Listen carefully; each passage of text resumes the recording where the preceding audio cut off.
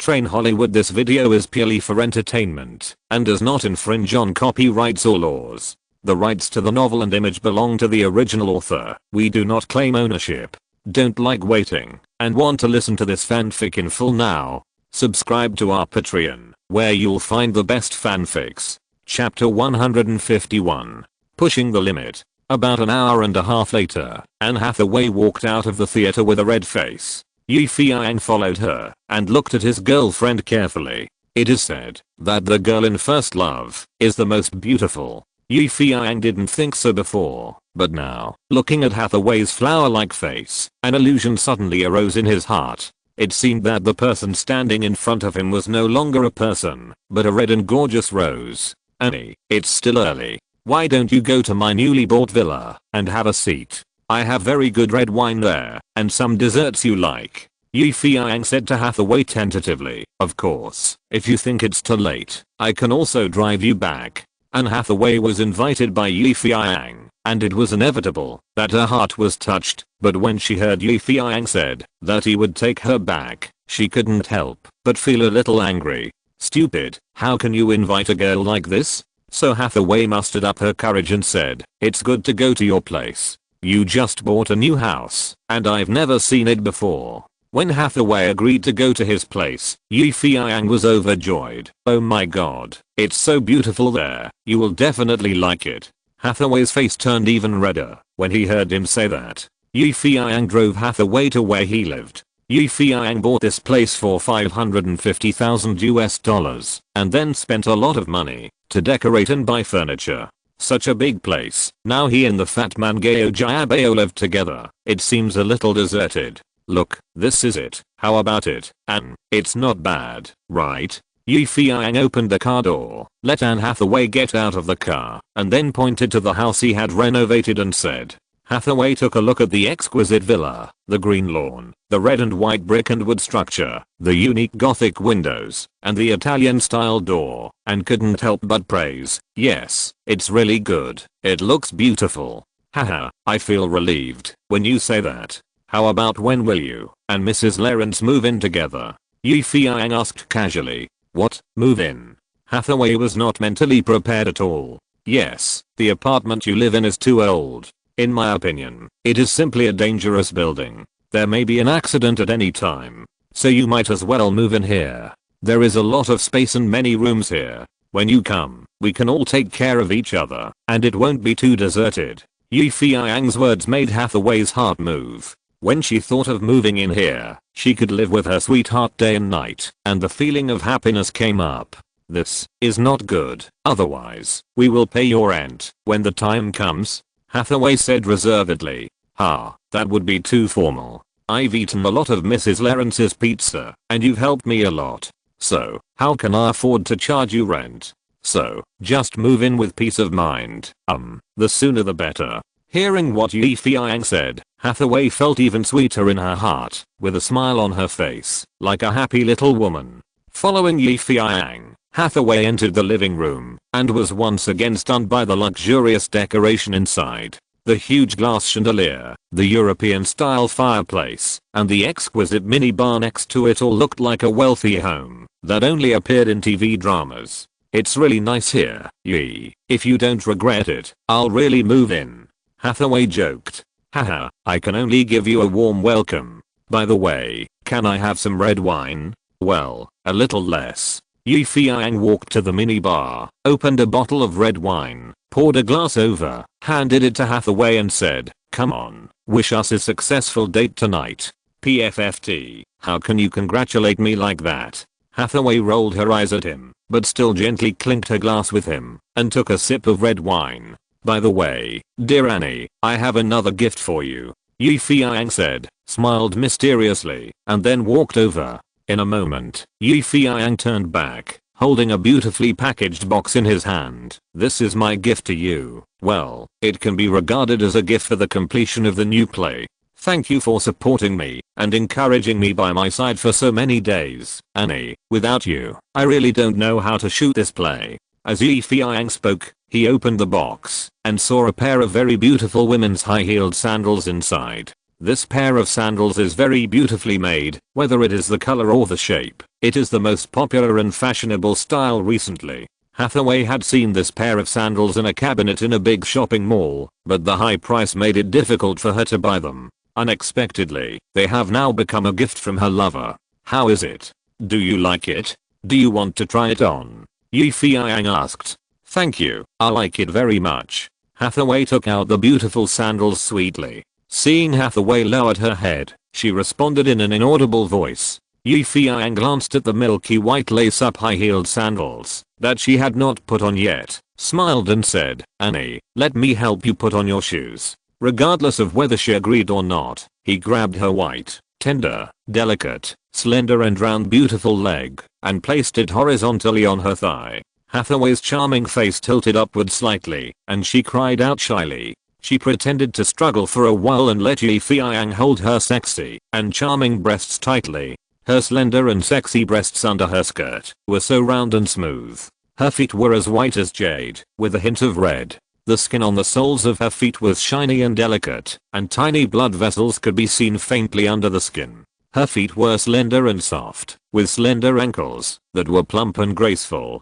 Her arches were slightly high, and the skin on the heels showed the lines of the skin. Her toes were evenly proportioned and neat, like 10 thin scallions, with pink and shiny toenails, like pearls embedded on the white toes. They were smooth and tender, of moderate size, with 10 toes leaning against each other obediently, and there was no callus on the soles of her feet. Like a graceful arc, it exuded an attractive luster, and went straight into Feiyang's heart. Hathaway's delicate cheeks flushed, her beautiful legs couldn't help but tremble, her beautiful soles also tensed up, her body leaned forward slightly, and her 5 beautiful toes curled up. The cherry red heels looked like ripe apples, but they were also soft and smooth, forming an indescribable arc when viewed from the side. Feiyang looked down her smooth calves and saw that she was wearing a translucent sexy thong underwear, which made Feiyang's heart beat faster. Hathaway noticed where Feiyang's burning gaze was, and her fair face immediately turned into 2 red clouds. She closed her beautiful legs with shyness and panic, not letting the spring light continue to leak out. Her heart was in a mess, and she kept reminding herself that she dressed like this because she listened to him, to be sexy and not conservative. Feiyang was slightly disappointed and held her left ankle with one hand, unfastened her left shoe buckle with the other hand, and took off her shoe. His hand couldn't help but gently stroked her almost perfect long legs. The white and tender feet became smoother and smoother, and it was very comfortable to hold them in his hands. Hathaway couldn't help but squint her eyes and raise her head. Her breathing began to rapid. She was so scared that she hurriedly tightened her mind, looked at the door worriedly, looked at Feiyang shyly, and said coquettishly, "What are you doing? Help me put them on quickly." Seeing her like this, Feiyang chuckled and helped her put on the milky white lace high-heeled sandals. Hathaway then reluctantly let go of her beautiful legs from Feiyang's thighs, adjusted her dress, and returned to her previous dignified and elegant look. She coughed lightly and said, "Thank you, I like this pair of shoes very much." "Really? That's good. I was afraid you wouldn't like it." Feiyang sat next to her again, then poured her another glass of red wine and said, "Have some more red wine. Look at you, your little face is so red. Are you nervous?" Hathaway's long, straight and plump legs were gently crossed, and she said, "Why should I be nervous? I'm not nervous. Yes, not at all. Haha, Annie, you know, I'm very happy tonight, but now I hope you can promise me one thing." Feiyang looked at Hathaway's bright and charming face and said meaningfully, "What do you want me to promise you?" Hathaway's heart trembled slightly, and she opened her charming eyes wide, looking at Feiyang's handsome face, and asked nervously and expectantly. Feiyang's words really did not disappoint her, or more accurately, Feiyang did not want to disappoint her. "It's tonight, stay, okay?" Hathaway's heart suddenly surged with an incomparable sense of shame and excitement, and her delicate cheeks were shyly red like drunkenness, and even her ears and white jade neck were blushing. "Since you don't say anything, it means you agree to me." Feiyang said so. One hand had passed through Hathaway's clothes, stroking the tender skin on her waist, and the other hand quietly climbed up the proud jade peak on her chest. "No, not here." "Yes, don't," Hathaway said, trembling all over. Feiyang smiled. "Of course, why don't we go to the room?"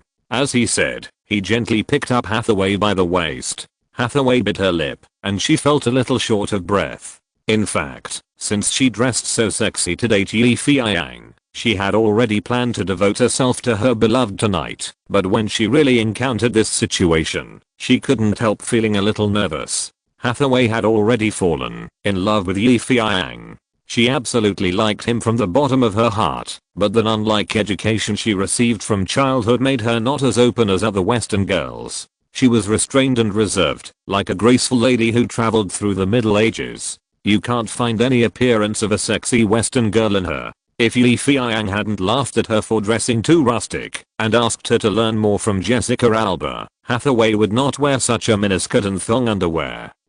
These revealing clothes are a new challenge for her. She was timid, scared, and nervous, but she finally wore them to meet Feiyang. Not for anything else, just because she loved him. Now, everything happened too fast, although she was mentally prepared from the moment she put on the miniskirt. To be continued. Chapter 152. The Fat Master arrives. In the bedroom, Feiyang gently put Hathaway on the bed, then gently lifted her delicate chin with his hand, stared into her eyes, and praised, "Annie, you are really beautiful tonight." Faced with this praise, Hathaway groaned, suddenly struggled out of Feiyang's arms, and fell on the bed with her hands covering her cheeks. Although Hathaway's expression is not clear now, her actions are no less than sending an ambiguous signal to Feiyang. Looking at Hathaway's sharp shoulders, curvy back, slender waist, plump and firm buttocks, and round and slender legs, Feiyang's heart lake suddenly rippled, and a string of blazing fireworks suddenly rose from his lower abdomen. Hathaway lay on the bed, her cheek buried between her arms, and her delicate heart almost jumped to her throat. The skin all over her body was even more tightly stretched. At this moment, Hathaway felt unprecedented tension. Even in the cinema for hours, she was not as shy as she was now. Suddenly, Hathaway's body couldn't help but tremble slightly, but it turned out that Feiyang's hand grasped her ankle and slowly took off her shoes. Hathaway's skin became extremely sensitive, and Feiyang's gentle grip made her heart tremble. She couldn't help but let out an urgent moan. Plop. Plop. The sound of shoes falling to the ground came one after another. Hathaway found that Feiyang's palm was slowly moving up from her ankle. The itchy and numb feeling penetrated into her heart. Hathaway only felt a buzzing sound in her head, and then her soul seemed to fly up slowly. Hathaway closed her eyes unconsciously, and her 10 fingers sank deeply into the soft mattress. Feiyang's hand movements were very gentle, and gradually slid to Hathaway's tense thighs. The next moment, he quickly crawled under the towering buttocks. Hathaway's cheeks were like fire, and her breathing began to become rapid, but she bit her lips tightly to prevent herself from moaning. "Is it coming?" Hathaway murmured in her heart, but suddenly found that Feiyang's palm had stopped. She couldn't help but feel a little surprised, and quietly twisted her head. It was just that her left eye had just opened a small gap like a needle tip. Then she saw Feiyang's head leaning down. Hathaway's heart trembled violently, and she closed her eyes again. "Annie, it seems that someone is coming," Feiyang suddenly said softly. "Ah." Hathaway was startled, raised her head and just shouted halfway. Then she covered her lips tightly and looked at Feiyang in astonishment. There were only 2 people living in Feiyang's villa, Feiyang and the fat man Gao Jiabao. Now that someone has come in, it must be Gao Jiabao. Besides, Gao Jiabao was fat, and the creaking of the stairs when he walked made him easy to identify. Damn. This fat guy, why did he come back at this time, when he didn't come back earlier or later? Feiyang just cursed inwardly. The footsteps had changed slightly, and it was obvious that he had already walked up the corridor. Hathaway also heard it clearly at this time, and suddenly raised her head and lowered her voice. "Could it be your friend who came back?" "Ahem, who else but him?" Feiyang looked at Hathaway with a blushing face, and couldn't help feeling guilty. "Oh, no, it seems that the door outside is not closed yet." Hathaway looked at Feiyang in shame and anger. The click sound that had already sounded outside the window made Hathaway swallow the blame behind it. Feiyang was careless. He deliberately left the fat guy to do odd jobs on the set. The movie had been completed, and the props, costumes, and rental venues that should be returned all needed the attention of Gao Jiabao, the financial manager. Feiyang thought that this guy would be busy until at least dawn, but he never thought that he would come back so soon. I'll go out and take a look. After Feiyang lip-synced these words, he jumped off the bed in a hurry, ran out of the bedroom barefoot, and closed the door. KO, why didn't Yang close the door again? As the silly voice sounded outside, the half-closed door was roughly pushed open, and the fat man Gao Jiabao appeared directly in front of Feiyang like a pile of mountains. Fatty? Exclamation mark. Worried that Gao Jiabao would come in, Feiyang hurriedly took a few steps to meet him, blocked the fat man at the door, and laughed. It's Jiabao, didn't you say you wouldn't come back tonight? Did I say that? I remember I seemed to say the word maybe. The fat man glanced at Feiyang in annoyance. This damn Yang pushed so many chores to himself, almost exhausted himself to death. It was really infuriating. Yes, I remembered it wrong. Feiyang patted his head, smiled embarrassedly and said, "Oh, Jiabao, it's getting late now. You should rest too. I won't chat with you." Wait, why are you so anxious? The fat man looked at Feiyang suspiciously, then looked around like a hound and said, "You didn't do something shameful, and you are afraid that I will know? I just heard a woman's voice in your room on the stairs." Feiyang's heart skipped a beat, but he said with a smile on his face, "How is it possible? If you don't believe it, just go and take a look." Nonsense, of course I have to go in and take a look. What if you have hidden a woman in here? I will not be polite. KO, you left me on the set exhausted, but you are messing around here. It's outrageous. The fat man said as he was about to go in with his head pushed. Feiyang got anxious, and suddenly he lowered his voice, put on a mysterious look, and said with a smile, "Fatty, to tell you the truth, I'm just studying a third-level film. If you are interested, we might as well go in and study it together." Really? The fat man looked at Feiyang in disbelief, and when he saw the thing standing tall under someone, he believed it. It's worth studying. What's the name? Is it good? Is it Japanese or American? Feiyang shrugged. It's a gay film. Are you interested? Then he looked at the fat man with an evil look. Jiabao, why do I feel that your butt has become more and more upturned recently? The fat man felt a chill in his throat after hearing what Feiyang said. Damn, are you trying to be gay? Exclamation mark. Don't come over here, Yang. I'm not that kind of casual person. I'm pure and innocent. I won't watch that kind of disgusting movie with you. KO, I'm leaving. If you come any closer, be careful of my fat fist. Gao Jiabao made a self-defense posture while slinking to his room. The gay man is here, so it's not suitable to stay here for long. After the figure of the fat man disappeared, Feiyang closed the door, patted his chest twice, and breathed a long sigh of relief. When the first sentence sounded outside, Hathaway knew that the person who came back was indeed the fat man Gao Jiabao. A few panicked expressions appeared on her rose-like red face. She sat up gently, put on her shoes, and tidied her clothes. She didn't even hear what Feiyang and the fat man said later. When Feiyang walked into the bedroom again, Hathaway was already standing in front of the bed waiting for him. "Annie, are you leaving?" Feiyang was stunned when he saw this. Hathaway's eyes were full of spring, and she glanced at Feiyang and said, "Why are you still staying here? Are you waiting to be discovered?" Feiyang walked over, stretched out his hands to hug Hathaway's slender waist, and chuckled, "Don't worry, he won't find us." Then he slowly lowered his head. Hathaway didn't dodge, nor did she make a sound, but just bit her lips and stared straight at Feiyang. Feiyang's lips kissed Hathaway's face heavily for several times, but he found that she was expressionless, like a piece of wood, not moving at all. Feiyang felt a little bored, raised his head, patted Hathaway's shoulder, sighed slightly, and said helplessly, "In this case, then I will take you home now." In fact, Feiyang also knew that, if it weren't for his clumsy excuse that disturbed the fat man's mind, with the fat man's super gossipy ability, it would be easy for him to find out that there was another person in his bedroom. Although there are still several walls between him and Fatty, if Yi Feiyang and Hathaway make any noise, it will be hard to hide it from his ears and eyes. I think Hathaway also thought of this. That's why she insisted on leaving here. Seeing that Yi Feiyang agreed, Hathaway's stiff cheeks finally relaxed and revealed a charming smile.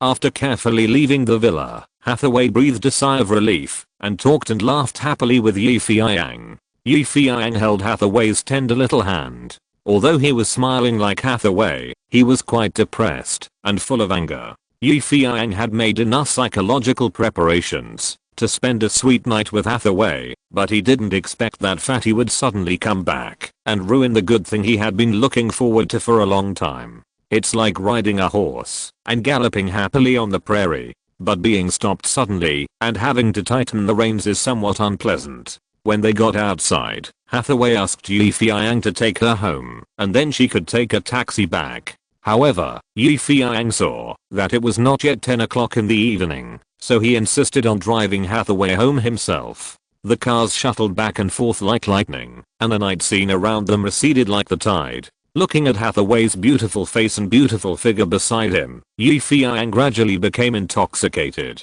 With a girlfriend like this, what else could a man ask for? When Hathaway was sent home, Hathaway took the initiative to kiss Yi Feiyang before getting out of the car, which made Yi Feiyang feel very happy, and all the boredom of the night was eliminated.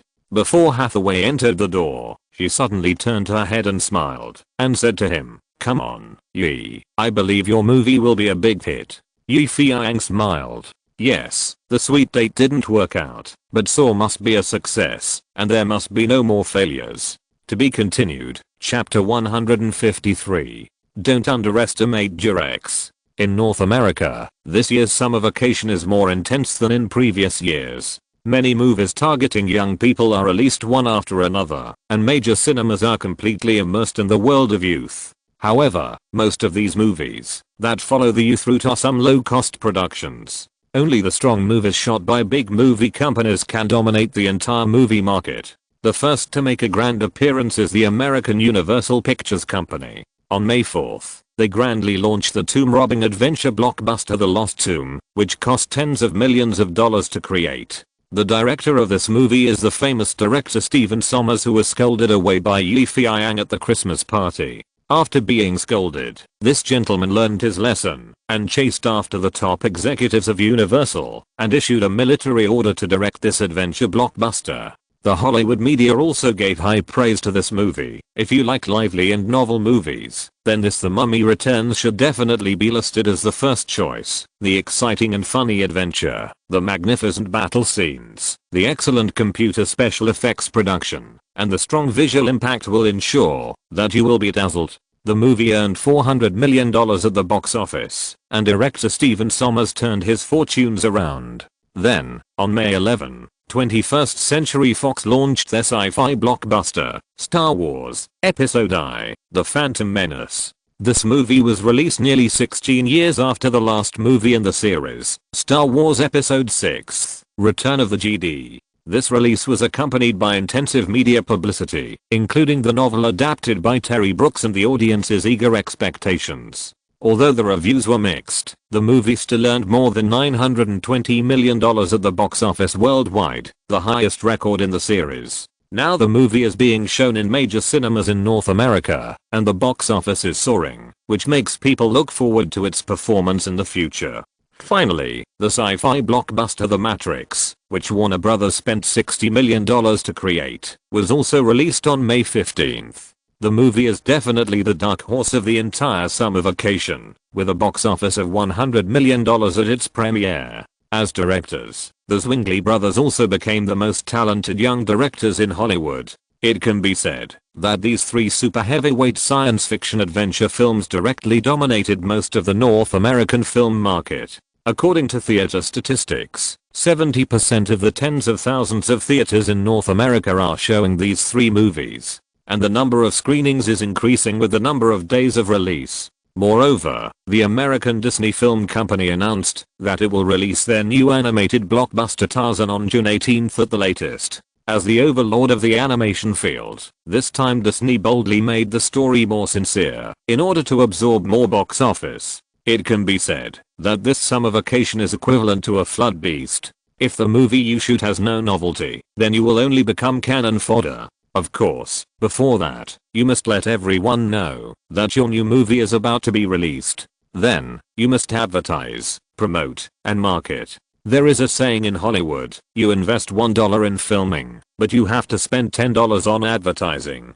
This shows how much power advertising occupies in the entire movie release process. At this moment, in the conference room of Dream Pictures, everyone is discussing how to promote Saw. In my opinion, we should go the poster route, said Bill Rabbit. We can find a large printing company to cooperate with us and distribute our movie posters everywhere, including movie theaters, subway stations, bus stations, and even those video game rooms and arcades that teenagers like to go to. The dumbest way is the best way. As long as we can attract people to the theater and get a good reputation, we can breathe a sigh of relief. I don't agree with this method. Fatty Jack Black objected directly. Posting posters and handing out flyers are too old-fashioned. Who would pay attention to these things now? Unless you are a nude beauty or a sexy goddess. Instead of spending a lot of money making posters, we might as well put the trailer of our movie on TV. As long as we pay a little more money, we can play it during prime time, and those people can't help but watch it.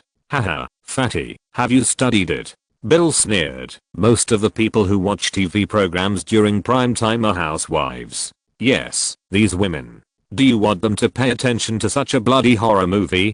God, you must be kidding. The fat man was speechless. Well, we can also change the broadcast time, mainly targeting those men and teenagers. How about giving you a midnight time slot?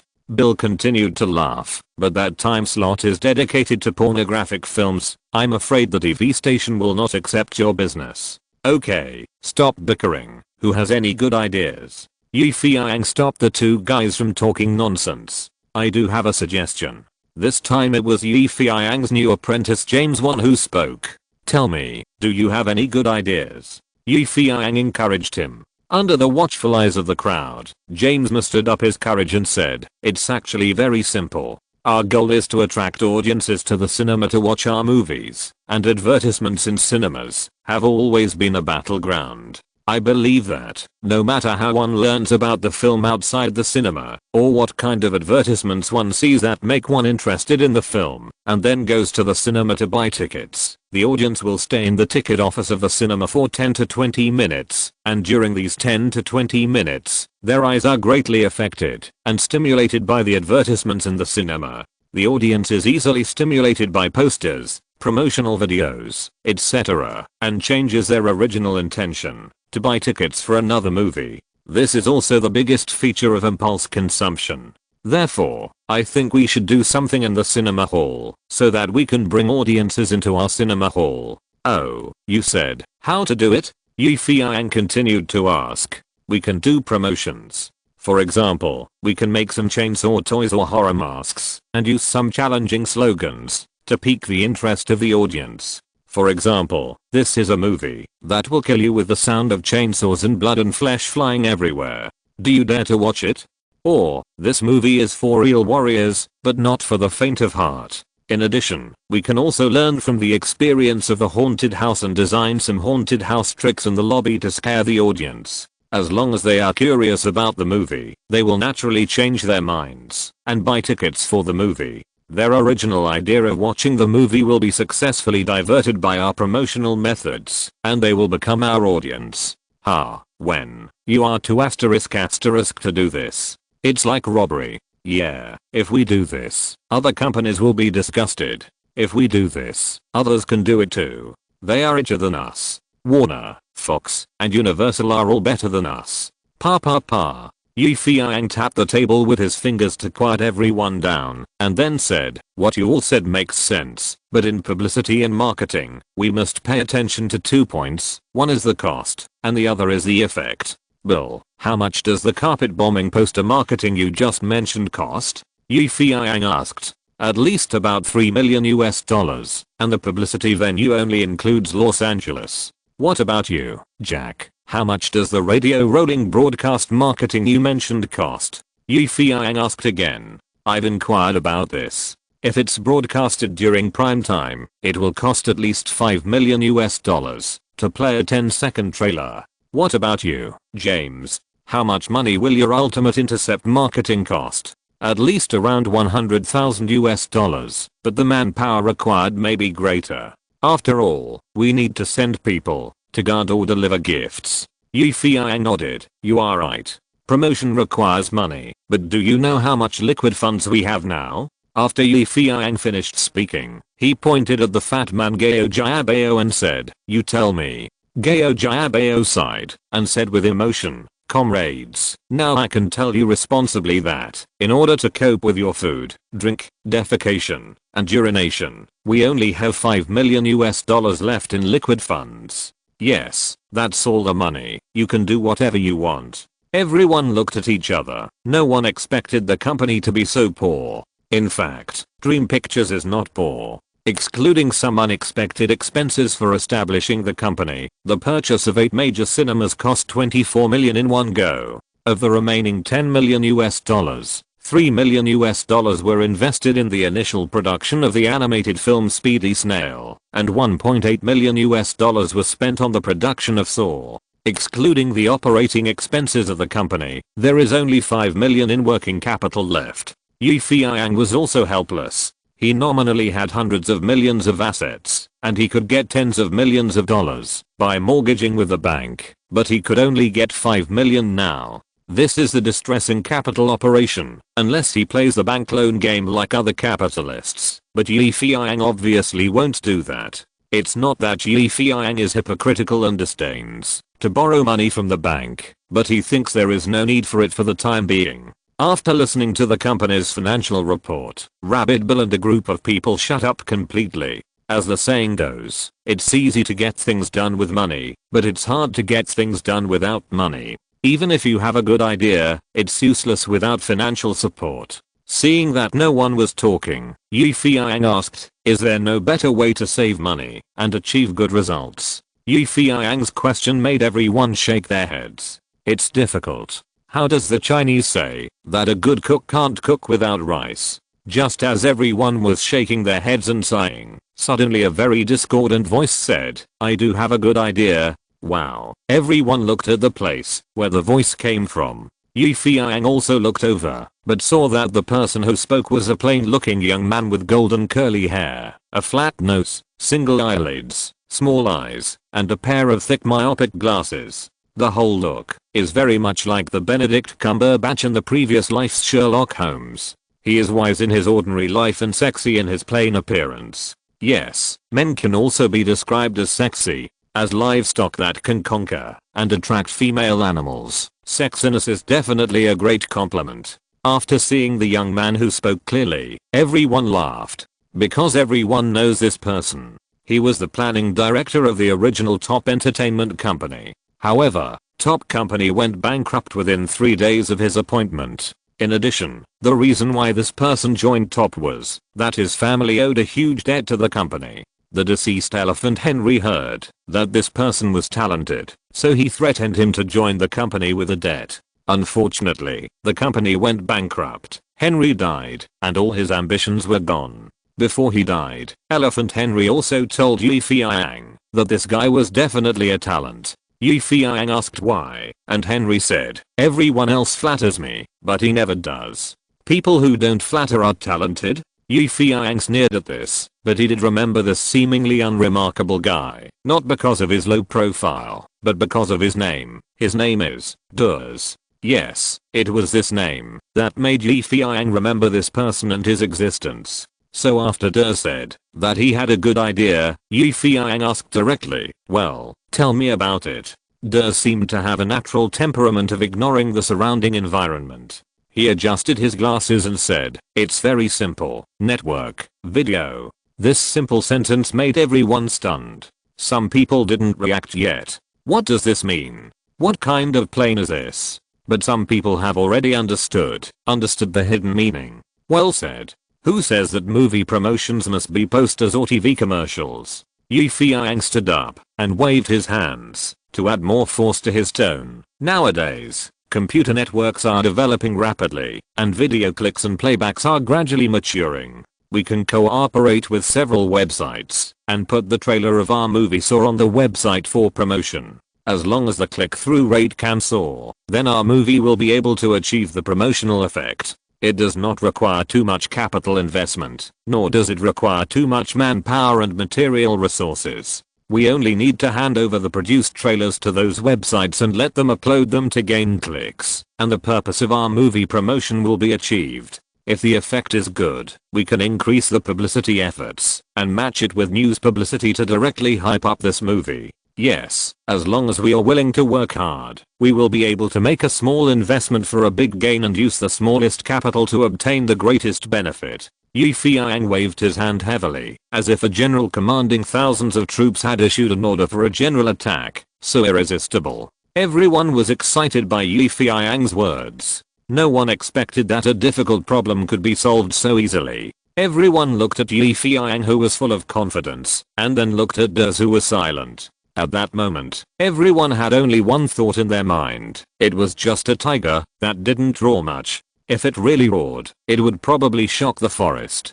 To be continued. Chapter 154. Seeing the future. In the office, Feiyang summoned Dez alone.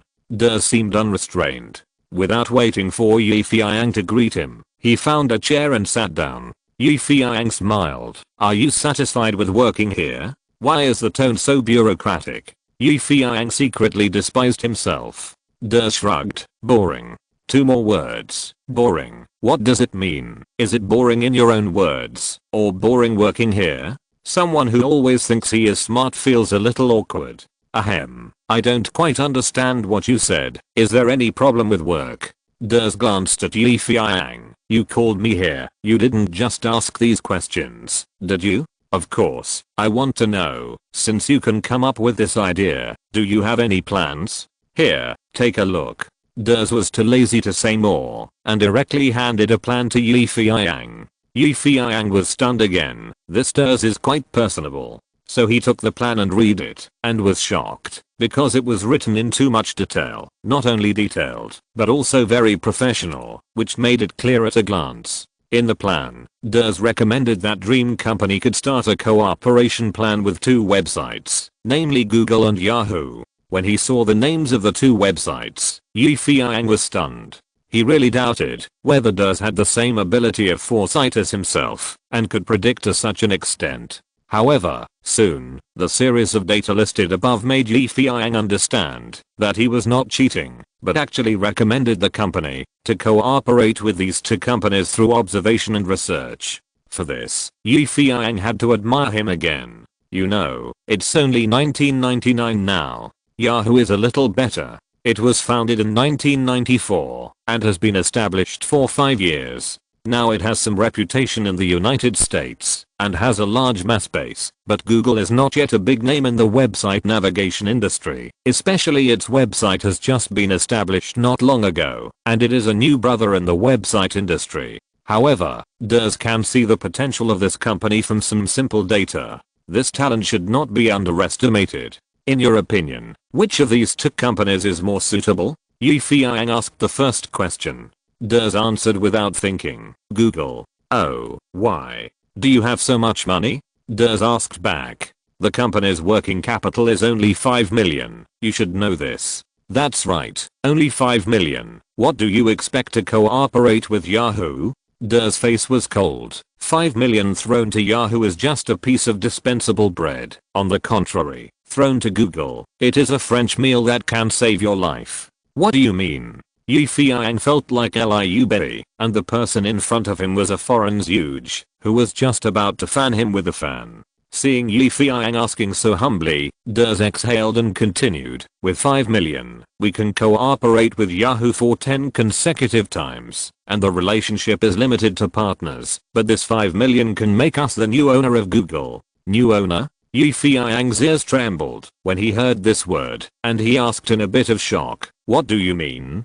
Dez glanced at Feiyang, and then said something that made people feel very annoyed. "You don't read newspapers much, do you?" Feiyang blushed. "Ahem, I haven't read much recently, I've been busy filming." Dez pouted. "It seems that you are better as a director than as a boss." This sentence is very ironic. Feiyang heard it, and his old face became even redder. If it were someone else, he would probably throw the cup and get angry, and then accuse Therese, "Who are you to dare to talk to me like this?" But Feiyang didn't, because he thought Therese was right.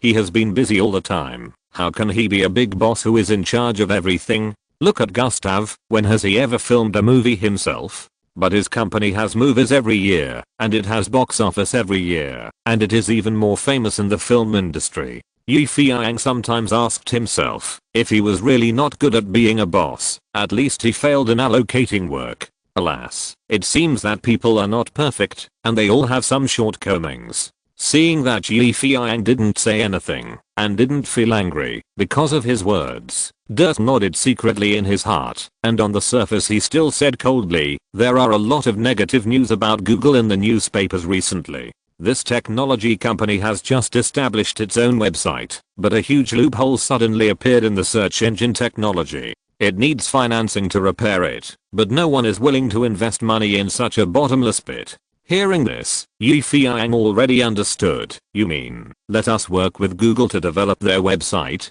Durr shook his head. "Not cooperation, but financing. Buy it. Financing Google? Entering the internet?" Exclamation mark. At that moment, Feiyang's blood suddenly boiled. Google is a small private technology company, not yet the giant in the technology world of the future. Its current market value is only $3 million.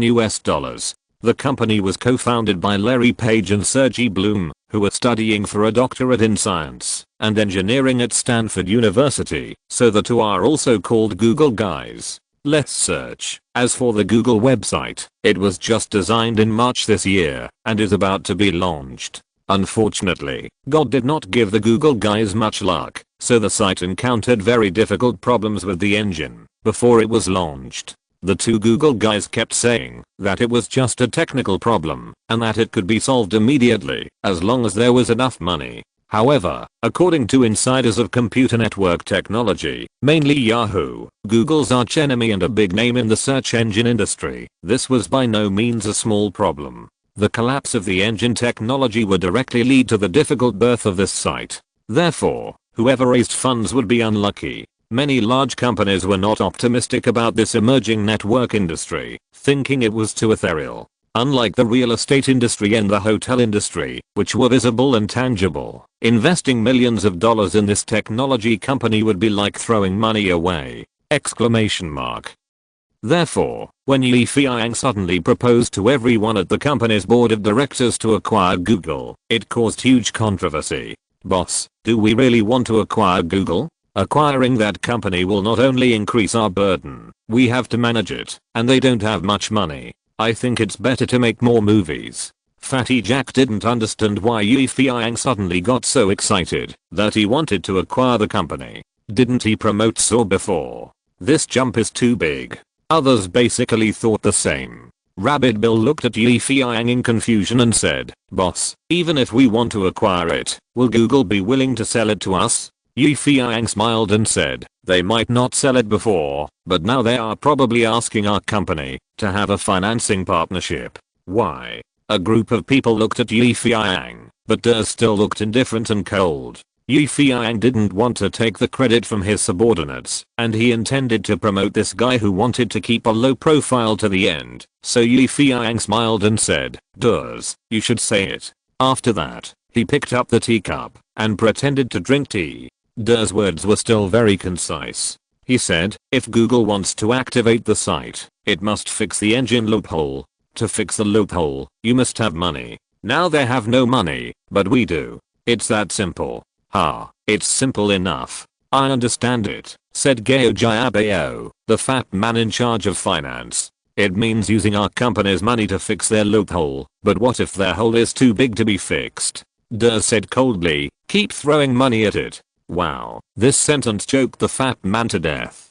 "KO, the money is not yours, you don't know how to feel sorry. Then what about our original publicity plan? Are we not going to do it?" "No, acquiring Google is publicity." "What do you mean?" As soon as their site was activated, the first search result was Saw.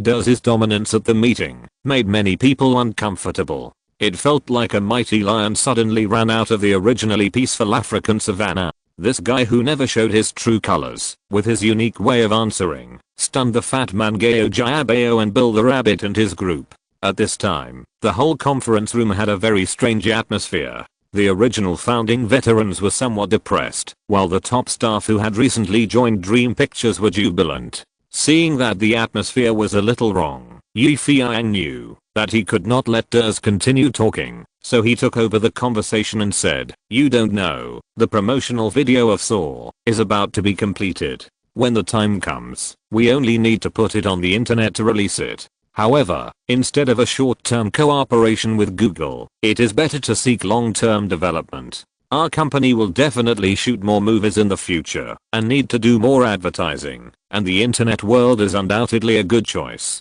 Believe me," Feiyang said in a strong tone, "the future world belongs to the internet. Even movies will be premiered and sold on the internet, and the ancient way of watching movies in the cinema will gradually be replaced by watching movies on the internet.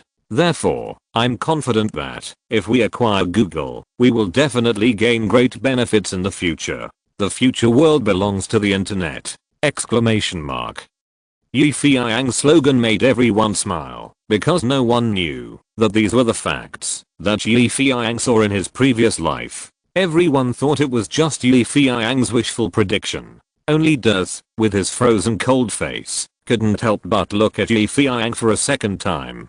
He had a new understanding of this boss. To be continued, chapter 155. Acquisition of Google.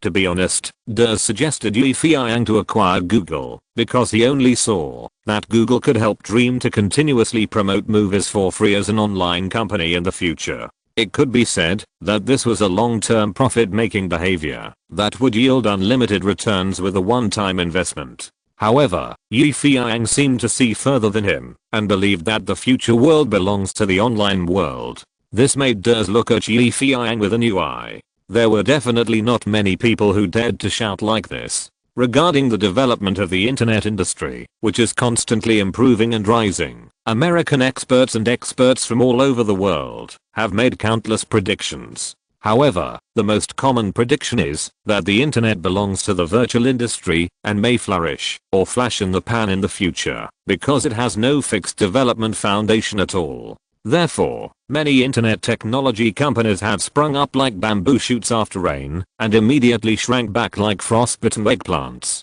If we talk about projects with good prospects in the internet industry, I'm afraid that only online games are good. However, those are just games, not movies. Movies and cinemas have been developed for nearly 100 years and are not so easy to be replaced. There are not many people who can really see through the future development direction of the network world. Even the great Bill Gates said, the future Microsoft can only guide technology, but cannot control technology, because the development of technology is too mysterious. Even the technology giant said so, who dares to claim that they can see through the future development direction of technology? Exclamation mark. Boss, although I trust you very much, the risk of acquiring Google this time is too great. It is not worth it for us to do so. Yes, it's just a small technology company. It's better for us to make more movies than to invest so much money. Boss, I hope you can think twice. Facing the dissuasion of everyone, Feiyang stood up and made a decision. I have decided, let's do it. Yes, you will know how right I'm to do this in the future. At that moment, Feiyang took out the boss's domineering for the first time and made a decisive decision on the sofa. The whole conference room was silent. Everyone basically opposed Feiyang's arbitrary decision and his insistence on acquiring Google, except us. However, opposition is opposition. You can keep your opinions, but the acquisition plan must be implemented by Mashin. Fortunately, Google is now just a small company. After a phone call, Larry Page, one of the bosses of this private company, ran over and appeared in Feiyang's office at an astonishing speed.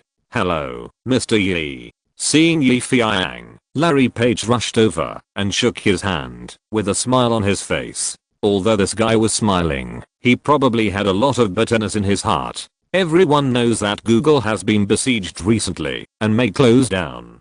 "Mr. Larry Page, is that you? Nice to meet you. Please sit down." Yi Feiyang was about to pour him a cup of tea, but he stopped him. Mr. Yi, I won't drink the tea. It's a waste for someone like me to drink it. I came to you today mainly for financing. Larry Page wiped the sweat from his forehead. About financing? You said. It's like this. At present, our company is repairing a new search engine. The technology is almost complete. Yes, we only need a patent. However, the person who holds this patent is asking for a sky-high transfer fee. Oh, God, I have never seen such a shameless person. He is simply taking advantage of the fire. But in order to start our website as soon as possible, we have to compromise with him. Now, we only need $1 million to get everything done, so. Ladipage didn't know how to start, and his face was full of anxiety. So what? Yi Feiyang asked knowingly. This, I hope you can give me this money first. Ladipage stuttered. He asked for money before discussing the contract. What's wrong with this Ladipage? He is too impatient. Oh, so that's the case. Money is not a problem. Really, I have some on hand. Yi Feiyang pretended to be very enthusiastic. Oh, really? Got, thank you so much.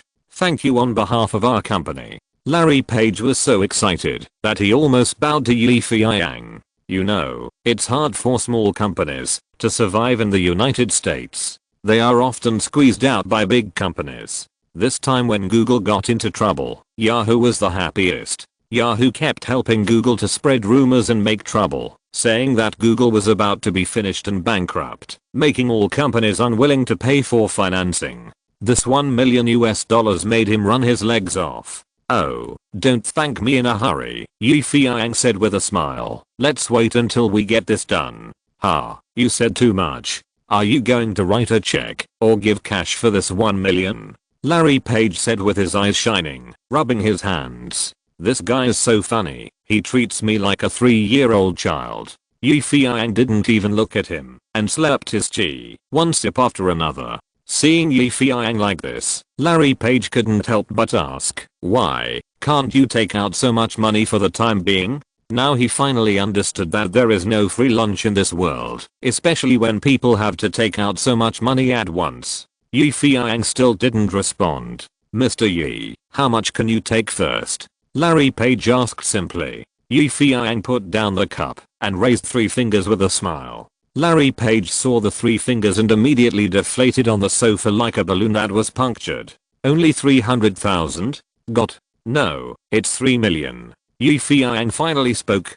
Boom. Larry Page was stunned. Did I hear it wrong? He stuttered a little. Yes, that's right, it's 3 million. Yi Feiyang said. Mr. Larry Page, what is the current market value of your company? Yi Feiyang asked casually. Probably 3 million. Larry Page saw Yi Feiyang suddenly ask this and knew there must be a reason. How much of your shares are you holding? How much profit can you get every year? I own 30% of the shares. As for the profit, not much now. You know, our company has just been established not long ago, but the advertising business will pick up after the website is officially launched, and there should be more profit at that time. Larry Page didn't understand why Yi Feiyang suddenly cared about Google's profits. Not much, or nothing? Yi Feiyang asked calmly. As far as I know, although Google has made some profits since its establishment, it has invested in technology, so that it has been unable to make ends meet for a long time, right? Yes, you can say that.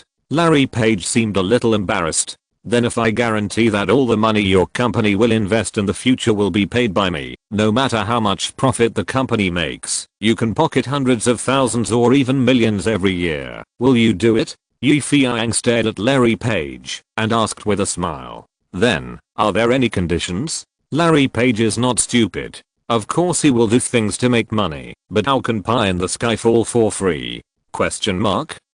Seeing that he was a little moved, Yi Feiyang said straight to the point. How about this? I will pay for the acquisition of Google. After the acquisition, our Dream Pictures will only be responsible for Google's technology investment, but not for technology research and development. You and your Google partners will still control the general development direction of Google, and we will never interfere. In other words, we are responsible for investment and income. No matter how the company develops, you and your partners will still be the leaders of the company. To put it more bluntly, Google is just under Dream Pictures, and everything else remains unchanged. What do you think? Larry Page was stunned by Yi Feiyang's words. He came here just to ask Yi Feiyang for some money, to go back for emergency, and he never thought that Yi Feiyang would propose to him the intention of acquisition. However, he and his partners have founded Google together until now, so he naturally understands that this move will be of great benefit to him. First of all, the development of Google is still in the hands of him and his friends. The name has not changed, but it is under the umbrella of Dream Pictures. In a sense, it is just a change of identity. Secondly, with the continuous investment of Dream Pictures, he and his friends no longer have to worry about funds and can vigorously develop the company's scientific research.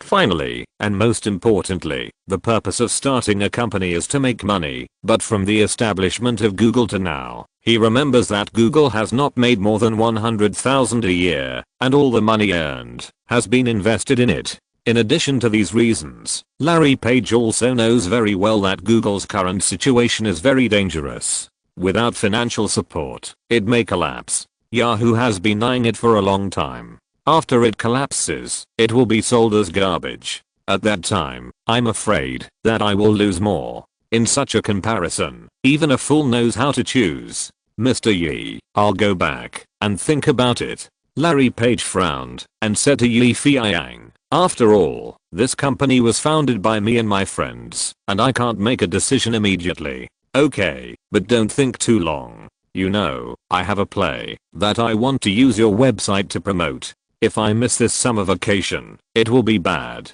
Yi Feiyang patted him on the back and sent him out, spending $3 million to acquire Google, which will be worth tens of billions in the future. This feeling of being able to see the future and pick up leaks in reality is really great. A few days later, Larry Page called and told Yi Feiyang that he and his friends were willing to agree to the acquisition at a price of $3 million after discussion, but the condition was that he had to pay another $1 million in research and development funds.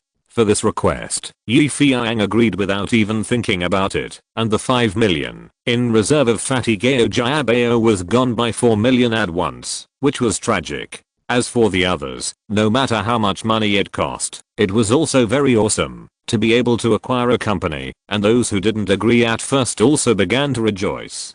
To be continued. If you're listening to this novel on a channel other than Fanfic World, it means they downloaded and uploaded it without effort. We cordially invite you to visit our channel, Mundo Fanfic Novelos. There you'll find the original version of this story and you can explore many other novels of various genres. We're waiting for you to immerse yourself in a world of incredible novels. Chapter 156. Horror Video. 1999. In order to successfully complete the acquisition of Google technology, Yi Feiyang arranged everything very carefully. First, he sincerely invited Mr. Guster, the boss of Lionsgate Films, to act as the notary for this acquisition project.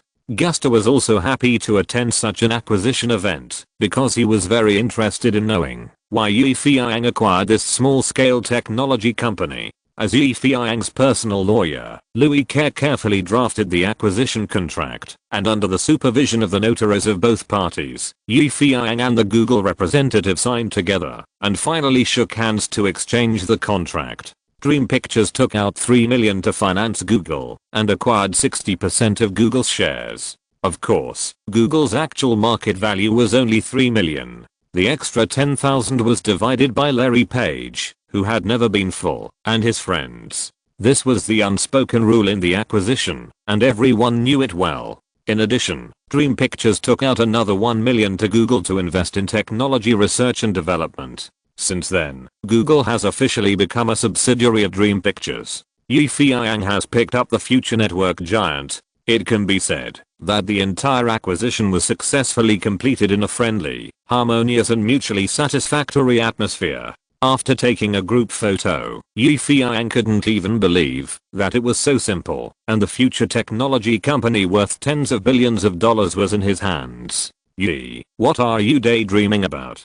Come, let's have a toast. Gustav, holding a glass of champagne, said to Yi Feiyang, who was distracted. Yu Feiyang finally woke up from his reverie and realized that it was time to open the champagne to celebrate. Thank you very much, especially thank you for your help today, Yu Feiyang said politely. Haha, actually I didn't do anything, I just witnessed you acquiring a company. But there is one thing I really don't understand. This technology company seems to be very ordinary. Why are you so anxious to acquire it? Am I anxious? No. Yu Feiyang argued.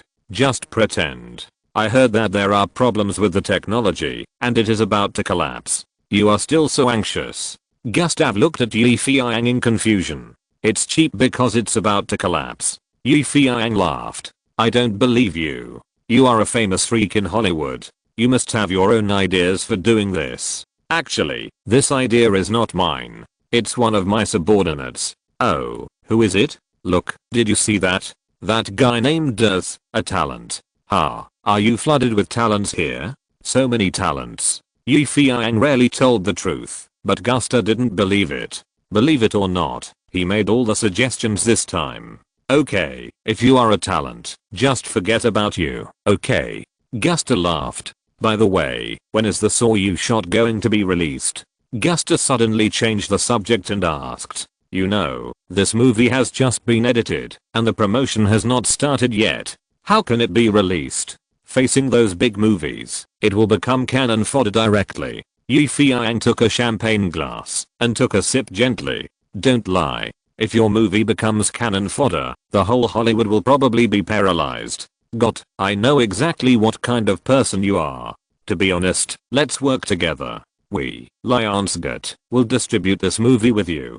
Gustav raised his glass and smiled at Yu Feiyang. How about it? Would you consider it? Okay, let's do it together. Yu Feiyang clinked his glass with him and responded immediately. Huh. Gustav was stunned. Are you really saying? Really? Of course, let's work together as you said. Good boy. What tricks are you playing? Will you give me such a good deal? Gustav, who has always been vigilant, was confused. It's simple. I've taken a fancy to your cinema chain. Cinema chain? If I said it before, I would have believed it, but now, it seems that you also have 58 cinemas. Why are you targeting me? 58 is too few. Yu Feiyang said. Universal, Warner, Fox, and Disney are working together this time, and I need to seize more theaters to cope with it. In fact, in addition to Lionsgate, I also plan to join forces with Paramount. Yes, let's work together and see what kind of miracle we can create. Yee, since you said so, then let's do something practical. As long as the reputation and box office of your movie meet my expectations, after it is released, then I will cooperate with you immediately. How about it? You wish. Yu Feiyang laughed. If the box office and reputation are good, why would I look for you? I estimate that at that time there will be many companies rushing to ask for cooperation. After all, I'm still famous, so you think about it, either work together now, or wait to compete with others. You kid, you are too ungrateful. Forget it, you know I'm a very cautious person, but this time, I'm willing to take a risk. Then, cooperate together? Cooperate together. The two of them raised their champagne glasses with a smile, clinked them lightly, and then drank them all in one gulp. In fact, the reason why Gustav agreed to cooperate with Yu Feiyang immediately was because of his familiarity with the movie Saw. Damn, this movie almost became his, but it slipped away halfway. After the cooperation intention was agreed, Gustav couldn't help nagging. I have a hunch, Yi, as long as your movie is released, the box office will definitely roll in. Alas, to be honest, I like this movie very much, but it's a pity that in the end it benefited you, kid. James Wan really shouldn't leave Lionsgate. Ha, who told you not to sign a contract with him at that time? Yu Feiyang joked. So, you Chinese have a saying, that is very true. Every failure makes you wiser. I have learned a lesson now, and when I meet talented people in the future, I will pull them in no matter what. Yes, never give up. Gustav seemed very serious. Haha, since you think so, then I wish you success in the future. Yu Feiyang raised his glass again. Gustav shrugged. No more drinking. You should prepare more whiskey tonight. It will be more delicious. That night, in order to celebrate the successful acquisition of Google, Feiyang, as the host, held a grand celebration banquet. Of course, in addition to champagne, there were also many good whiskies and red wines, but Gustav of Lionsgard was not able to enjoy the feast because he had to go back to Lionsgard to deal with a very important matter. But before leaving the banquet, Gustav still revealed to Feiyang that Lionsgard was about to start filming a big movie about pirates, and if Feiyang was interested, he could join in. Pirate theme? The first thing Feiyang thought of was the future super blockbuster Pirates of the Caribbean. Fortunately, after some indirect inquiries, he learned that Lionsgard's pirate movie was very different from this Caribbean, and they were playing Somalia. However, Feiyang was still very grateful for Lionsgard's kind invitation, and even considered whether to jointly develop Caribbean with Lionsgard after Chainsaw was completed. After all, making money together is the hard truth of accumulating connections. After receiving funding from Dream Entertainment, Google really bought a patent, quickly patched the bugs on the search engine, and successfully launched the Google site. The 5 days after acquiring Google were extremely busy. During this time, Dream Entertainment completed the editing of Saw and made some of it into video clips and handed it over to Feiyang for selection. Feiyang did not act arbitrarily this time, but called everyone together to select. Finally, according to people's opinions, the selected videos were handed over to Google. Before handing it over to Google for uploading, Das, who was appointed by Feiyang as the temporary publicity director, said to the people of Google, "Secret, wit, upload in segments. Also, find more people behind to hype it up." June 3, 1999. In a university dormitory in Los Angeles, a white guy was looking at the computer while holding a freshly brewed steaming instant noodles. Suddenly he called his friend and said, "Hey, man, come and see. There is something very interesting." "What is that, man? Is it more interesting than watching Jordan shoot?" a black guy asked while sitting on the sofa. "Hey, you'll know when you take a look. This is a newly uploaded video." The black guy came over and looked at the computer with the white guy. On the computer, the window of the video was opened, and it was dark with only the sound of heavy breathing. Then a line of subtitles appeared. "Please don't stare at it intently, otherwise, in 10 seconds, you will." "Damn, it's pitch black. What are you staring at?" "Yeah, what's going on?" However, the two of them still ignored the advice and stared intently at the dark window screen to see what would happen. 1 second, 2 seconds, 3 seconds. When it was the 10th second, suddenly, there was a shrill scream. A ghost face suddenly flashed on the dark screen. "Wow, God, I'm scared to death." The white guy was so scared that he directly splashed the hot instant noodles in his hand. Damn. The black guy who approached him was splashed with water on his crotch, and his balls were almost burned. "Son of a bitch, who played this prank?" The black guy covered his crotch with his hands in pain and shouted angrily. At this time, a picture appeared in the computer window. A puppet wearing a white-faced ghost mask came out on a bicycle and said, "I told you not to stare, but you just didn't listen. Disobedient guys will be punished.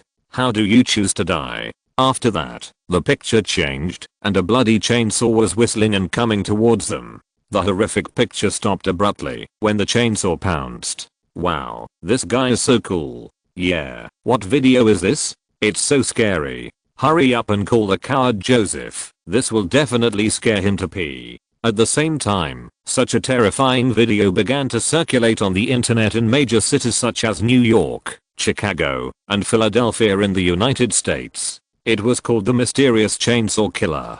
The Google site that uploaded the video became popular overnight.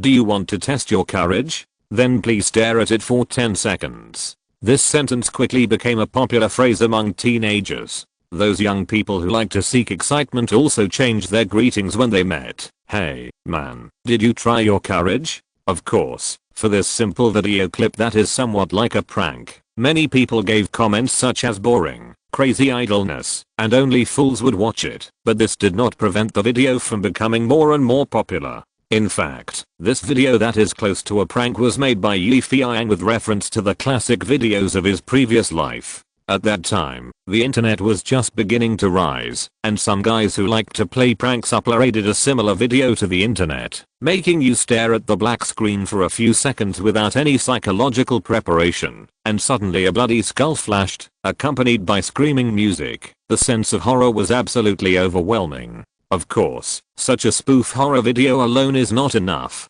3 days after the release of this video, Feiyang immediately uploaded another video to follow up the previous short film. This time, it is no longer a prank without psychological preparation, but a bloody killing scene. A man's hands are handcuffed to an iron pillar, an electric saw is turning next to him, and a guillotine is slowly falling on his head. The subtitle of the video is, "If it were you, what would you choose? Saw off your hand and escape, or be beheaded?" Exclamation mark. Then darkness, screams, and blood dripped on the screen. Once this video was broadcast, it immediately caused a panic, because the whole shot and the picture looked too real. Compared with the previous pranks, it was obviously a very horrible crime case. Oh my god, who is that poor man? Who is he? Why was he tortured like this? Could this video be the uneasy factor, the fearful psychology, and the habit of Americans to think wildly made this video become another topic in a short time? Many people began to search the warehouse where the shot was located, search for the poor man, search for the brand of the chainsaw in the shot, search. In short, the whole United States was lively. Many police stations in the United States received calls to the police at the same time, and the content they said was all about this video. "Hey, you police, have you seen that video? Hurry up and save that poor guy. Oh my god, it's too scary. It's just a nightmare. You police should do something, right? I'm going to call the police. Yes, I'm going to call the police. Please catch the bad guy in the video." The police initially ignored these messy reports, thinking that it might be another prank. Just like the last time Blair Witch, in order to find the murderer of this documentary, the police dispatched more than a dozen police forces and searched almost the entire damn witch forest, but in the end, they didn't find anything. In the end, it turned out to be a pseudo-documentary that was causing trouble.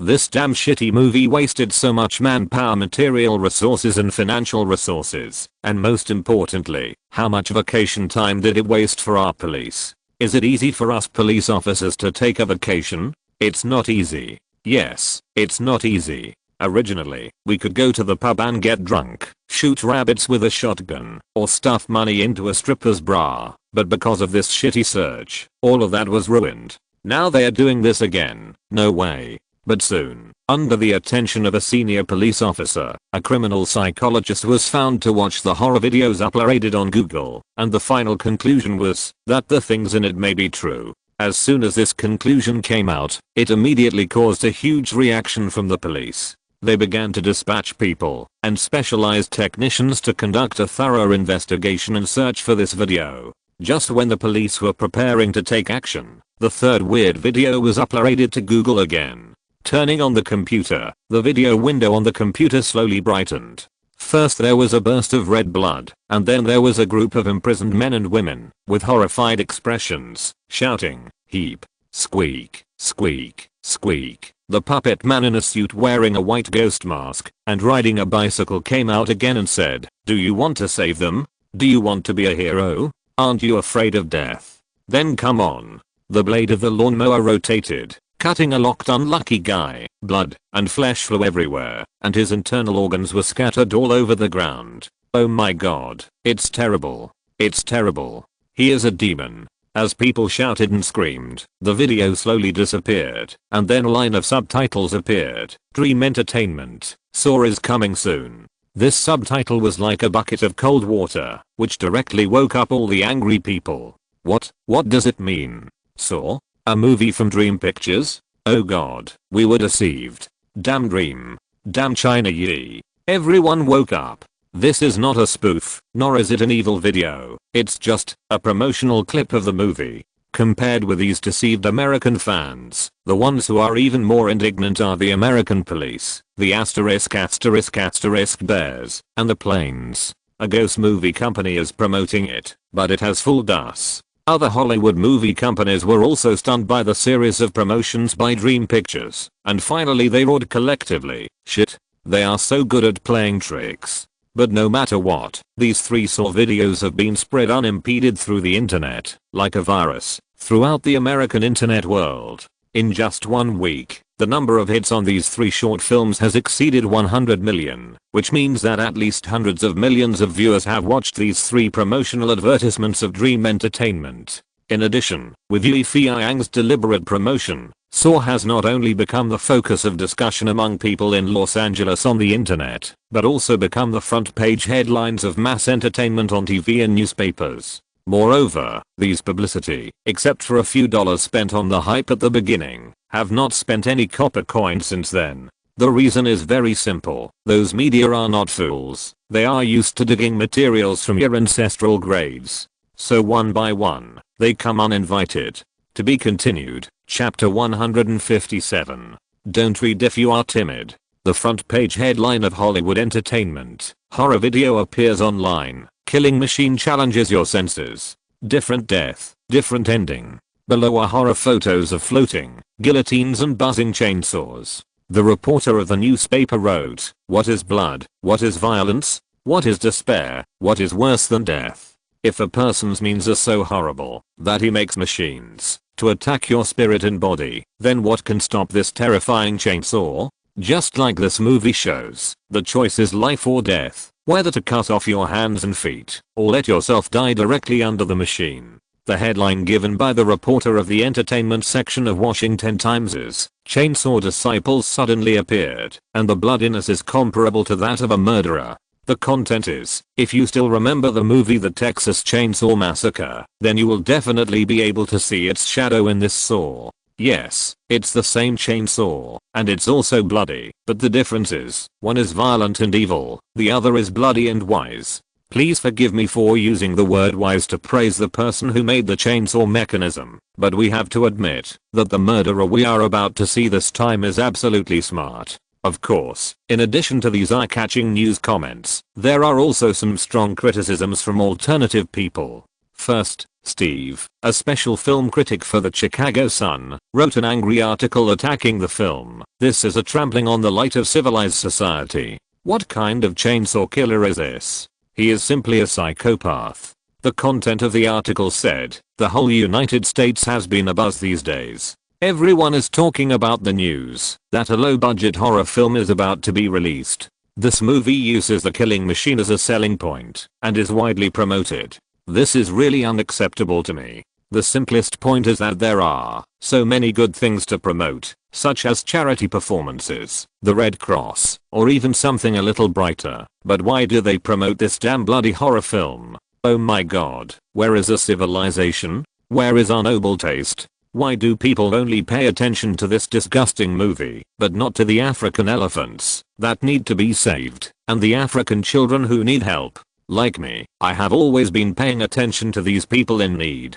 I donated 10. Did you mention the $100,000? No. Did you mention that I volunteered to help the Red Cross and donated blood for free? No. Damn it, can't you find some good things to promote? Why are you so interested in a shitty movie directed by a Chinese director? Exclamation mark. I'm definitely not a racist. On the contrary, I'm an advocate of the Racial Harmony Association. But here, I still want to criticize the Chinese director's stupidity. Shooting a horror movie, designing a shitty horror mechanism, and being praised for how precise and weird it is.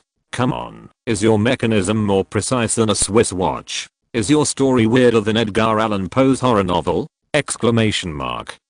No, you are nothing. You are just a boring guy who uses blood as a gimmick to cheat the box office. For a time, the controversy over Saw in newspapers and on the internet began to intensify and finally developed uncontrollably to an unprecedented scene of national discussion. At this time, those smart people no longer ridiculed Dream Pictures for playing tricks. Many film companies began to realize the incredible power of online publicity. Some companies even began to put their own short films on the internet.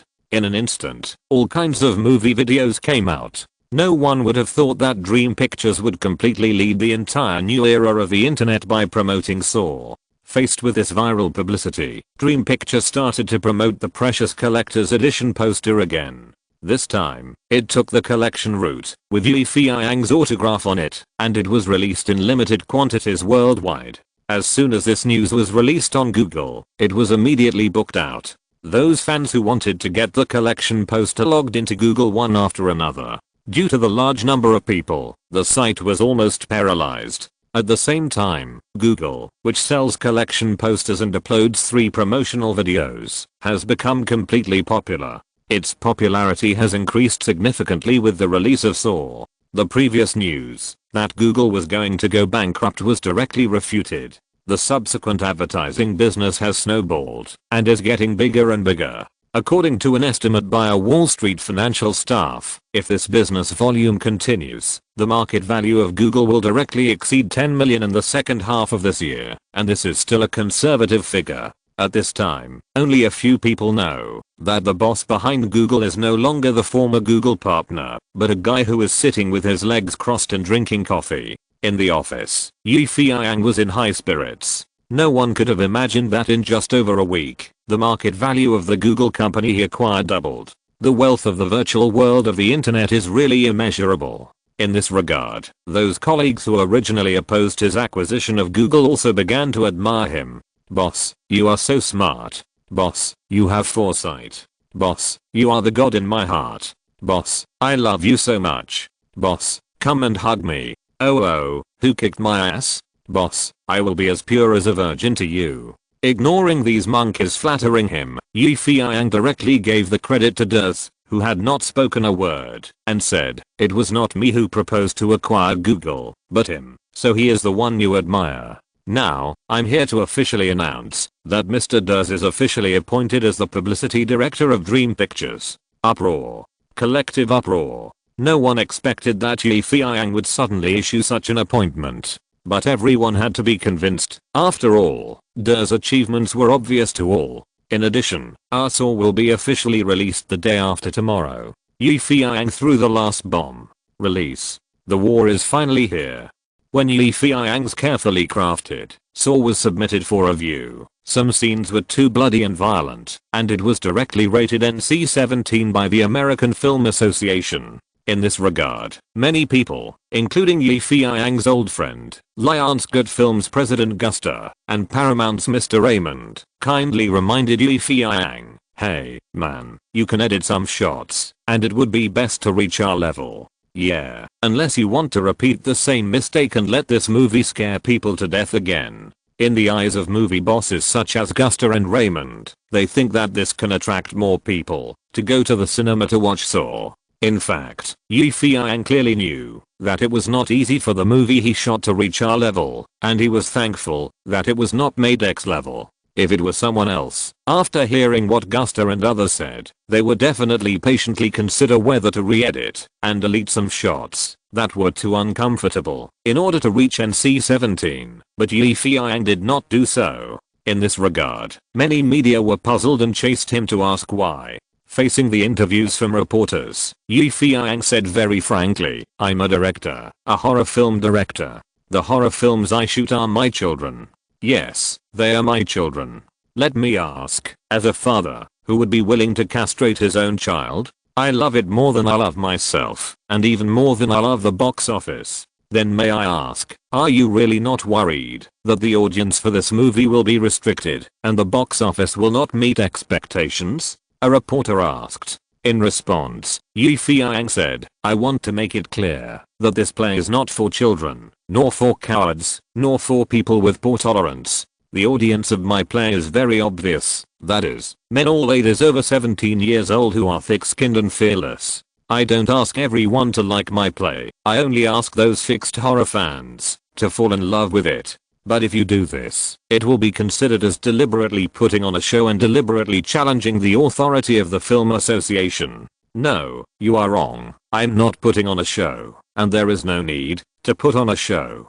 On the contrary, I'm not challenging the authority of the Film Association, but challenging the horror limit of my fans who like me. To put it bluntly, I'm very persistent in shooting horror movies," Feiyang said proudly. And through the spread of these words in the media, Feiyang's title of Death Director was once again replaced by Cold-Blooded Director. Cold-Blooded Director? Exclamation mark. Cold-blooded. Am I? I'm just telling the truth. Is it wrong to be too honest? Someone feels very painful. Of course, there are also people who strongly support Feiyang's move of not relying on editing out the filmed footage to attract audiences, including Sam Raimi, the evil director of the generation who became famous with The Evil Dead. What is horror? It is to make your hair stand on end and your head stand on end. However, many excellent horror movies are constantly castrated by the so-called restricted level, and the original essence is castrated in order to attract more audiences to watch. This reminds me of a very old Indian story in which an Indian chief castrated his son's rival in order to let his son inherit his position and made him a woman, a sissy. Yes, it is like this now, and China Yi can choose to make his movie an outstanding Indian warrior and scare a lot of people, or make him a sissy and please a lot of cowards who dare not watch the original version. Feiyang was extremely surprised by Sam Raimi's remote support, as he usually didn't have much contact with him. If there is any relationship between the two, it is that I'm often compared with this old veteran in the horror world by newspapers and magazines, and I'm said to be the successor of some shitty horror evil guide.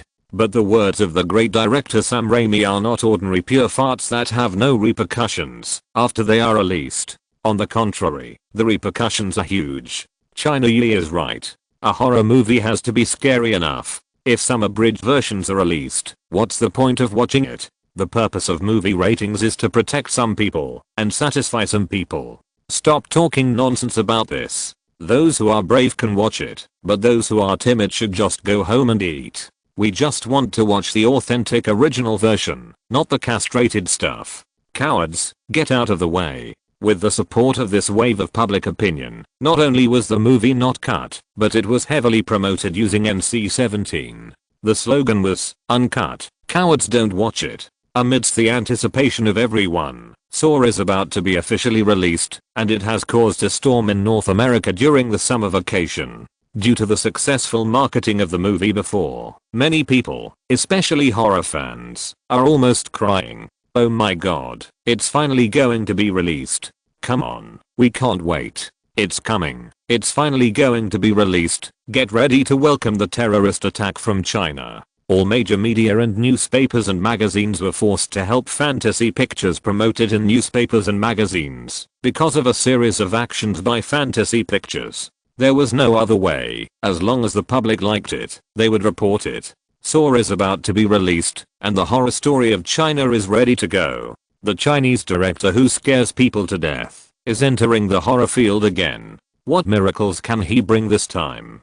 The four major companies dominate the summer vacation season. Can Fantasy Pictures rely on Saw to break through? June 13th, 1999. It was the weekend, and the summer vacation season in Hollywood was hot. Star Wars prequel, The Matrix, The Lost Tomb, and the newly released Tarzan, one blockbuster after another made people dizzy. Star Wars fans choose their favorites, science fiction fans choose Nick in a Black Windbreaker, adventure fans enjoy the Pyramid Mummies, and children happily relive the miracle of Tarzan.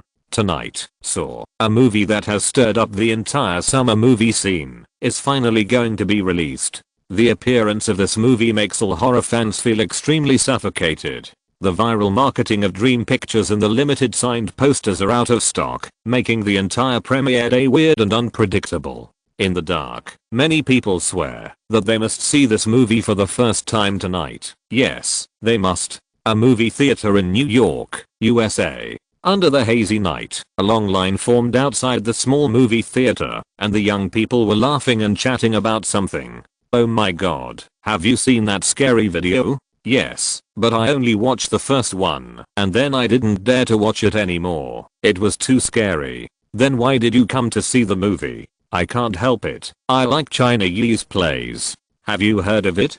China Yi's previous plays were scary to death. Yes, we knew it a long time ago, so we were all prepared. Look, this is oxygen inhalation. This is heart shock. Look, how come those guys entered without buying tickets and didn't even queue up? Stop yelling, man. Do you know who the old man in front is? I heard his name is Black Daddy. The guys he leads are all poor people from their block. How can they afford tickets? Yeah, I heard that block is very famous now. Many people have made cameo appearances in China Yi's films, and they are almost becoming professional extras. Everyone here was chattering and talking nonsense. At the ticket office in front, several young people almost started fighting because of grabbing tickets. They were yelling and cursing at each other, and no one was willing to give in. Fortunately, a fat white man dressed as a security guard came out of the cinema and managed to stop the two gangs. But the young people changed their target and vented their anger on the unlucky fat man. "Hey, man, why are you pushing us? We are just joking. What are you looking at? It's great to guard the gate. Damn it, we are the audience, we are the customers, we are God. Do you understand?" The fat white man didn't want to lose his temper with these young people. "Now, man, you better shut your mouth. Yes, otherwise I will glue it up with super glue. Ha, you fat man, you dare to talk to us like this? Wait, we will settle the score with you after watching this saw. Don't talk to him, move forward, the line is moving. Haha, it's our turn soon, we will buy tickets soon." Looking at this group of young people with a somewhat crazy mental state, the fat white man couldn't help shaking his head. Thank God, it would be best if this movie can scare you all to death and cry for your mother. A movie theater in Los Angeles, USA. What? The tickets are sold out. A white guy looked at the black lady selling tickets in disbelief. "Excuse me, please look carefully. Are there any remaining tickets?" "Yes, I must see this movie tonight." "Oh, I'm so sorry, not to mention tickets. There's not even a hair left." "But," the black lady said kindly, "but you can choose other movies, such as the popular Murder City. I heard that this movie is well made, and those mummies are scary. Or you can watch Disney's new Tarzan, which is a big budget animation. Both the picture and the sound effects are guaranteed to be first class." "No, don't introduce these to me. I want to watch Saw. Yes, only this movie," the white guy said firmly. "Well, for Saw, there are only midnight shows left now, and there are still some left in the first show. Do you want it?" the black lady said helplessly. Without thinking, the white guy stretched out his hand and said anxiously, "Of course, give me the tickets quickly. I don't want to miss the midnight show."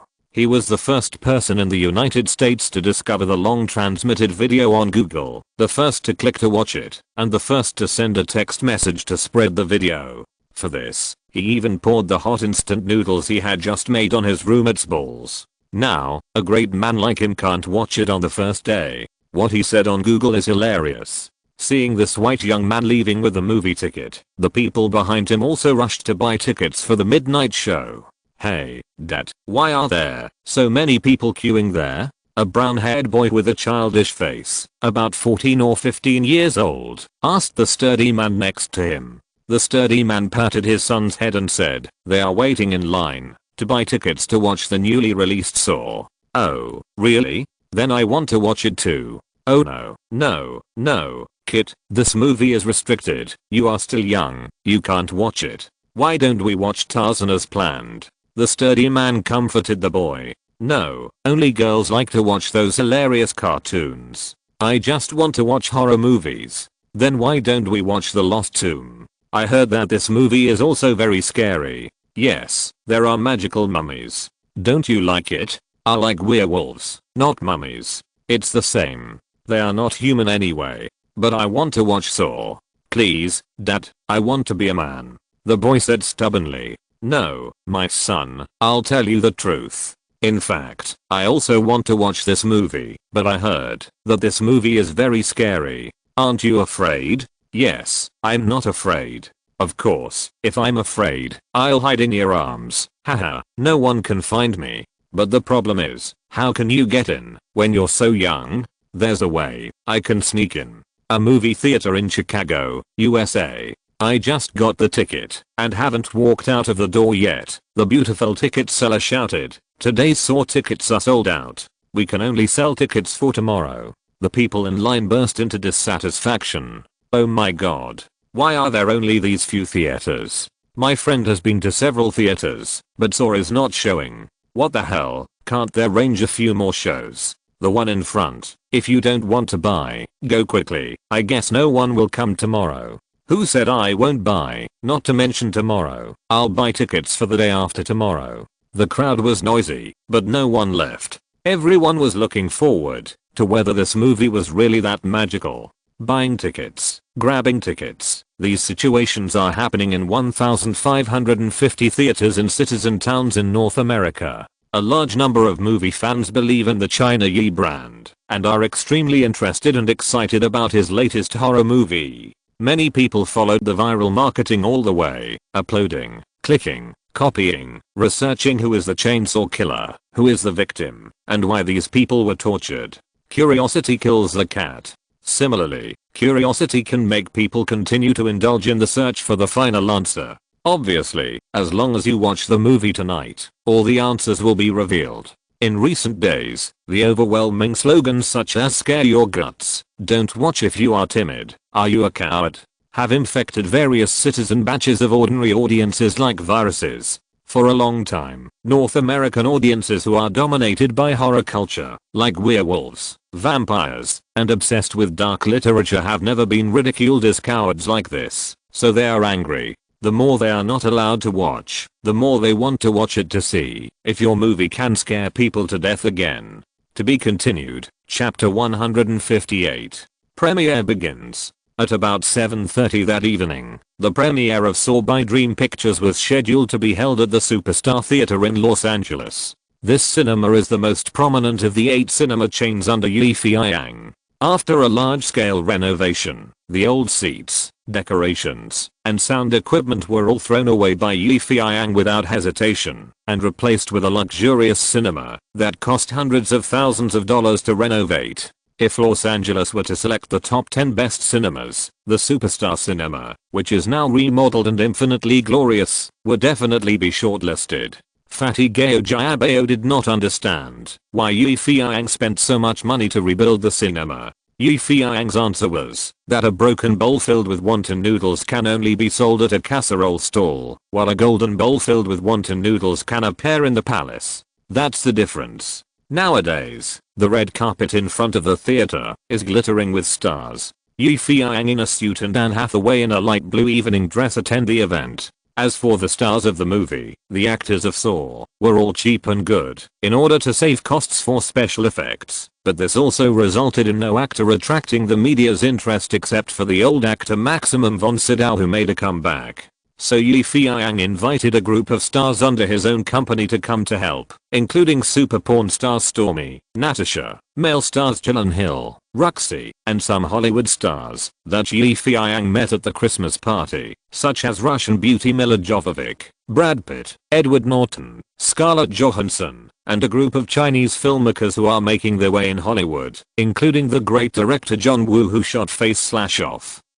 Yu Ren-tae, who shot Bride of Child's Play, as well as Jackie Chan, Jet Li, Chow Yun-fat, etc. Originally, Feiyang had invited Yoon Heping, the Ape Master who had just come to Hollywood, to be a guest, but because Ape Master had been the action director in The Matrix, the relationship between the two parties was sensitive, so he did not come. As for Feiyang's animation mentor Steven Spielberg, he was also invited, but because he was invited to participate in the tour ceremony of his friend George Lucas's Star Wars prequel. In addition, Feiyang also invited Paramount CEO Raymond and Lionsgate's president Gustave. These two guys were very considerate and came as soon as they were invited.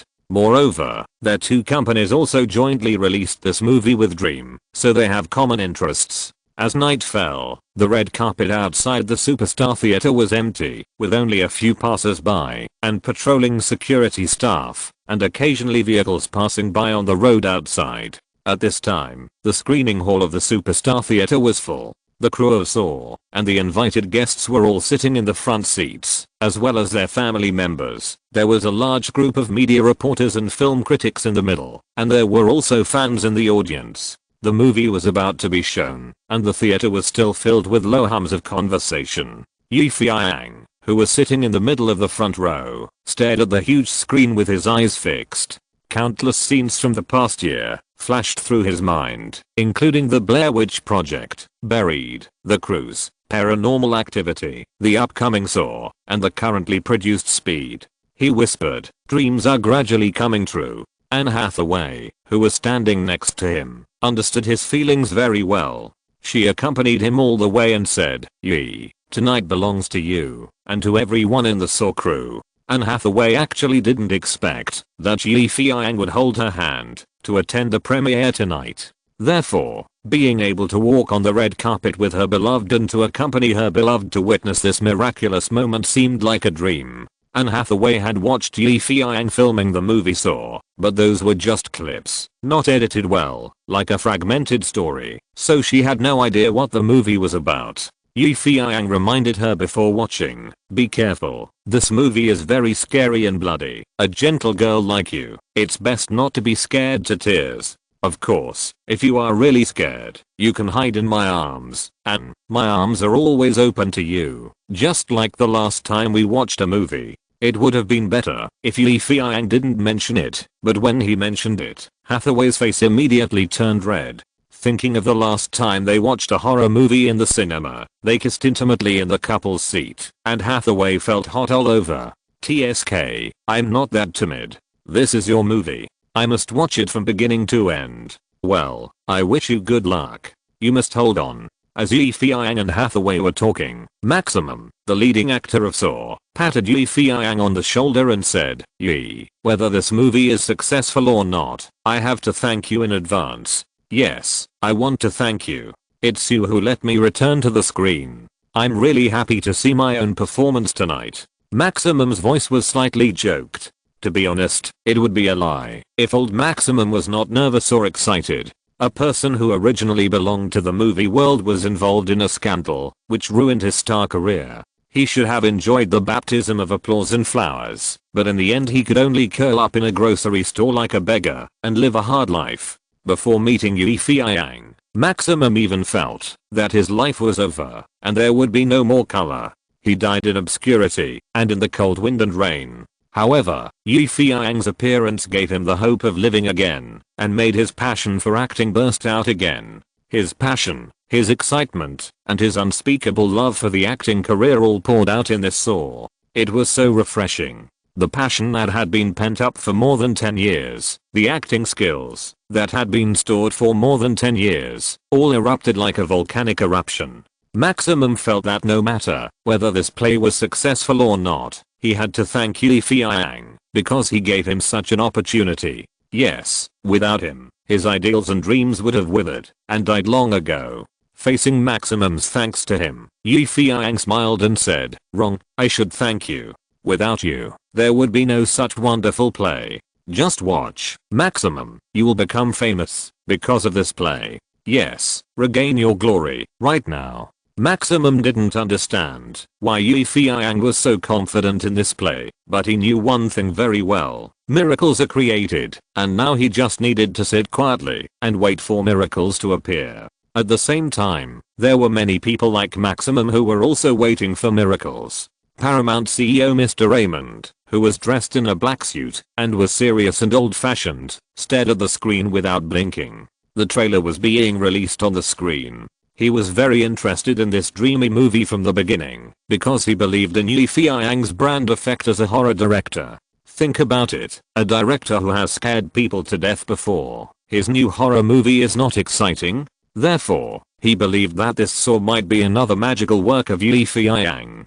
A person who is good at creating miracles often creates legendary works. In contrast, Liansgard Gustafsson, who was smiling and stroking his mustache, was even more confident in Yi Feiyang, because before this, he not only saw Yi Feiyang's brand effect in the field of horror movies, but also carefully analyzed the success rate of this movie. In fact, except for Raymond and Gustafsson, everyone was looking forward to Yi Feiyang's new horror movie. You know, last year, Yi Feiyang's Paranormal Activity was so scary that it scared people to death, which caused an uproar in the horror field in North America and even the world. People were highly skeptical. What kind of movie could be so scary that it could scare people to death? Exclamation mark. Then Yi Feiyang was condemned by many media opinions, saying that he did not care about life and death, and that he had no bottom line in filming. Some hypocritical social groups even use big banners to cover up their own problems, claiming to boycott his horror movies. But now, Yi Feiyang did not fall down. He stood up again and filmed a more controversial movie, and this movie will premiere tonight. China Yi, a miracle in the horror field. What kind of person is he?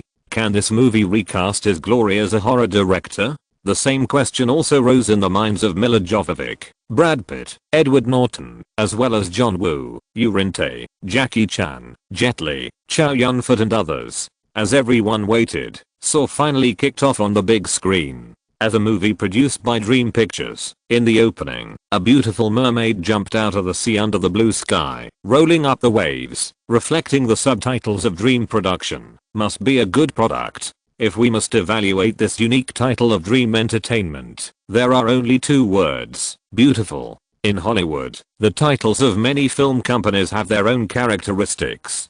We are used to Paramount's Snowy Mountains, MGM's Mighty Army, and Lionsgate's Lionsgate. Suddenly seeing such a vivid and beautiful picture, the first impression is that the next movie should not be a horror movie, but a love movie, or an art film. Only in this way can it be worthy of such a magnificent title of Dream. On the big screen, with the words Dream Production appearing, the film officially began. There were no extra words, only the list of creators under the lights that flickered on and off, accompanied by depressing music. The camera slowly zoomed in, and the light on the entire big screen was very delicately controlled, from a dim tone to a brighter one, just like a person who had fainted and gradually opened his eyes to see the world. Many viewers seemed to have not yet adapted to the brightness adjustment on the screen, but the gradually appearing pictures made them realize clearly that the story had begun. A person, to be precise, a man, buried his head in the water of the bathtub.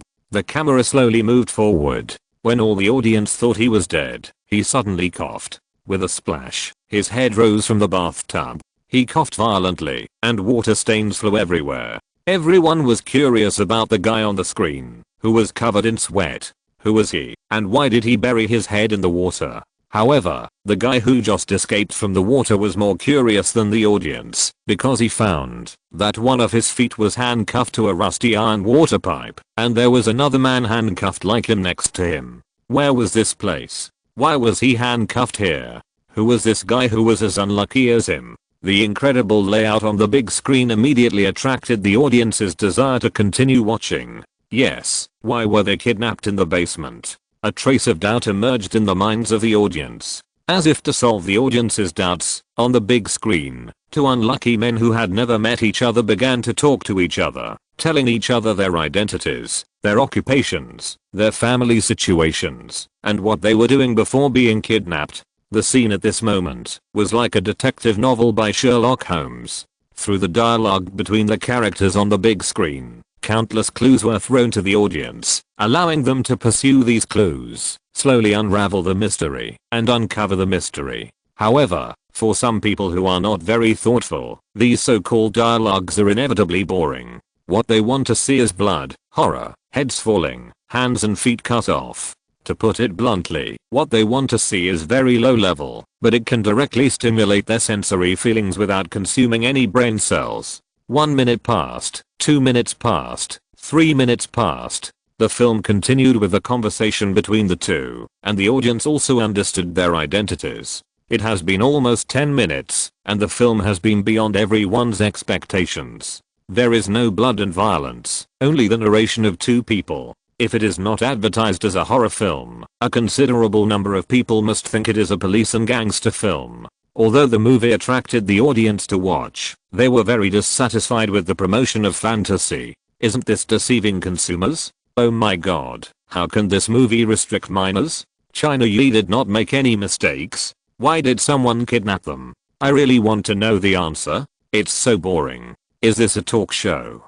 Gustav of Lionsgate Films is fine. He has read the script and knows the content of the story. However, President Raymond of Paramount does not understand. He looks at Yi Feiyang in confusion. Although the plot is attractive, it is not up to his level. Yi Feiyang smiled at Raymond and motioned him to watch it. Raymond, with doubts in his heart, cast his eyes on the big screen again. Yi Feiyang sat in the front row and listened to the discussion of the audience in the scene. There was a slight smile on the corner of his lips. Not only praise but also insults. He had been mentally prepared for such reactions. Only by explaining the process clearly can the audience be brought into the plot and become more interested in the end. but now it seems that doing this seems to be a gamble. I don't know whether the audience will buy into the next plot.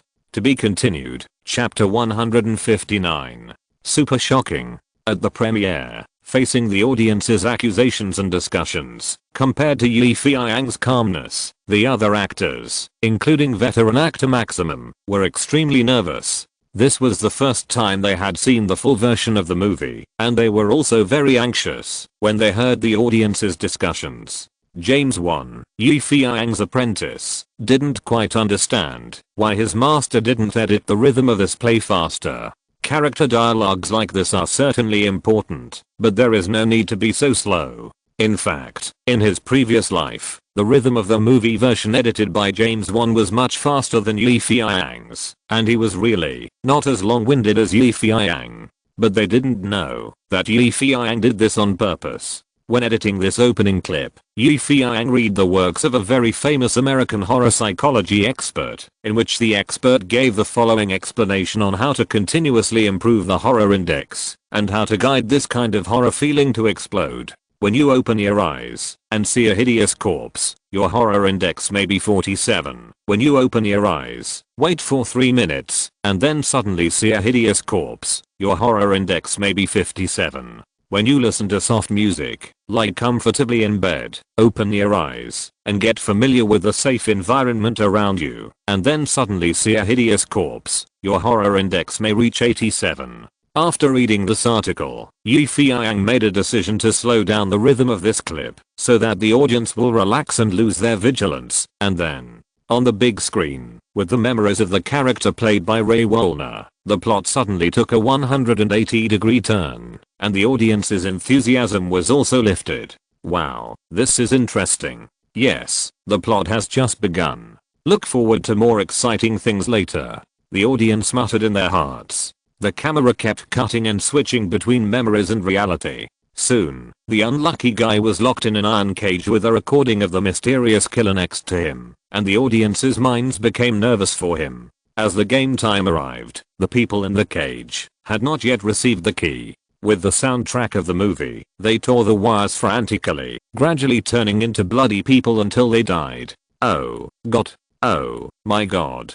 The shouts spread like a virus, and the audiences with pale faces began to shout louder and louder. The female audiences had originally suppressed their screams, but when they heard such terrified shouts from the side, they let go and started screaming in front of a certain death mechanism screen.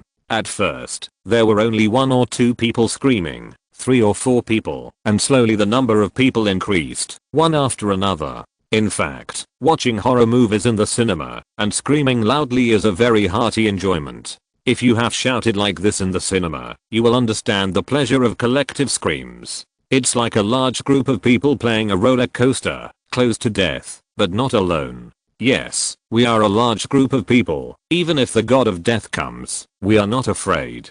Yes, we are a large group of people. Even if the devil on the screen comes out, we are not afraid. This very subtle psychological suggestion makes watching horror movies in the cinema a kind of enjoyment like nerve massage. Your nerves are tense and relaxed, playing the scary music rhythmically. This is the fundamental reason why horror movies are popular. Besides, at this moment, dozens of screaming girls in the whole cinema made other men shrink awkwardly. Occasionally, a few timid men even ignored their faces and screamed with those girls.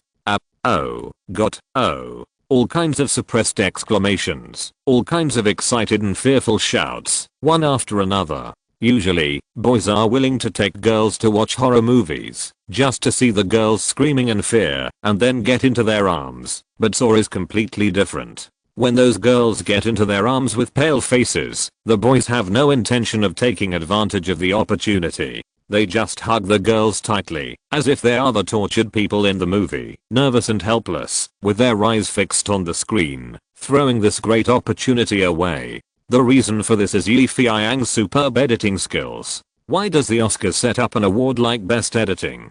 The reason is simple. Editing is very important, and is related to the survival of a play. If the director shoots only clips and shots, then the editing must combine these clips and shots to tell a beautiful story. The key to whether a story can be told brilliantly lies in whether the audience can be involved. Yes, it is the sense of substitution. Regarding the explanation of the sense of substitution, Feiyang's understanding is that when he plays the edited clips 3 times repeatedly and is still affected by them, then it is said that the sense of substitution is very strong. On the contrary, if you don't want to watch it after watching it once, then it's bad, so just pass it. It is this intensity brought into the editing that enables Feiyang sort to capture the hearts of all the audiences and let them put themselves in the place of the characters. For example, when the protagonist on the screen is suffering from the torture of the mechanism, the audience watching will also have psychological pain.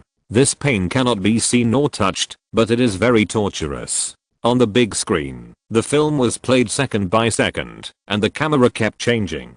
Then there were 2 consecutive killings in the game, which shocked the audience deeply. Their breathing became more rapid, and it seemed that they were very depressed. In particular, the scene where the protagonist Usman took the key from the dead man's stomach in order to survive. The organs of the body were fully displayed along with the blood, which made some audiences collapse all of a sudden. Feiyang even heard a few vomiting sounds in the theater. The biggest difference between North American horror movies and Eastern horror movies is the horror treatment of the pictures. Eastern horror movies, including Japanese horror, Korean horror, and Thai horror movies, all focus on the portrayal of the character's horror psychology. The representative work is Midnight Ring. The kind of depression, the most extreme horror hidden in everyone's heart, is the essence of psychological horror. This kind of movie makes you shudder when you think of it after watching it. Paranormal Activity, shot by Feiyang before, actually focuses on this type of psychological horror movie. North American horror films like to make a fuss about the pictures and scenes, with blood and flesh flying everywhere, and broken limbs and arms. These are indispensable. Blood plasma and disgusting bloody and blurred pictures are the most important part of North American horror films. For example, in Over the Top, the lawnmower cuts zombies, blood flows like a river, and broken limbs and arms fly everywhere. There is also the horrifying scene of a little girl opening her mouth and spraying green juice and twisting her head 180 degrees in The Exorcist. As a person who has experienced it, Feiyang knows that North American audiences and Eastern audiences have different aesthetic perspectives on horror films. Therefore, he just goes with the flow and produces blood plasma and blood flying everywhere. Now it is obvious that these pictures he shot have a good vomiting effect, which greatly challenges the physiological limits of the audience. However, Feiyang is still very humane. He knows that too much of this kind of picture will make people uncomfortable and need to be adjusted. Therefore, in such a compact and terrifying plot, a cheerful gunfight appears appropriately to relax the audience's tight minds. Watching the slow motion bullets flying through the air, the audience felt incredible and spontaneously applauded, thinking to themselves, it turns out that a gunfight can be filmed like this. Those who had watched The Matrix before often said, isn't this the bullet time in that movie? It turns out that China Yi also plagiarized this essence. However, as soon as this was said, he was immediately refuted by the people around him. You are wrong, man. It is not China Yi that plagiarized The Matrix, but The Matrix plagiarized China Yi's saving ritual. Another person next to him testified, yes, if you see the sharpshooter shooting in that movie on the big screen, the gun battle scene in Saw did not linger for too long. After this relaxed atmosphere, the bloody and terrifying scene appeared again. One after another, the precise and chilling killing machines appeared one after another. Blood and flesh flew everywhere, and limbs were everywhere. In the cinema, there was only the heavy and nervous breathing of the audience, and the screams when facing the death scenes. The impact of this movie on their minds was like a tornado that swept everything, sweeping everything. Kill, kill, kill. Blood, blood, blood. Flesh, flying. Put everyone at the limit of the death machine. Anne Hathaway, who was beside Feiyang, held Feiyang's hand tightly. Her nails had already sunk into Feiyang's flesh as the plot became more horrific. Feiyang felt some pain, but he did not let her loosen her hand. Instead, he put his shoulder close to Hathaway for her to lean on. Hathaway did not dare to look at those horrible scenes anymore. Cold sweat flowed from her pale face, but she still insisted on keeping her eyes open, because this was Feiyang's work, the work of her beloved man. She wanted to finish watching it. Yes, she must. "You'd better not watch the next scene, Anne," Yi Feiyang said, gently leaning her head on his shoulder and then covering her eyes with his hand. And he had a tacit understanding. She knew that the following scene would be even more thrilling and terrifying. Sure enough, when Dr. Gordon screamed on the camera, but desperately sawed his leg with a saw, the audience felt a chill in their hearts. Their calves were cramped. The people who were left idle and trembling with fear knocked over popcorn one after another. Audiences holding their heads and covering their eyes. Audiences shrinking timidly. Audiences bursting out screams from time to time. And even many people tightly grasped the hands of strangers beside them, pinching themselves and others until they hurt. Anne Hathaway leaned on Yi Feiyang, her eyes covered by Yi Feiyang's hands. She couldn't see the horrific scenes on the screen, but she could hear the creepy screams around her. She hid in the safe haven created by Yi Feiyang for her. There was nothing to be afraid of. Yes, there was only the faint smell of tobacco emanating from his body and his strong heartbeat. And couldn't help but count the rhythmic heartbeat of the man beside her. 1, 2, 3. She completely forgot where she was and what she was doing. As time went by, when the picture came to the last part, when Maximum Saw stood up from the pool of blood, all the audiences had goosebumps all over their bodies, and there was a sound of gasps in the cinema that even the loud music couldn't suppress. Countless anxious audiences stood up, staring at the big screen in horror and disbelief. They never thought that the guy who had died in the secret room with his head blown up was actually. This kind of reversal ending is the most commonly used technique in many movies and short films, especially in Hitchcock's movies. The biggest advantage of this first release is, it's absolutely beyond your imagination. On the big screen, with everyone stunned, Maximum, who played the character Jigsaw, took off the silicone fake skin on his head, revealing a face that surprised everyone. He looked frail, walked out of the door step by step, and said lightly at the door, "Game is over." With just one sentence and one shot of his face, countless people were scared and fell back to their seats. Some people were so scared that they rolled on the ground. Some people picked up the popcorn they hadn't eaten for a long time and were about to take a bite, but they were so scared by Jigsaw's face that their hands trembled and the full pot of popcorn poured all over the face of the person in front of them. The guy with a head full of popcorn was even more unexpected.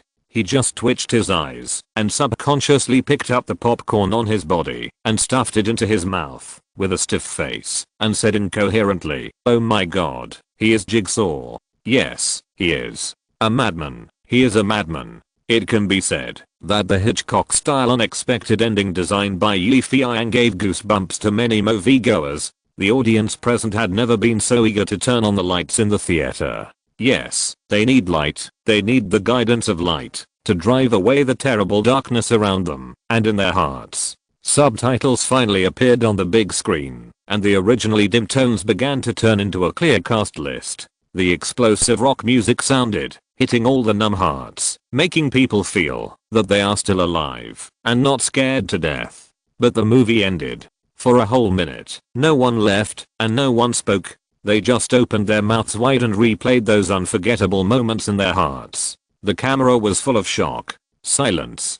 The whole cinema was strangely silent. It was not until the lights were fully lit for a long time that some people slowly stood up from their seats. Only then did they realize that their backs were almost soaked without them realizing it. Such a realistic shooting technique and the compact advancement of the plot made all the viewers seem to participate in the game in person. Not long after, the cinema suddenly rang with extremely warm applause, and the loud whistles were like waves rushing onto the shore, one after another. At this moment, the whole cinema was filled with a frenzy of applause, so loud and neat, so touching. Applause, applause.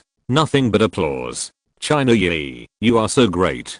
God, can you give me an autograph? I admire you, Yi. I love you, Yi. Yi Feiyang fully knows that the reason why horror movies are successful is that when watching horror movies, people are not really afraid, but are excited by the plot of the movie. They are willing to endure this fear, and after the story is over, they enjoy the pleasure of being relieved. Now, all the audience are excited about him and cheering. They are crowding forward frantically. The theater began to become chaotic, but Yi Feiyang, who was at the center of the chaos, had already been hugged by the actors of Saw to express his inner excitement. "Director, did you see it? We succeeded. We succeeded." Everyone shouted and yelled. Their voices were almost hoarse, but they were still inexplicably excited. At this moment, no words could express their feelings. 2 weeks of hard work, nightmare-like filming, and obsessive substitution. Everyone gave themselves wholeheartedly to this play, and to director Feiyang.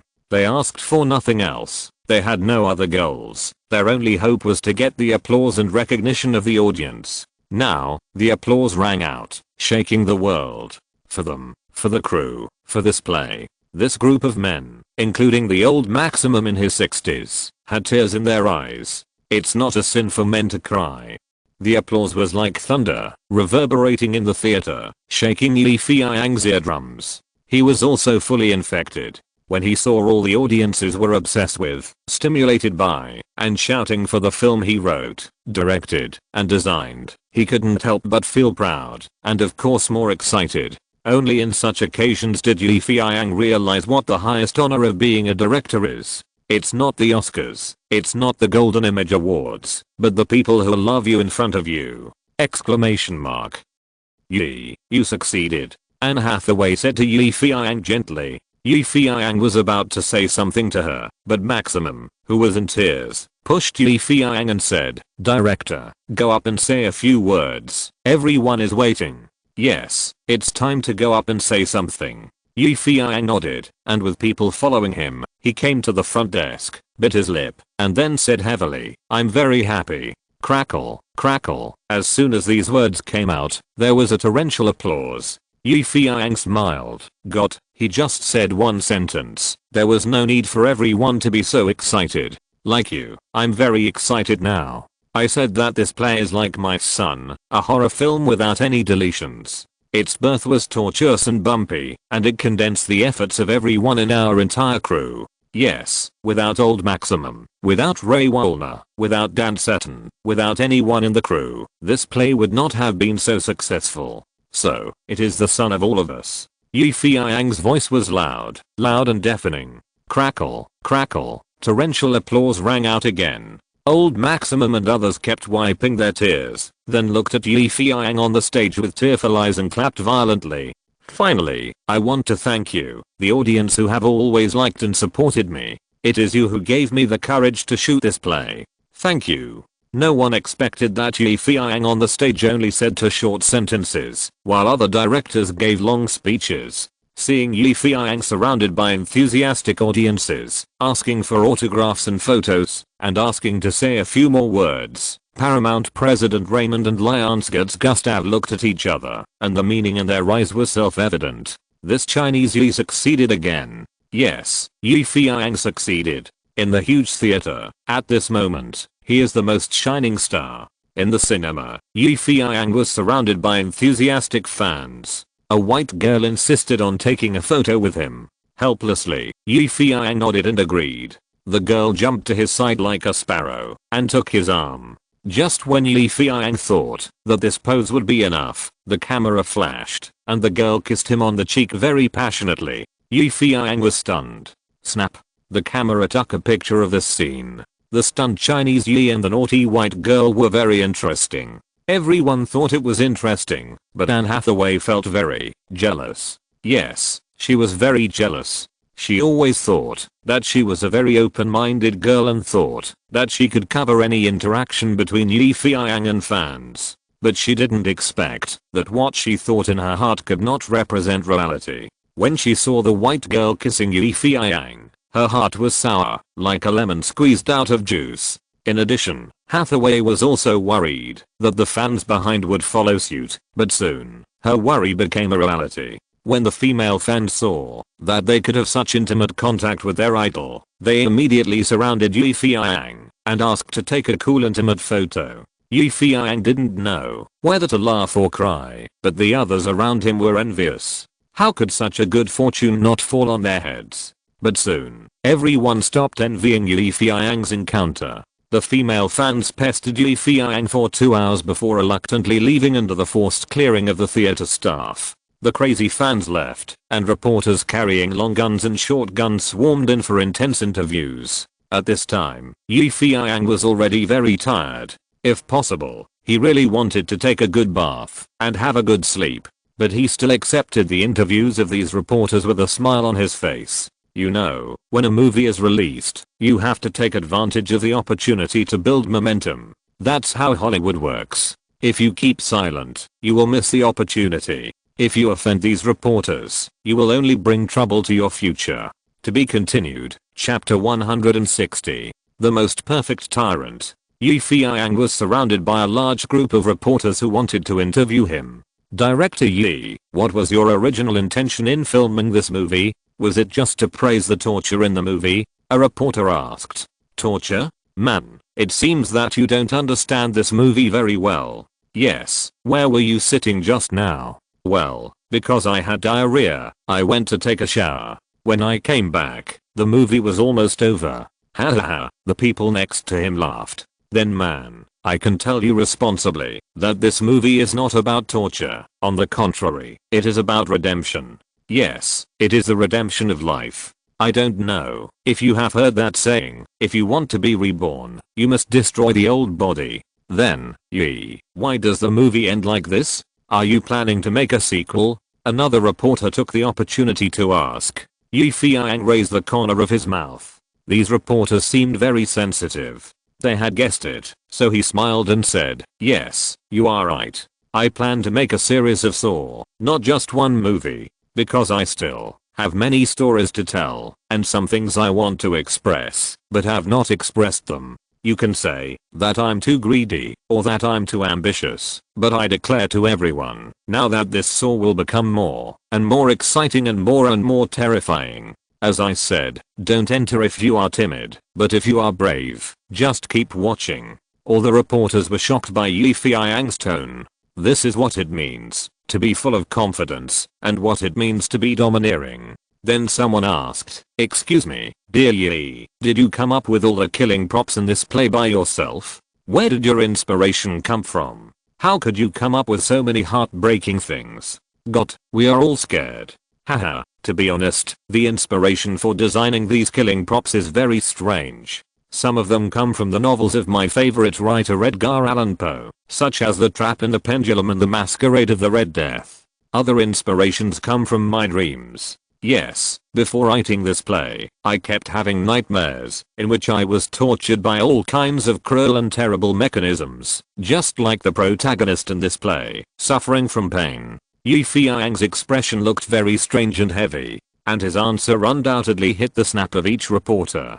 You know, what North American reporters are most interested in is not that you get inspiration from some famous books, nor do they hope that you will be inspired by eating a hamburger, but that your inspiration is a little grey, a little dark, a little weird, and it is best to achieve inspiration from God. The more impossible, the better. There is no doubt that Feiyang's answer is just what they like. However, those reporters were still very cunning and found fault. Your play was filled with too much blood and violence from the beginning. Yes, we were all terrified when watching it, and some of our partners were even about to vomit because of the disgusting scenes.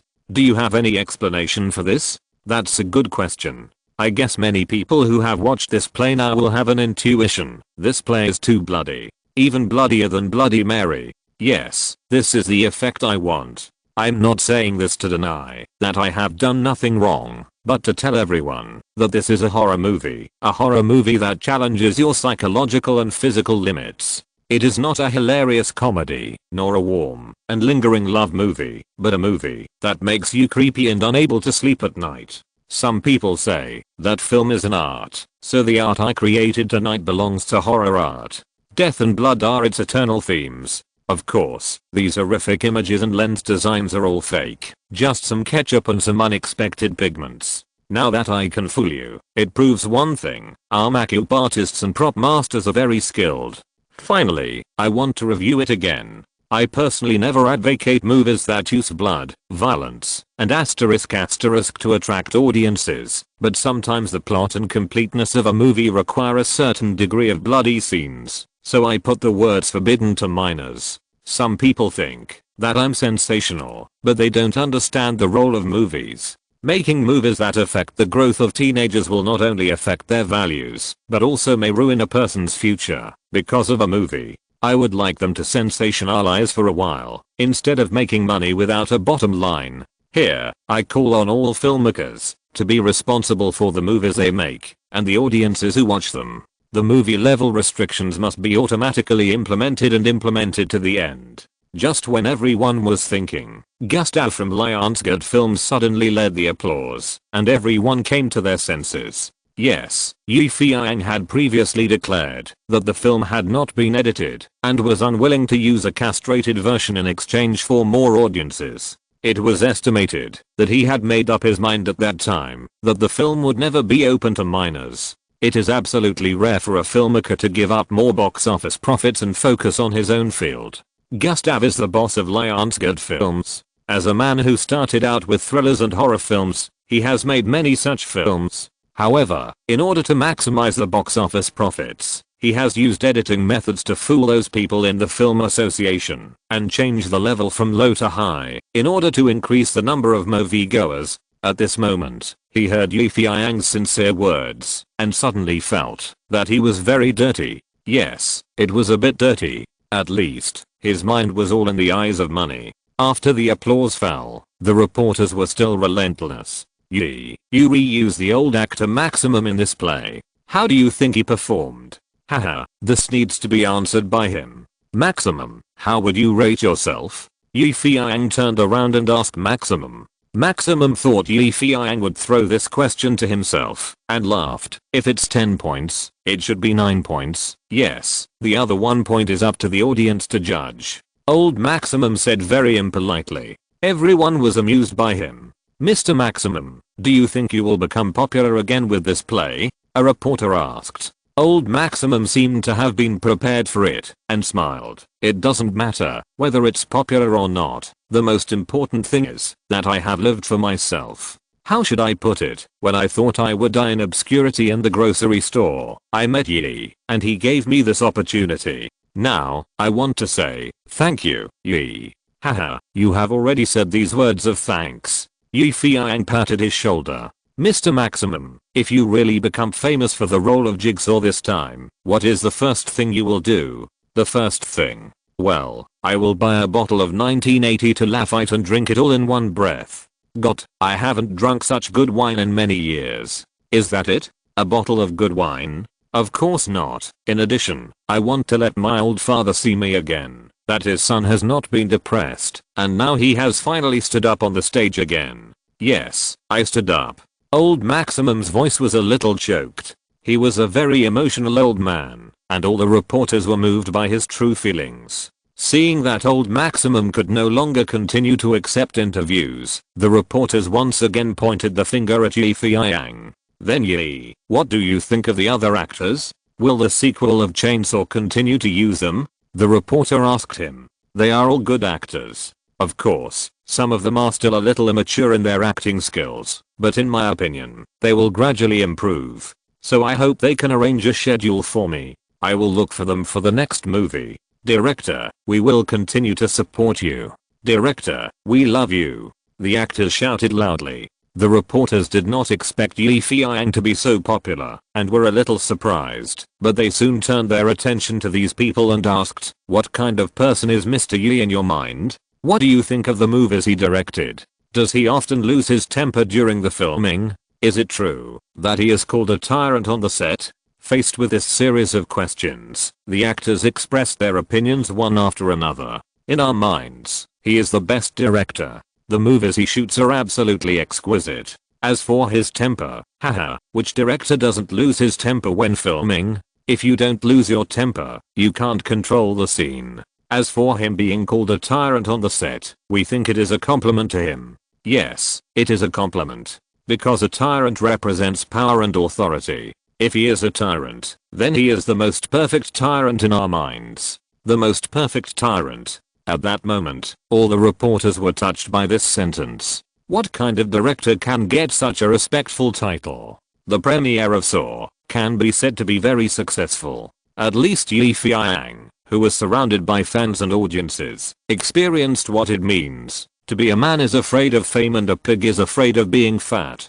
However, he, the little fat pig who is rising in the horror world, is not so lucky to be able to wash and sleep after the premiere. Instead, he was dragged by a group of crew members including Old Maximum to celebrate. That night, everyone drank a lot of wine. They drank wine and sang songs. The singing was as ugly as slaughtering pigs and sheep, but they were still in high spirits. They sang with hoarse throats, but still couldn't help their interest. In the end, everyone left the bar drunkenly and ran barefoot on the Hollywood Walk of Fame. Feiyang threw away his coat, and in his drunken state, he raised his arms and shouted loudly. Not far away, Hathaway, who had been with him the whole time, looked at him so tenderly, watching him get drunk, watching him go crazy, watching this man who frightened all the audience. At this moment, he was so self-indulgent. Feiyang had no idea that someone would care about him so silently, and while drunk, he sang loudly, I gave my dream wings, let it soar towards the dreamy paradise.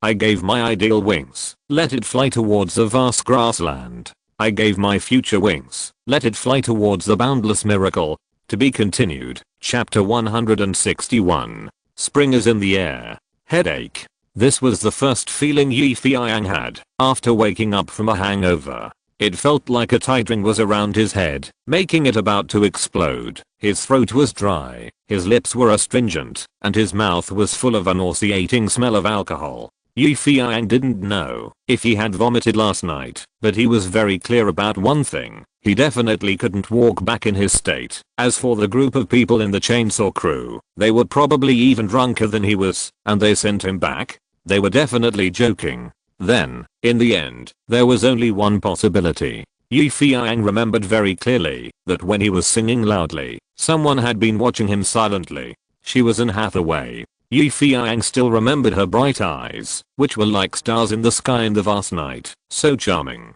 Well, yes, it must be her. It was Anne who sent him back. As for the fat man Gao Jiabao who lived with him, that guy fell drunk on the ground in the bar last night, and he was probably still sleeping soundly on a sofa in the bar at this time. When Feiyang thought of Anne Hathaway, such a weak girl, sending him back and helping him into the house, he felt very sweet. Damn, it's good to have a girlfriend. Otherwise, if you are drunk, who cares if you live or die? Closing his eyes and trying to stop his dizziness, Feiyang got out of bed. The first thing he did after getting out of bed was to go to the kitchen to get some water. Before he reached the door, there was a noise in the kitchen, and then Feiyang saw a slender figure busy inside. At this moment, Anne Hathaway was concentrating on making a delicious breakfast. A ray of sunlight reflected on her beautiful body, emitting a holy light. She sometimes wiped the sweat on her forehead with the back of her hand, and sometimes pinched the fried eggs with her fingers to taste the saltiness. Feiyang never realized that a girl's posture for making breakfast would be so beautiful. Feiyang was looking at her stupidly, and soon Hathaway noticed him, and said with a smile, "You're up. How's it going, my dear director? Does your head still hurt?" "Of course it hurts. I drank so much last night. Damn it, I can't drink like this anymore." Feiyang patted his head, walked over to pour a glass of water, and then drank it, while looking at Hathaway and said, "I thought you were gone." Hathaway looked at him with her beautiful eyes. "Hey, you're so drunk. How can I walk away? Haha, Anne, you're still the best to me," Feiyang said, and reached out to hug Anne Hathaway from behind. Hathaway didn't know that he would suddenly hug himself from behind, and with a flick of his wrist, the fried egg in his hand fell into the plate. "Annie, thank you for always being by my side." Feiyang rubbed Anne Hathaway's cheek next to her ear with his nose and mouth from behind. "You know how I wish I could be like this. Every morning you get up and make breakfast for me, like this, hug you, embrace you." Feiyang gently rubbed Hathaway's neck and cheek, and said gently. Waves of itching and numbness made Anne's breathing become rapid. Feiyang seemed not to notice Hathaway's embarrassment and uneasiness. His body was closely pressed against Hathaway's back, and his palm was placed on Hathaway's flat belly. The smooth and jade-like feeling made him very nostalgic. At the same time, the fragrance of orchid and musk spread from Hathaway's hair. Feiyang couldn't help but take a few deep breaths. The faint fragrance seemed like an aphrodisiac, stimulating every nerve in Yi Feiyang's body. In the blink of an eye, Yi Feiyang felt that the blood in his body seemed to boil. He got closer to Hathaway, wishing to integrate her beautiful body into his body. Anne Hathaway's face was red as blood, and her lower abdomen under Yi Feiyang's asterisk seemed to be flowing with a ball of hot flames, making her heart surge with emotions, and her eyebrows were dyed with spring. Those two clear and bright eyes seemed to be constantly overflowing with thick spring water, and when they blinked, they were extremely exciting. At this time, Yi Feiyang's other palm was gently moving on Anne Hathaway's smooth back. Anne Hathaway was extremely shy at this moment. Yes, she was extremely shy, and she didn't expect Yi Feiyang to suddenly have such an intimate move. No, I smell like oil smoke. I need to take a bath first. Anne Hathaway struggled to leave Yi Feiyang's arms like a frightened little white rabbit. You have breakfast first. Yes, I made you an omelette. Seeing Hathaway was about to slip away, Yi Feiyang laughed. Take a bath. Do you need me to find you a change of clothes? I said, you and Mrs. Lawrence can move in anytime. Yi Feiyang said to Hathaway, who slipped away while enjoying the love omelette on the plate. Hathaway couldn't help blushing when she heard Yi Feiyang say that he would find her a change of clothes. This bad guy, she didn't need him to be so kind. Hathaway opened Yi Feiyang's closet by herself and found her asterisk shirt in it at random. This shirt was still in a packaging bag, and it was obvious that it had never been worn, so it was just right to use it at this time. About half an hour later, Anne Hathaway walked out of the bathtub. After carefully wiping the water droplets off her body, Anne Hathaway was about to change into her original underwear, but her eyes could not help but look at the bag of underwear men's shirts. Anne Hathaway's delicate face was slightly red, and her eyes were shy at first, then hesitant, but finally she seemed to have made up her mind. She picked up the package and tore it open. 2 minutes later, Anne Hathaway slowly opened the bathroom door. After a careful bath, Hathaway's hair was slightly wet, and her face was full of rosy clouds, like a ripe peach, extremely sexy. And the white shirt on her body was slightly opened, revealing the white and red underwear at the bottom. The two beautiful underwear below was also exposed, because the shirt could not cover it. Under the light, it seemed to be flowing with a glossy luster. Hathaway came out of the bathroom and glanced around, but did not see Yi Feiyang. She was a little stunned, and then she thought shamefully, is he in the bedroom? Anne Hathaway's heart was beating uncontrollably, but her legs couldn't help but move over there. Hathaway thought Yi Feiyang would definitely wait for her, so when she walked towards the bedroom, she felt both expectant and nervous. But more than 10 seconds later, when she saw the empty room, her heart was filled with an unspeakable loss. But just when she was distracted, Yi Feiyang suddenly came out from behind the door, and then hugged her around the waist like a robber. Ah! Hathaway was stunned, and her fair and pretty face turned red in an instant, as if it was about to bleed. Looking at Hathaway, who looked like a peach blossom and had shy eyes, Yi Feiyang stared at her obsessively and said softly, Annie, you are so beautiful. Then, his mouth gently touched her two soft breasts. It seemed as if a hot current flowed in from the place where their lips touched and instantly spread throughout her limbs. Anne Hathaway hummed subconsciously, and her heart was a little excited. Two beautiful peach blossoms bloomed on her face, and her eyes looking at Yi Feiyang could not help but bring a few hints of spring. Suddenly, Yi Feiyang asked with a smile, Annie, can I kiss you again? Anne Hathaway bit her lip, rolled her eyes at Yi Feiyang fiercely, and then lowered her eyes shyly. Although she didn't say anything, she secretly said in her heart, can I say no? Sure enough, as soon as Anne Hathaway's thought flashed, Yi Feiyang's lips fell again, but this time it was more passionate and more exciting than the last time. Under Yi Feiyang's fiery offensive, Anne Hathaway seemed to be in a hazy fantasy, and after a moan, she couldn't help but began to respond. In the blink of an eye, the two of them were lost in the infatuation. After a long time, Yi Feiyang had to raise his head and took a few deep breaths. Suddenly, he felt a slight chill on his neck, which was Hathaway's wet hair. Yi Feiyang didn't care about it, and just hugged Anne Hathaway's exquisite and protruding body tightly, feeling the heat in his arms. Yi Feiyang's heart was already burning. Anne Hathaway's cheeks were red and dripping, and the long and passionate kiss made her gasp for breath. Opening her eyes, she saw Yi Feiyang's smiling face. Anne Hathaway felt shy. This bad guy took advantage of me and looked at me like this. It's so embarrassing. Although she thought so in her heart, Anne Hathaway's beautiful eyes stared at Yi Feiyang's eyes without blinking, as if she wanted to use the thread of love to completely tie the man in front of her to her arms. Enjoying the fragrance from Anne Hathaway's red lips, Yi Feiyang felt like drinking nectar, and his whole body was relaxed. However, his eyes unconsciously left her beautiful face and followed her beautiful breasts to her plump breasts. After the intense exercise not long ago,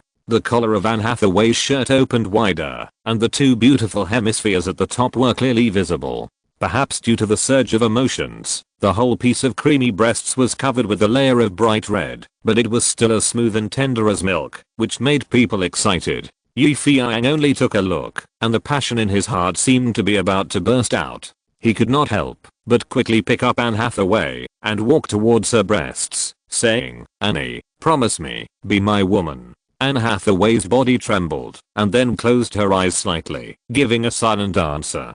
To be continued. Chapter 162. The newly emerged master of terror. You and I are both very passionate, so passionate, passionate like fire. Take a piece of mud, mold you and me, break us both, and soften with water. Mold you again, and mold me again. You are in my mud and I'm in my mud. I don't know how long it took, but Anne Hathaway finally became a woman in Yi Feiyang's arms. Yes, from a nun who was determined to serve God, she became a little woman in Yi Feiyang's arms. Anne Hathaway leaned over the bed quietly, motionless, but her forehead and temples were already sweating. After being moisturized by rain and dew, Anne Hathaway's soft and snowy body like brocade was full of intoxicating pink color, looking like the sunset on the horizon, exuding gorgeous colors like gems, especially sexy. Yi Feiyang still had half of his body covering Anne Hathaway's beautiful body, and one of his hands was rubbing the beauty's plump breasts, while the other was pressed under the beauty's breasts, with the palm full of softness. At this moment, both of them were thinking about their own things. Yi Feiyang didn't expect Anne Hathaway to be so gentle and yield to him. Now she has become his woman. According to Chinese tradition, after a man and a woman have sex, they are equivalent to officially becoming close lovers. They can no longer be indecisive and must be responsible for each other. In contrast, the United States is different. The United States does not care much about premarital incest. Before marriage, men and women have their own private space. Even men can go to bars and nightclubs outside to have fun, and women can also choose their favorite male companions to have sex a few times. But after marriage, both parties must be loyal to marriage and love, and must not be indecisive, and there must be no small incest, and the like. To put it bluntly, Americans pay great attention to the incest of marriage. On the contrary, Chinese people pay great attention to incest before marriage. As a Chinese, Yi Feiyang has already put his heart on Hathaway at this moment, and feels that he owes her something. In the future, he must give her the corresponding status. Hathaway, on the other hand, is also thinking about her own thoughts at this time. She has always longed or hoped to give her body to Yi Feiyang, relying on this relationship to tie this magical man. Especially last night, those female fans harassed Yi Feiyang, which made Hathaway determined to become Yi Feiyang's first real woman. Now everything went smoothly as she planned, but she was not as happy as she imagined. She was afraid that Yi Feiyang would think that she was not reserved enough. It is said that Chinese people are very traditional. They don't have sex before marriage, and they will give their first time to each other on the night of marriage. The two of them were thinking about each other's thoughts, lying quietly, snuggling. After a long while, Yi Feiyang suddenly turned his head and pecked Anne Hathaway on the cheek, breaking the silence and saying with a smile, "Annie, how do you feel?" "Not at all, God, it hurts so much." Hathaway rolled her eyes at him and said insincerely, "Really? It looks like I failed." When Yi Feiyang wanted to hug her in his arms to comfort her, Hathaway suddenly propped up her body and then lay on Yi Feiyang. "Wow, it's so heavy." Yi Feiyang shouted, his face full of pain. "I didn't think you were heavy just now, but now you think I'm heavy?"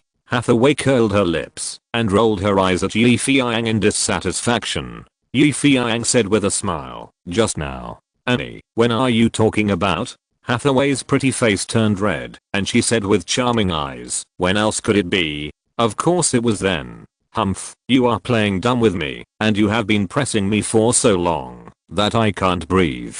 Oh. Yi Feiyang suddenly realized and responded with a long sigh and said with a mischievous smile, "So you are talking about that time. If you want to do that with me in this position now, even if it takes longer, I won't mind." Hathaway actually meant the time when Yi Feiyang hugged her and kissed her, but now that it came to Yi Feiyang's mouth, he added those two words, and it changed to a more ambiguous and more explicit meaning. Hate. Listening to Yi Feiyang's teasing, Hathaway felt shy and twisted her waist, but her mind couldn't help but flash through the lingering just now, and she felt her body a little soft. She couldn't help but glare at the culprit under her. Then, Hathaway pinched Yi Feiyang's chest again and spat, "Bad guy, you always think about those messy things.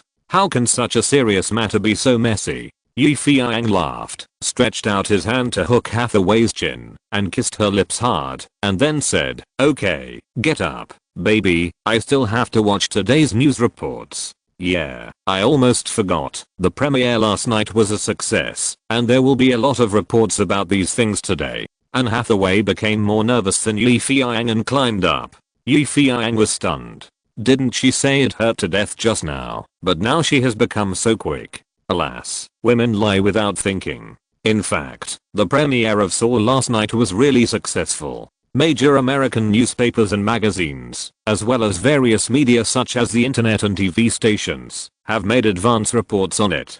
First of all, the Google site of a subsidiary of Dream Pictures has a headline of Father of Chainsaw on its homepage, which gives effusive praise to the film and Yi Feiyang. Dear director Yi claimed that Saw is his child, his precious son, that he produced after 2 weeks of hard work, and the film lived up to his expectations. On the night of its release, it caused a huge sensation. Yes, this sensation was like thunder, allowing everyone to once again witness the charm of China's Yi, the great horror director. Some people say that he is a devil in horror movies, and every movie he makes can bring everyone unparalleled shocks. Others say that he is an outlier in the horror field. When others rely on deletions to seek ratings, he claims that he will not cut a single cut.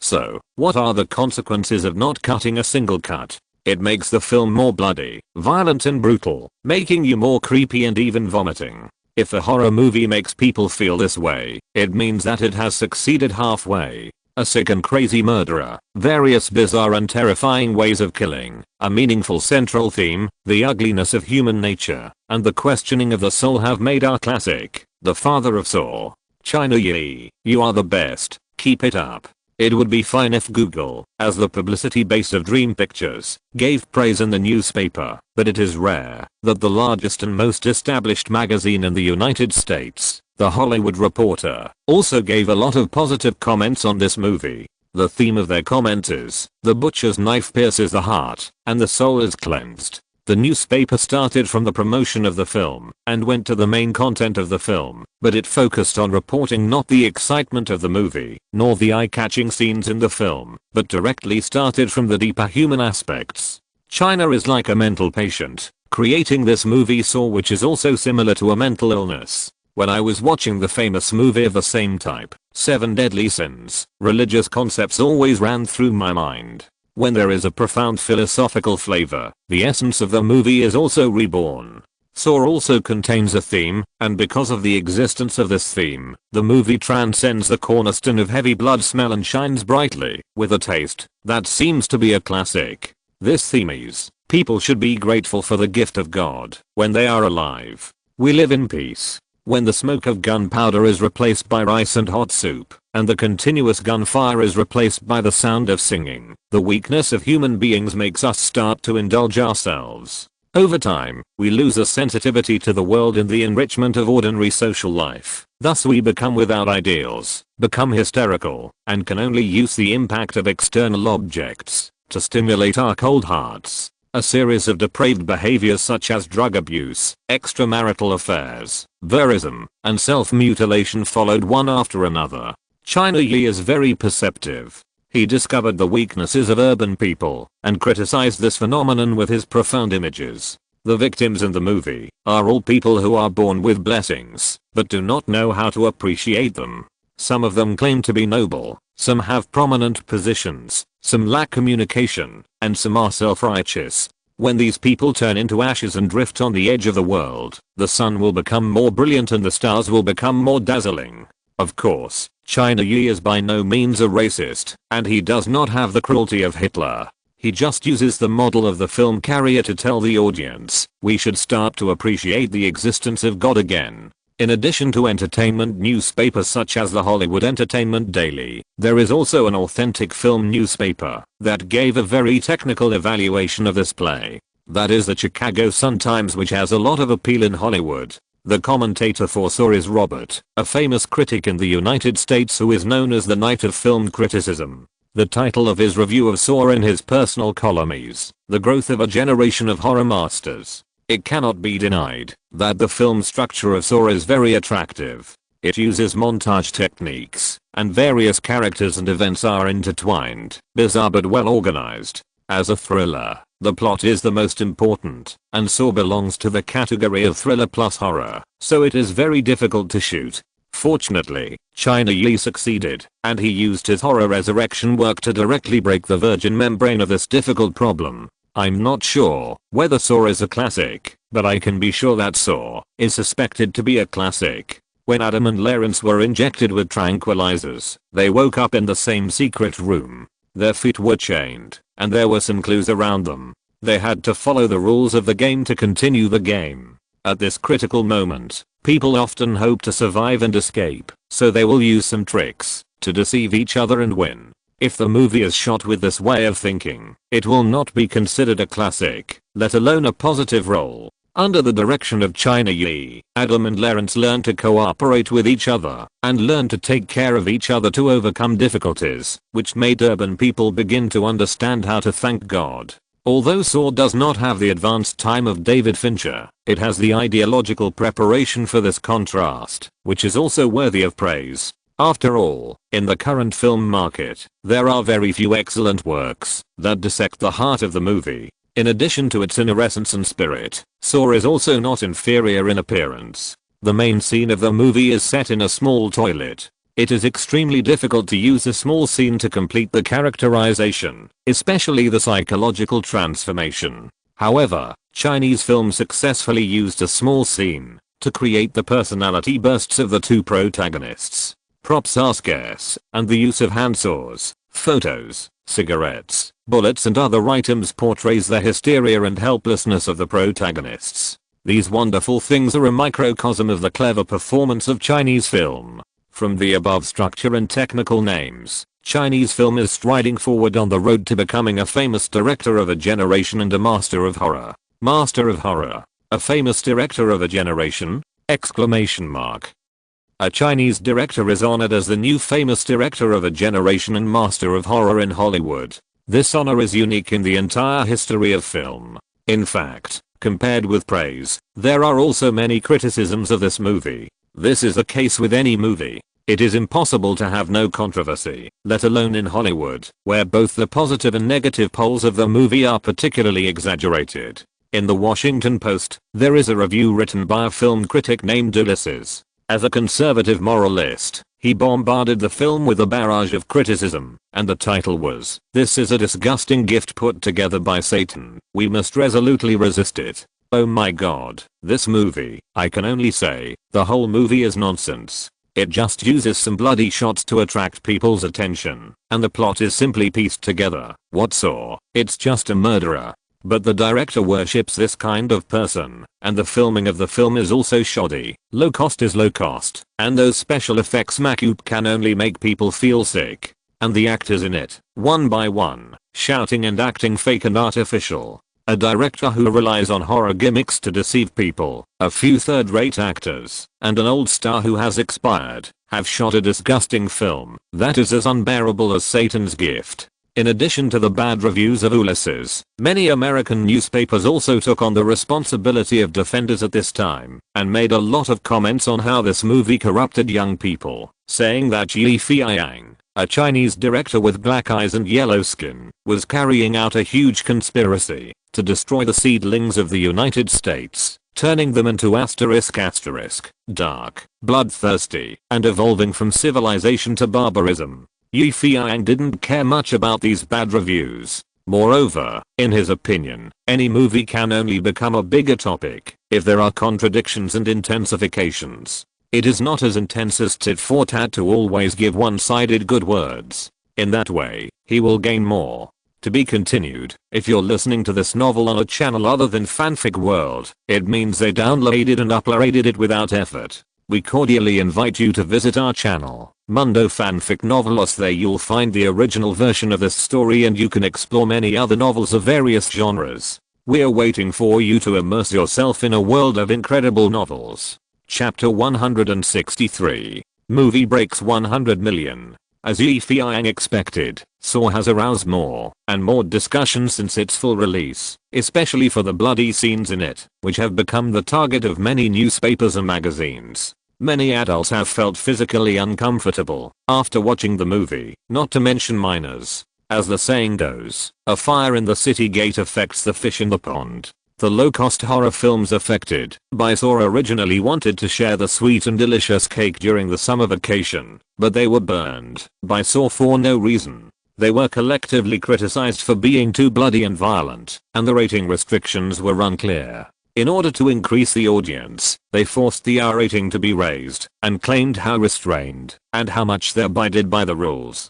Compared with Saw's insistence on not cutting and dying, it is simply like wanting to be a whore and wanting to build a memorial archway. In such a polarized situation, the box office results of the first day of Saw were obtained by Dream Films that afternoon. There were more than 1,500 cinemas participating in the first week of screenings. On average, each cinema had 100 seats, and the ticket price was uniformly $6 per movie ticket. There were 2 screenings every day, and the overall attendance rate of the 2 screenings last night reached 75%, and the total box office of the entire North American premiere day was as high as $10 million.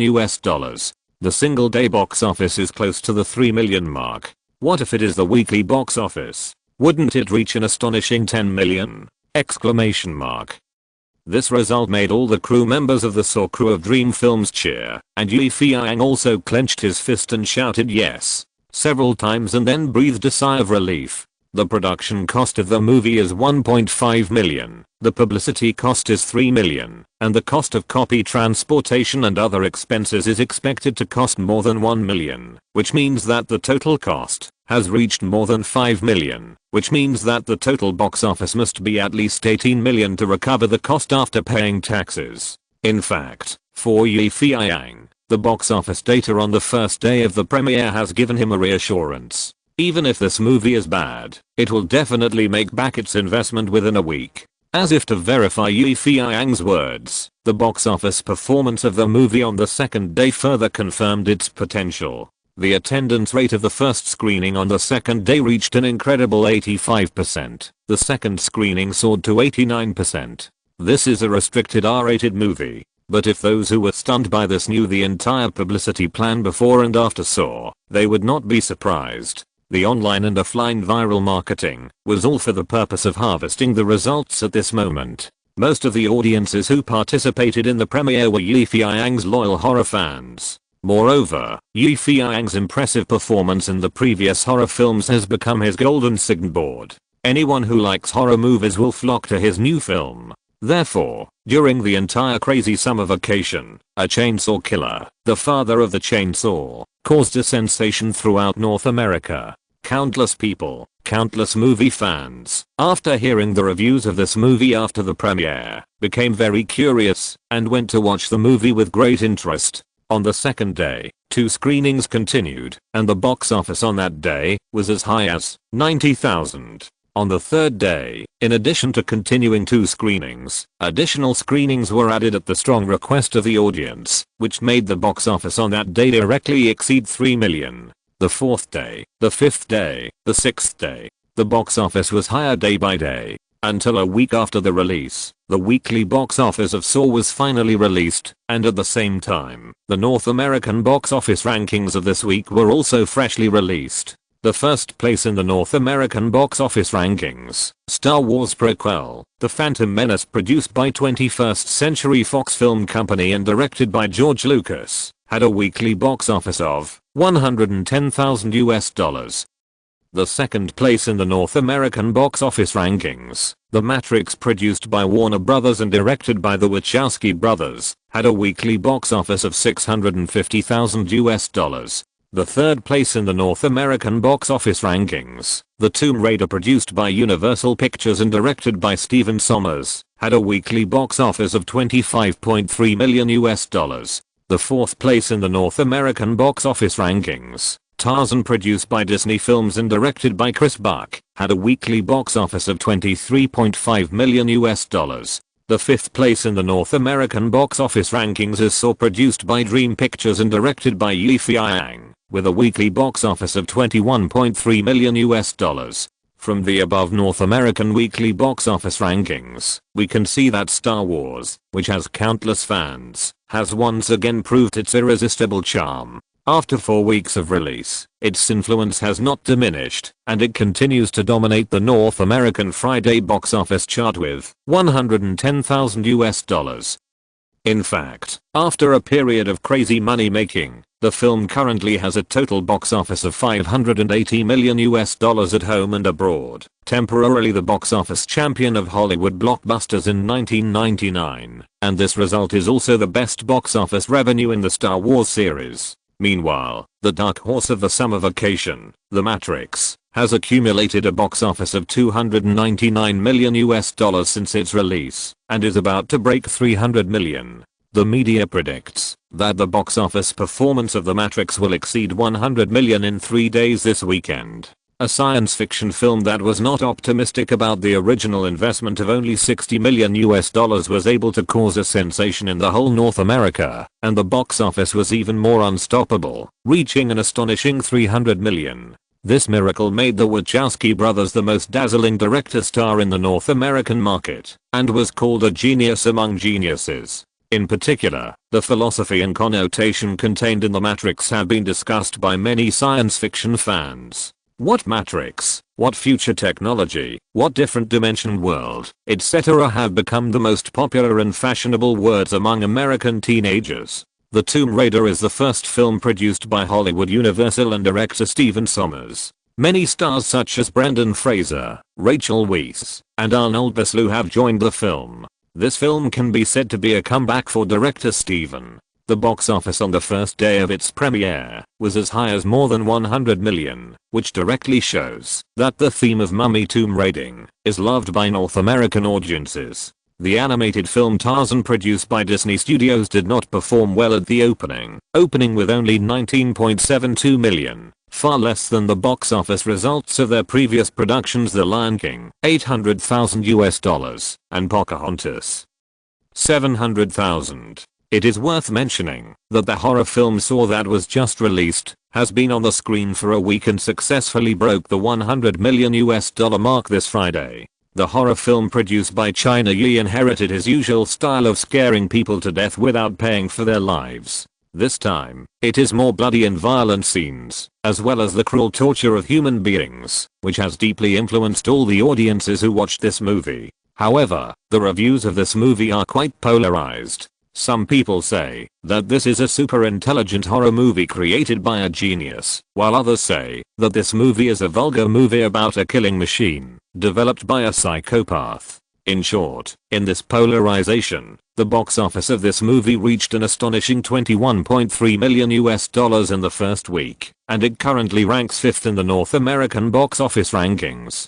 In addition, it should be emphasized that for an R-rated restricted horror movie, such a box office performance is absolutely commendable. You know, among all the horror movies in North America, there are only a few that have the highest box office on the first day of opening. Even the evil director Sam Raimi, who was known as the Wizard of Horror movies at the time, made an average of $8,595 per theater and an astonishing opening week box office of $26 million with the sequel to The Evil Dead. This performance is only ranked 10th in the history of horror movies, ranking between the opening week box office of Halloween 4 of $26.4 million and the opening week box office of the Texas Chainsaw Massacre of $23.5 million.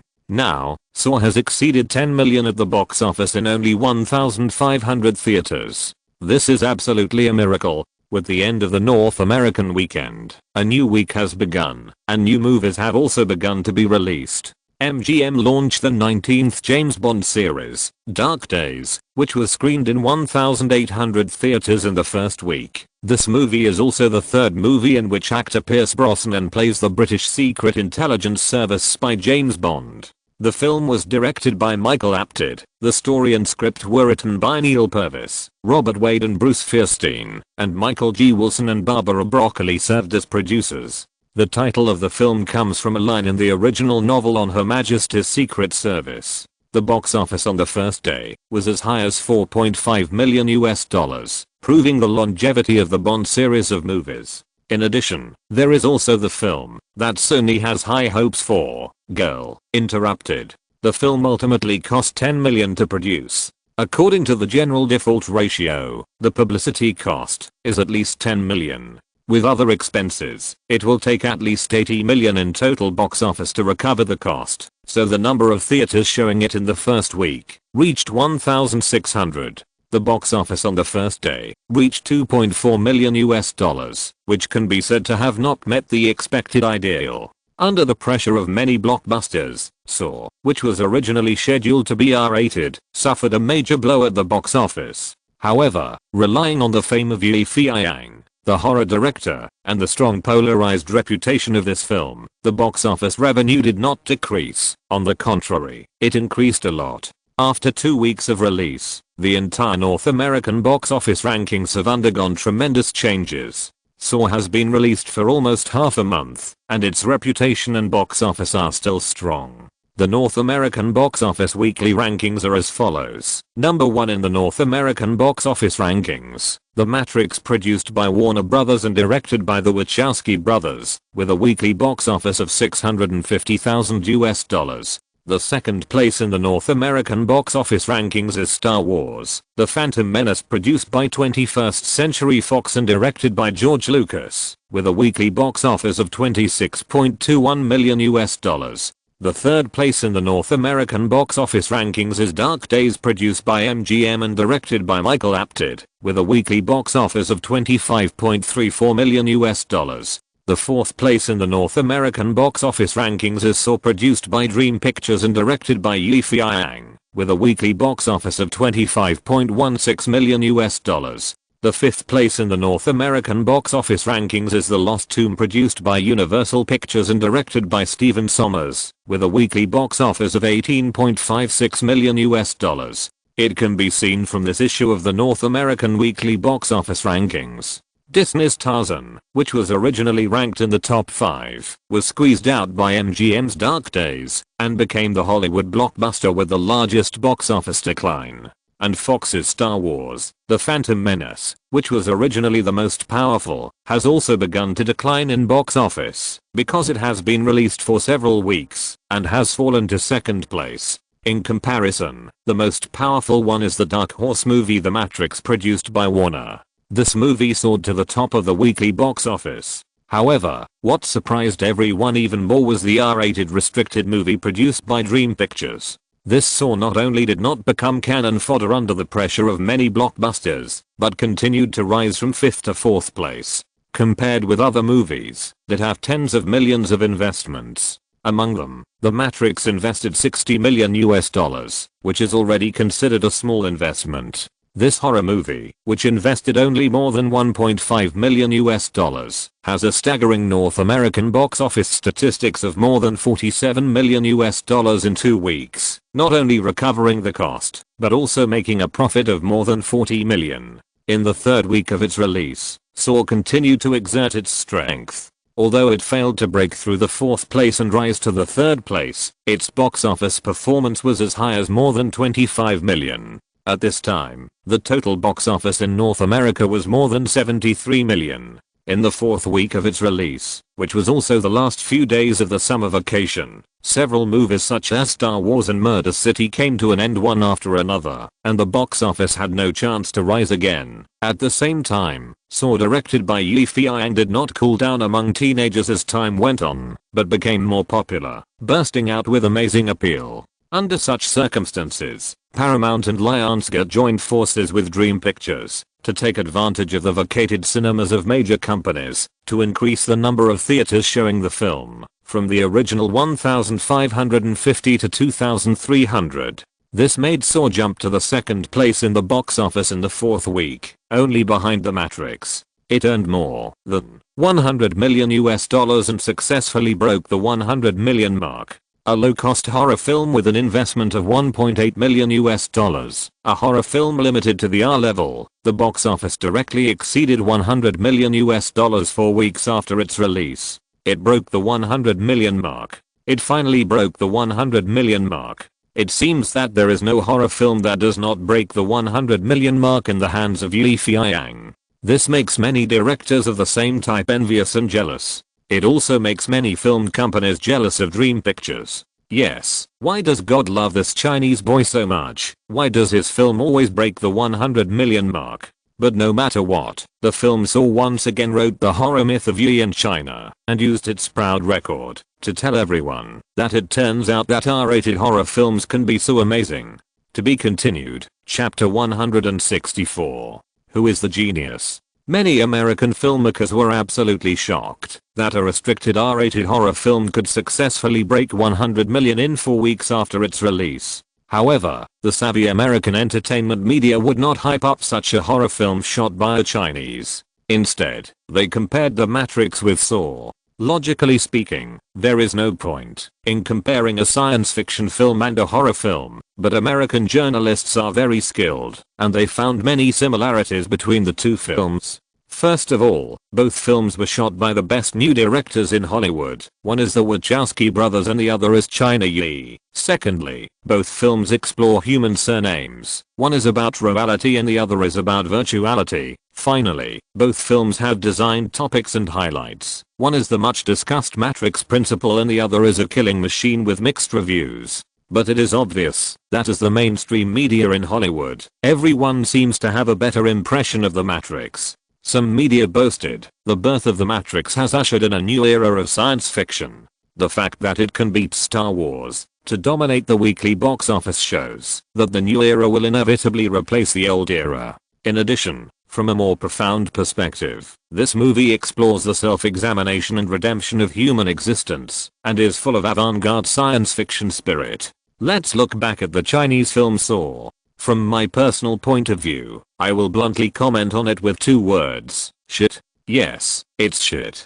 It's not because I have any special racial discrimination, nor because I'm too sensitive to Chinese people, nor because I don't like horror movies. On the contrary, I like watching horror movies very much. I grew up immersed in stories about werewolves and vampires. Because of this, I sneer at this kind of pretentious movies that try hard to show off blood plasma and disgusting pictures. Compared with The Matrix, it is not up to standard at all. Another American media also said, "Oh my god, this is the best science fiction movie I have ever seen." Yes, the director of this movie has an incredible imagination and has constructed a future electronic world, allowing humans to exist as electronic symbols in hard drives. If you have to find a movie that can explain this principle, then it is Dark City, produced by New Line Cinema last year. It's just that in Dark City, the male protagonist finally discovered that the forever dark day in the movie is always the huge city that changes drastically at midnight.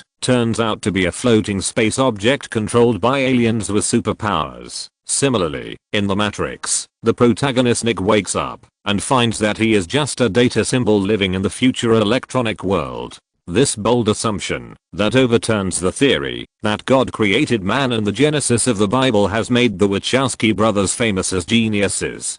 In comparison, the horror film Saw, which was also shot by a new director, is said to have a very good reputation. However, no matter in terms of the depth of expression or the shooting technique of the whole play, Saw has fallen into the inferior category. That's right, this is a third-rate movie that occasionally becomes popular with its bloody gimmicks. Horror movie. I really don't know why so many media outlets praised it so much before. Could it be that, just by designing a few killing devices and giving it some sacred killing meaning, they can say that this movie is a classic horror movie? Exclamation mark. Ridiculous. Really ridiculous. Such a baseless joke, even God would laugh until his stomach hurts. Looking back at the online and newspaper hype before this movie, we can see at a glance that Saw is actually a low-cost garbage movie. It is undeniable that in the entire North American mainstream media, most people think that Saw cannot compare with The Matrix, whether in terms of volume or box office. Saw has exceeded 100 million in 4 weeks, while The Matrix has exceeded 100 million in 3 weeks, and the box office of this movie has now accumulated to more than 300 million. How can Saw compare? Exclamation mark. From the perspective of directors, the Wachowski brothers are white, but Feiyang is Chinese. From the perspective of debut, the Wachowski brothers are more formal than Feiyang, who started his career halfway. From the perspective of both talents, Feiyang's greatest achievements so far are horror films and erotic films, but the audiences of these two types of films are limited, unlike the Wachowski brothers who are good at science fiction films, which can be said to be popular, and can be popular in North America and even the world. Therefore, after comparing the two sides, the Wachowski brothers won and became the Hollywood talented brother combination, and Feiyang became the new Hollywood upstart. However, some people think that this judgment is unfair. First of all, there are 3 reasons why Feiyang's Saw can't beat The Matrix at the box office. First, there are fewer cinema chains than The Matrix. When Dream released Saw, there were only 1,500 cinema chains, while Warner's Hackers had more than 2,500 cinema chains, a difference of almost 1,000 cinema chains. Second, Saw is a real R-rated film, which greatly restricts minors from watching it. As we all know, the number of minors in the United States is as high as tens of millions. Third, the mainstream media in the United States recommends The Matrix much more strongly than Saw, and Saw has always been struggling with polarized reviews. Based on the above reasons, some analysts pointed out that if Saw and Hackers were put on the same starting line, the box office success of Saw would be at least twice as high as it is now. From the perspective of investment, the filming investment of Saw was more than $1.5 million, plus publicity and other expenses. The total investment is estimated to be around $5 million. The current box office revenue is more than $100 million, and the investment return ratio is 1. The investment amount of The Matrix is $60 million, plus publicity costs are as high as $80 million. Now the North American box office revenue is more than $300 million, and the investment return ratio is 1:5. In this way, it is obvious which movie is more successful. Of course, these are all things that happened 4 weeks after the release of Saw. In fact, the final comparison between The Matrix and Saw cannot be made at this time. You must know that The Matrix was released earlier than Saw, and the overseas box office data of both parties have not yet been counted.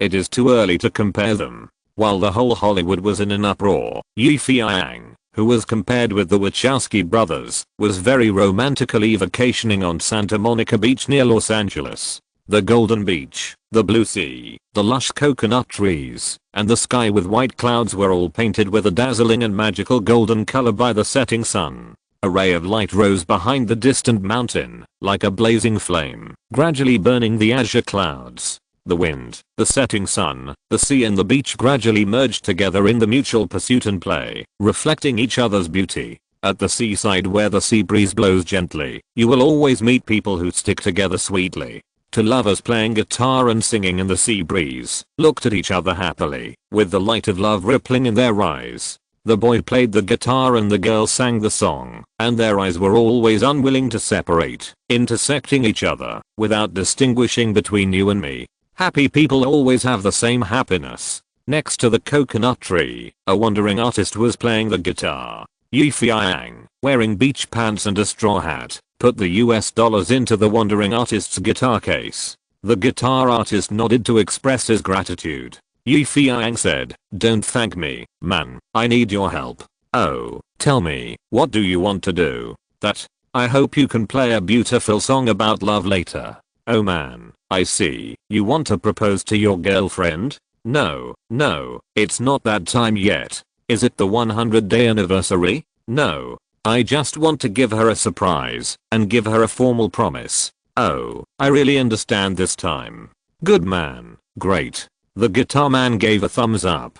Feiyang smiled. "Yes, good man. Great. With music, of course there must be flowers, but unfortunately, Feiyang forgot to prepare them. In fact, this time he made a deep confession to Hathaway on a whim, without any preparation. But it doesn't matter. What does he do for a living? A director. There is nothing difficult for a director. He ran to the beach and soon found a target. A fat white man was holding a large bouquet of flowers and preparing to present it to his equally fat girlfriend. "Excuse me, my friend," Feiyang said, "can you sell me the flowers in your hand?" "Ha, what did you say? Sell you my flowers?" The fat white man pushed his sunglasses. "Oh my god, are you crazy? See, this bouquet of flowers is for my dear Alice. I will never sell it to you." "Yes, never." The fat man said it in a sonorous and powerful way. The fat white girlfriend Alice was happy. Her boyfriend was too principled and loved her too much. Feiyang, $100. How about it? "Ha, you want to buy me with $100? You underestimate my love for Alice. Let me tell you, love can't be bought with money." "Yes, you underestimate his love for me." The fat woman rolled her eyes at Feiyang. "What about the $150? The fat man swallowed his saliva. "I said that love can't be bought with money. I love Alice loyally. This bouquet of flowers will only belong to her. $300, no more." Feiyang took out $300 and shook them in front of the fat man. "Oh damn," I said. "Alas, it seems that you are really determined. I have to buy someone else's." Feiyang was ready to change his target. The fat man took away his $300 at an extremely fast speed. "I said that love can't be bought with money, but flowers can." Feiyang smiled. "Thank you." "Wow." The fat woman almost cried. "Damn, you just said you loved me." The fat man flicked the US dollars with his fingers. "300, love you less, my pocket will be a little fatter. Come on, I'll treat you to a barbecue." The fat woman burst into laughter. The coconut breeze was gentle, and the waves threw up a few waves, like a graceful dance. Feiyang put the flowers behind his back and stood under the coconut tree. Opposite him, Anne Hathaway, wearing a refreshing gauze dress, walked slowly on the soft beach. Anne Hathaway didn't know what he was doing. Looking at Feiyang with a gentle smile on his face, she said, "Hi, Yi. Why did you ask me to come over? I have a gift for you." "Gift?" Hathaway blushed as she thought of the shoes Feiyang gave her last time and the extremely ambiguous scene. "Then why don't you take it out?" Hathaway said playfully. "I'll be right there." Feiyang gestured, and the guitarist next to him plucked the strings and played a beautiful guitar. The red sun slowly set, and in the beautiful music, Feiyang showed the bouquet of extremely bright flowers from behind, handed it to Hathaway and said, "Annie, this is the first time I give you flowers, I hope you like it." Anne was slightly startled, and immediately, she smiled sweetly. Feiyang seldom gave flowers to anyone. Once Hathaway asked why, Feiyang said, "Flowers can only be given to the woman you love. Giving too many flowers will be excessive, and excessive things are not precious." Anne Hathaway gently took the flowers, her face full of sweetness. She leaned over and kissed Feiyang deeply on the face. "Thank you, my dear Yi." Feiyang held her hand and smiled. "I should thank you, Anne. I promise you, you will be my most beloved person, forever." Just when the two were sweet and intimate, a sudden cell phone sound disturbed this happy moment. "Your phone, sir." The guitar man stopped strumming the guitar and said to Feiyang, "This phone is too picky about the time. It actually rang at this time." Feiyang answered the phone. It was a publicity director Ders who called. Ders spoke very briefly on the phone. Come back quickly, do an interview. After a long pause, Feiyang finally figured out that it was the largest magazine in the United States, Time, that wanted to do a private interview with Feiyang. In Ders' view, this was definitely a good publicity opportunity. You know, usually those who can appear on Time magazine are either presidents, business celebrities, or big stars in the film and sports fields. This is due to the strong background of Time magazine and its extremely picky eyes for interviewees. Therefore, many people are proud to be on Time magazine. Since being appointed as the publicity director of Dream Pictures by Feiyang, Ders has been thinking about how to build the company's image and how to increase the company's popularity. Now Feiyang is selected by Time magazine instead of the Wachowski brothers who compete with him. This is a rare victory in a sense. Feiyang is in pain. Why does he always receive such an unexpected call when he is on vacation? Exclamation mark.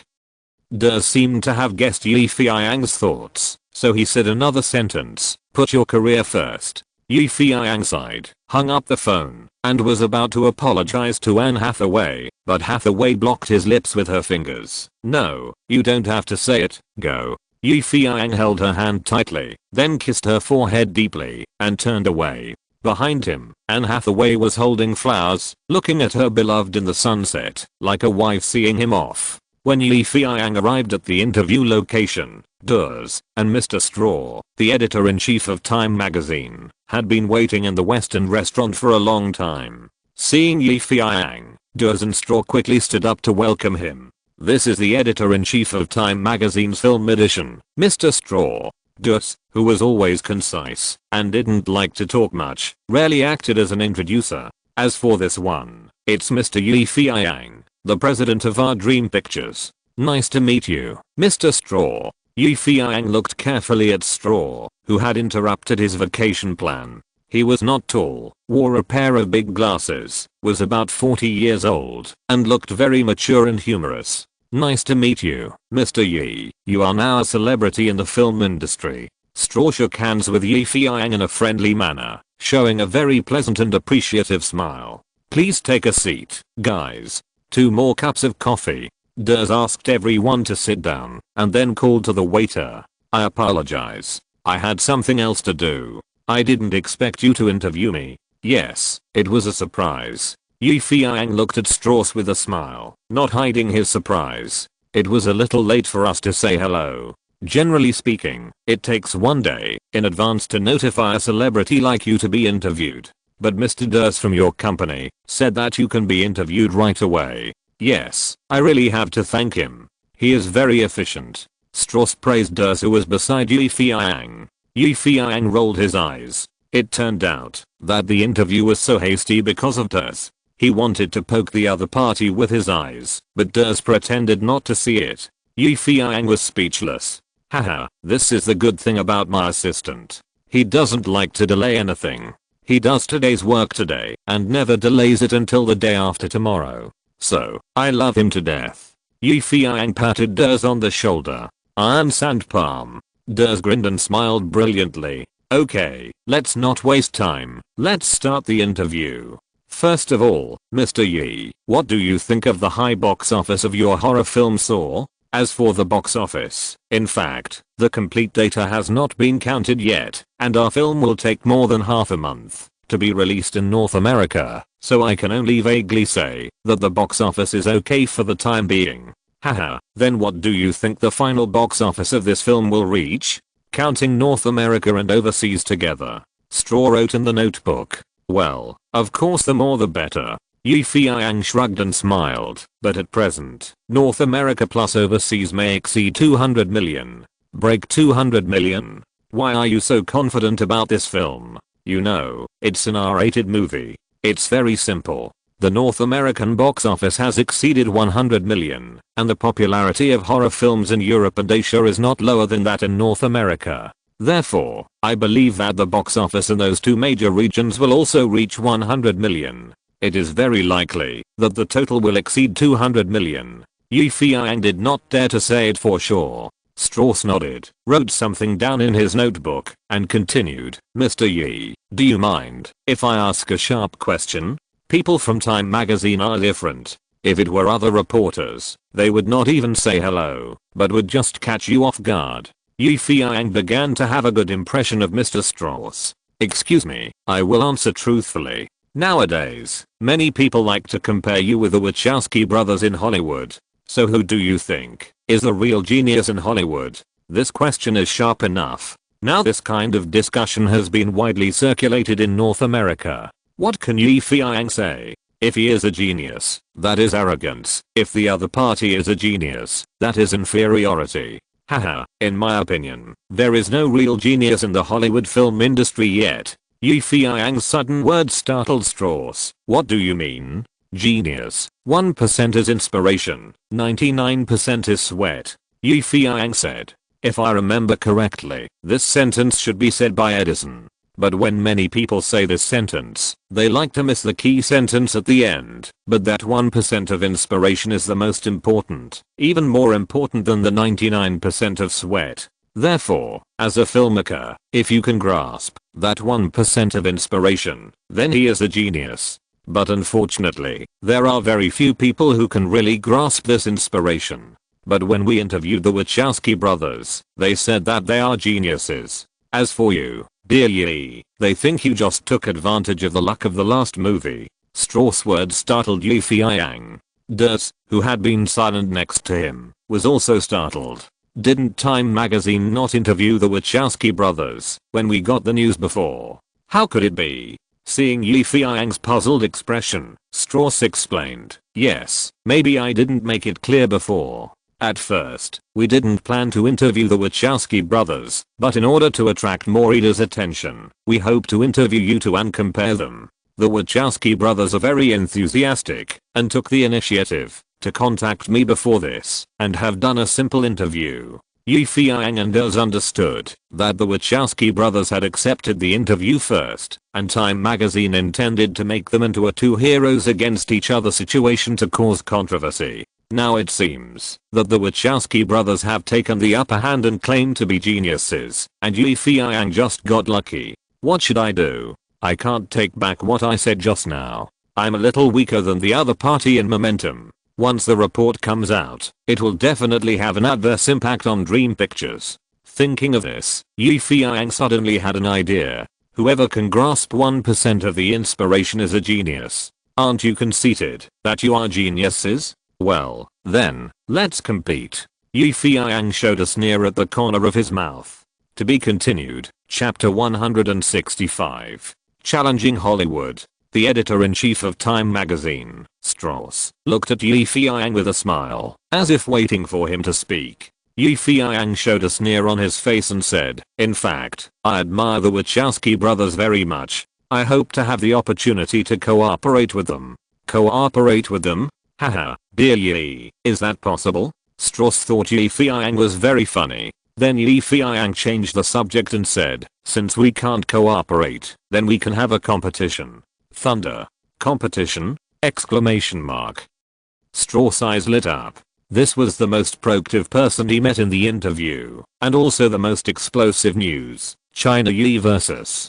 Wachowski brothers. Ahem, Yi, what do you mean by competition? Can you tell me more specifically? Strauss asked cautiously. Yi Feiyang raised a finger, looking very serious. It's very simple. Since everyone thinks that the box office can represent everything, then let's compete for the box office of the next movie. Compete for the box office of the next movie? Yi, are you really going to challenge? Like a formal night in the West? Yi Feiyang smiled defiantly. Of course, we Chinese have a saying, whether it is a mule or a horse, let it go for a walk. Then, Wachowski brothers, let's do it. Strauss hurriedly wrote down this sentence, a big headline, a box office battle. If the design is successful, you can follow up the report from beginning to end. Yes, I'm afraid I won't lack news for most of the year. Next, Strauss asked a few more simple questions, and then said goodbye to Yi Feiyang very friendly and left. He wanted to quickly copy the manuscript and try to publish this explosive news tomorrow. China Yi challenges Wachowski. What an explosive headline. Seeing that Strauss was so excited that he left without even drinking his coffee, Der said to Yi Feiyang calmly, "If you want to slap them in the face, you have to cripple them." Yi Feiyang glanced at Ders. Tonight, this was the only thing he liked. If you want to slap them in the face, you have to cripple them. Come on, Wachowski brothers. Originally, Yi Feiyang was not the kind of person who was aggressive, but he was not the kind of person who would let others ride on his neck. If someone respects me 1 foot, I will respect him 10 feet. If someone slaps me, I will definitely return it double. The next day, the most authoritative newspaper and magazine in the United States, Time, published a large photo of Yi Feiyang and the Wachowski brothers on the cover, with the title "Challenge, the second half of the year." Then between the two photos, there was a huge park. In the magazine content, the front page headline reported the exclusive interview of the editor-in-chief Mr. Straw with Yi Feiyang and the Wachowski brothers. The title of this interview is, "Who is the real genius in Hollywood?" Let's see the decisive battle of geniuses. Hollywood has always been a place where hidden dragons and crouching tigers are hidden, especially in the field of directors, where newcomers are emerging in large numbers. Yes, miracles are happening here all the time. Just like now, the Wachowski brothers who jumped out directly despise the title of Genius of China Yi. China Yi, on the other hand, did not show any weakness and proposed to compete with the box office for the next movie. Now, everyone should be clear about the current situation, right? A big battle is about to break out.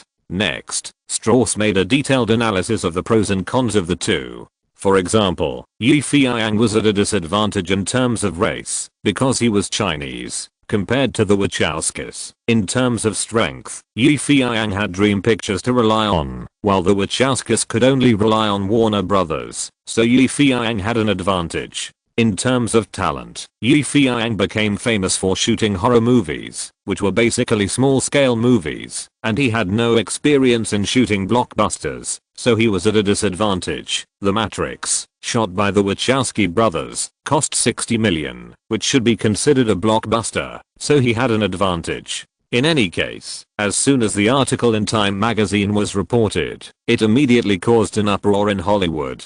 Wow, there's something interesting to watch. A big director showdown. Chinese Yi vs. Wachowski brothers. Who is the real genius? The entire entertainment industry was like being bombed, attracting everyone. You know, Yi Feiyang is a famous Chinese director in Hollywood. Everything that happened to him can be made into a novel. He is known for his scary movies, his big comeback movies, and his death and cold-blooded director. In comparison, the Wachowski brothers are not easy to deal with. The miracle created by the Matrix is enough to make them a great science fiction director. Moreover, with the support of a giant like Warner, the future of this pair of brothers is limitless! Exclamation mark. Now, if Yi Feiyang of China competes with the Wachowski brothers, it will certainly cause a storm. Those newspapers, magazines and other media that were one step behind Time magazine directly launched new excavations on both sides, hoping to snatch the initiative of reporting from Time. Unfortunately, Time had already expected that those media would chase and bite their prey like wild dogs, so the reports on Yi Feiyang and the Wachowski brothers were constantly updated. It was almost like writing a serial novel, updated every day, leaving other media helpless. Besides, the Wachowski brothers, whom Yi Feiyang named to challenge, did not have any ill intentions at first. They just felt a little contempt for Yi Feiyang's continued popularity by shooting horror movies, and thought that, if he had the ability, he could make some serious movies. Then, during the interview, they shamelessly declared that they were the rising genius of Hollywood,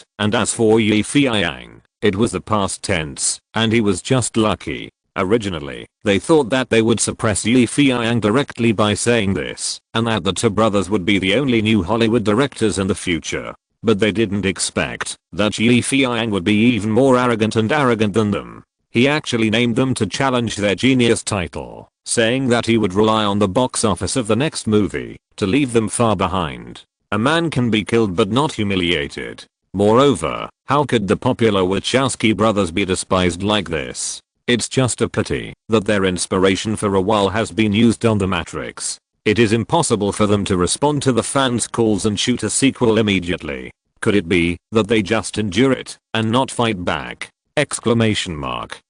Just when the brothers were feeling very upset, someone sent them a letter. The sender was called Mysterious Near. The sender said that he was a loyal fan of the two of them and liked the movie The Matrix very much. He had watched it for no less than 10 times. As he watched it, he had some inspiration and wrote the outline of the story of this sequel, hoping that this outline could help the Wachowski brothers deal with the hateful Feiyang. The Wachowski brothers thought it was a joke from their fans at first, but when they read the script sent, their eyes lit up like light bulbs. Oh my god, isn't this the script we've been looking for? Our sequel to The Matrix is saved. The Wachowski brothers used all kinds of methods, but in the end they couldn't figure out who this mysterious Neo was. However, the other party said that, as long as the Wachowski brothers needed it, he would do his best to help them in secret. The Wachowski brothers were very grateful for this. If they could meet this mysterious Neo in person, they would definitely hug each other tightly and say, "Thank you, brother.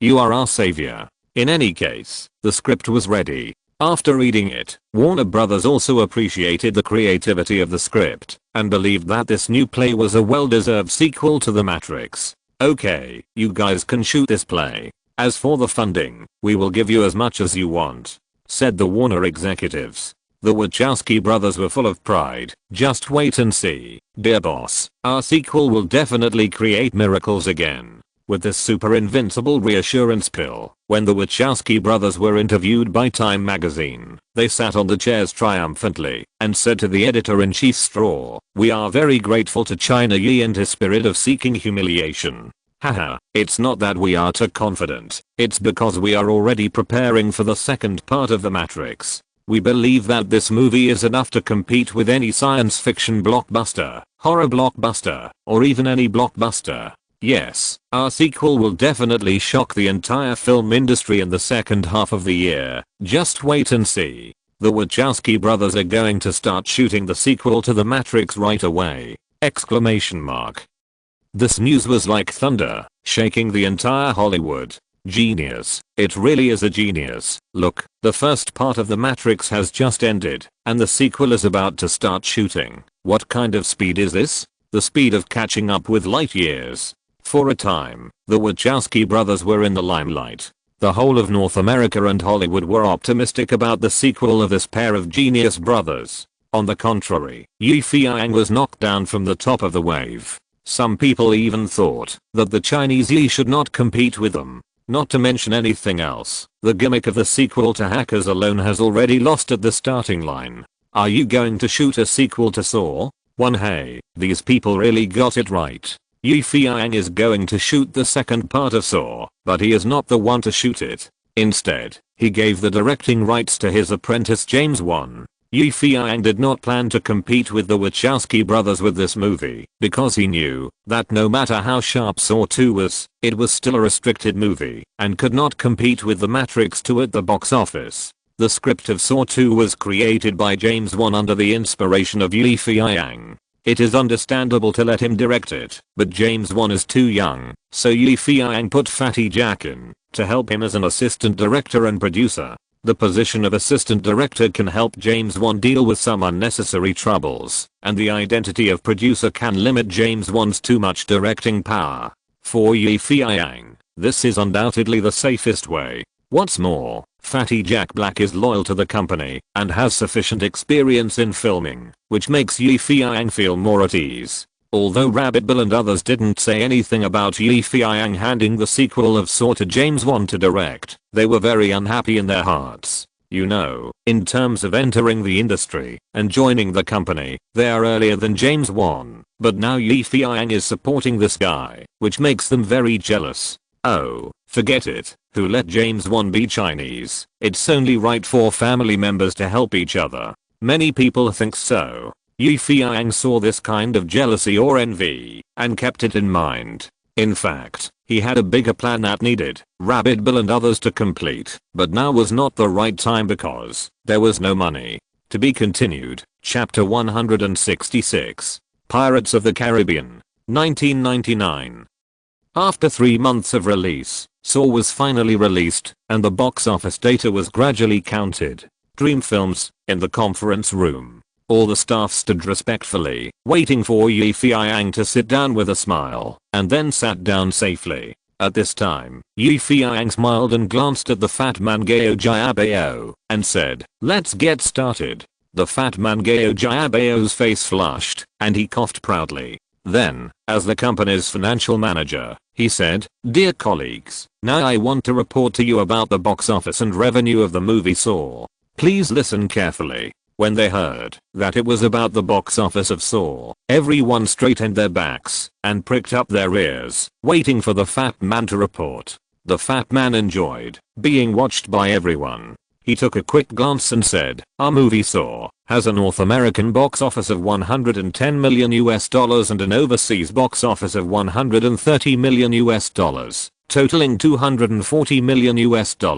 We basically split the profits 5:5 with major theater chains such as Paramount and Lionsgate, and the overseas theater chains are basically the traditional 4:6. Therefore, our total pre-tax income is $67.8 million.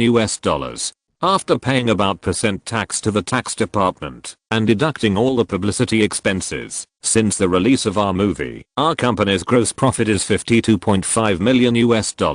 With a bang. Everyone was stunned by this number. More than 50 million! Exclamation mark. God, this profit is too big. Seeing everyone stunned, the fat man was very proud. Damn it, now he is finally a real financial manager. More than 50 million, what a lot. Yi Feiyang saw the reactions of the crowd and smiled in his heart. In fact, the box office of several movies that Yi Feiyang filmed and produced before was very good, but because he did not have his own theater chain, he was forced to lower the price. The profit sharing was either 2:8 or 3:7. It was not like now. He was on par with Paramount and Lionsgate, and finally made a corresponding huge profit. Seeing that everyone was still opening their mouths and acting stunned, Yi Feiyang smiled, tapped the table with his fingers and said, "Okay, everyone wake up, I will arrange something. James 1, I will give you 2.5 million of the 52.5 million, so that you can shoot the sequel of Saw for me. Remember, you must build this brand. In addition, Fatty, you take out another 5 million, 0 as a red envelope for everyone, and the remaining 3 million is the dividends of several leading actors." Wow, everyone was stunned again. Some old employees were fine, and at this moment they could still restrain their excitement and try not to shout out. The new employees didn't have the same level of concentration. They shouted, "Oh my god. Is this true?" The old employees next to them shook their heads helplessly, forgetting that they had shouted louder than these guys before. Besides, the new employees were all red-faced at this moment, and they were so excited that they almost jumped up and danced. After they joined the company, they all heard that Yi Feiyang, the Chinese boss, was very generous and liked to give out red envelopes and bonuses at any time, but they didn't expect that he would give out so much at once. 5 million. God, this boss is so cute. I love him to death. I even want to kiss his instep. Seeing everyone so happy, Yi Feiyang felt even more comfortable. He roughly calculated that excluding the distributed bonuses and red envelopes, he should be able to get a final profit of nearly $45 million in the name of the company. $45 million, equivalent to 280 million Hong Kong dollars. It's enough for me to live a life of ease. Yi Feiyang's 36,000 paws were all shouting cool, and he announced the last thing in a daze. "Tonight, we are holding a celebration party, and we won't leave until we are drunk."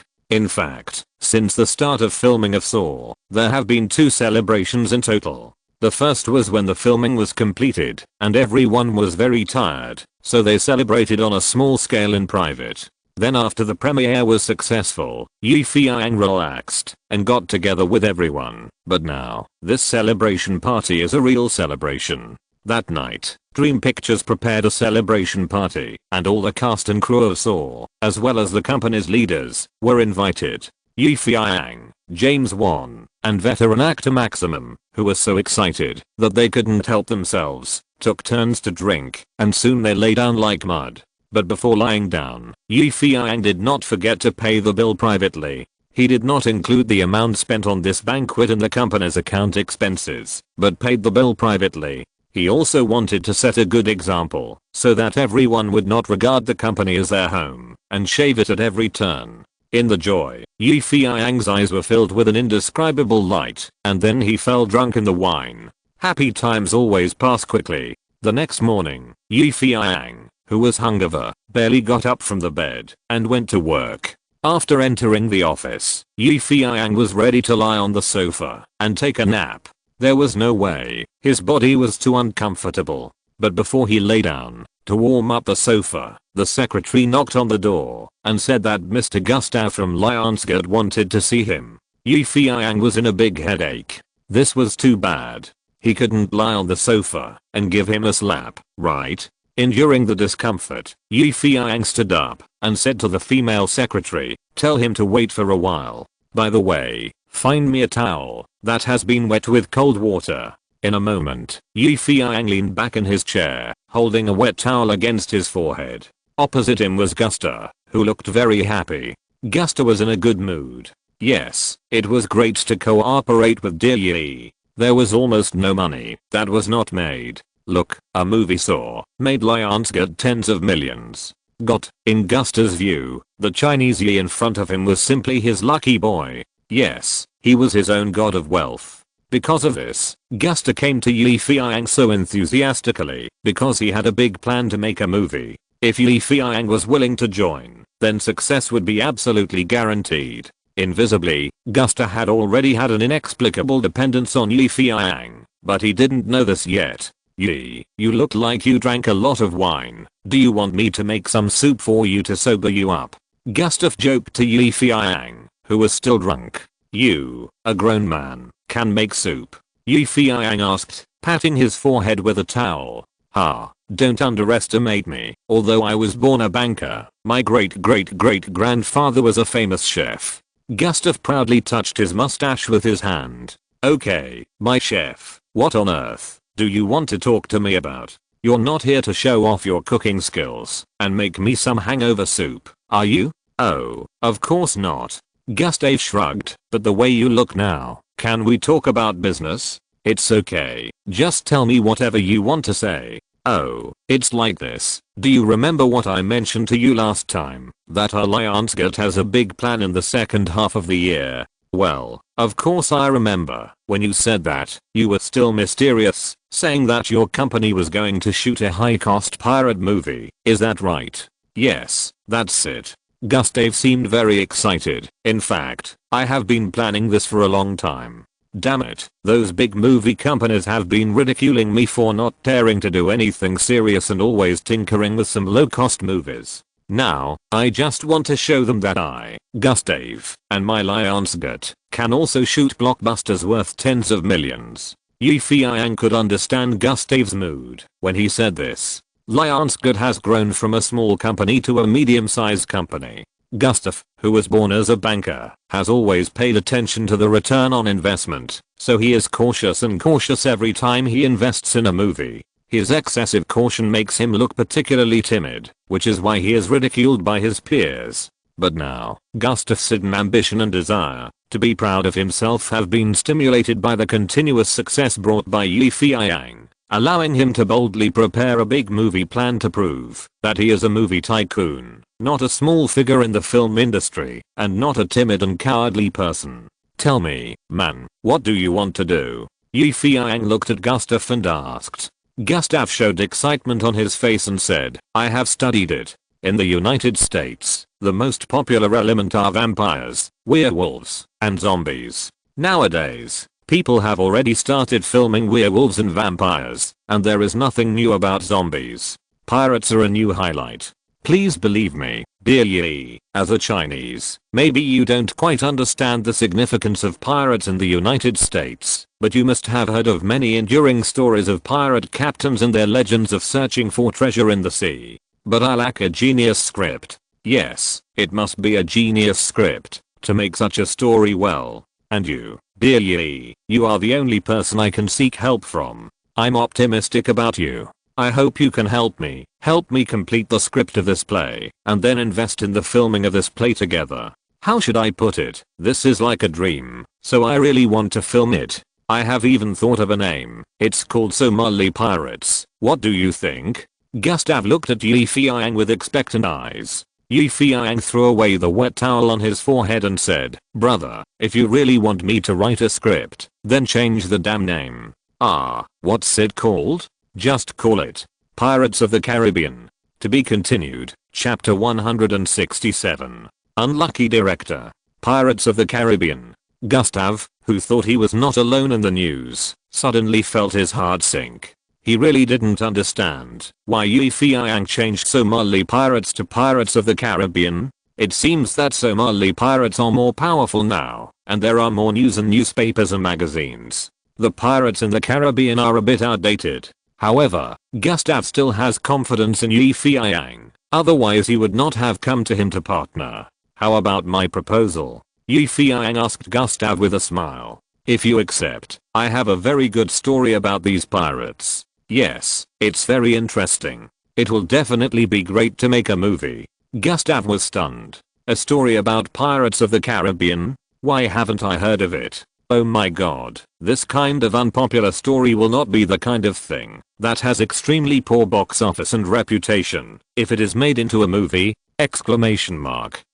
Yi Feiyang's proposal made Gustavo, who was full of confidence and ready to show off his skills and even shouted to the outside world that he was a movie tycoon, hesitate. He thought, "Dear Yi, please don't give me a bad movie. You know, there are a lot of people with red eyes waiting to see me laugh. Yi, I believe in your choice. You must have your reasons for saying this, but I still want to hear your magical Caribbean story first," Gustavo said very cautiously. Yi Feiyang leaned back in the boss chair, lying on it in an extremely comfortable posture, and said, "Okay then, now it's time for a bedtime story. This story takes place in the 17th century, in the Caribbean Sea, where pirates are said to be most active. The humorous and charming Jack Sparrow is a pirate active in the Caribbean Sea and owns his own pirate ship, the Black Pearl. For him, the most comfortable life is to drive the Black Pearl around the Caribbean Sea and rob passing ships freely. But unfortunately, his enemy, the wily Captain Barbarossa, stole his Black Pearl.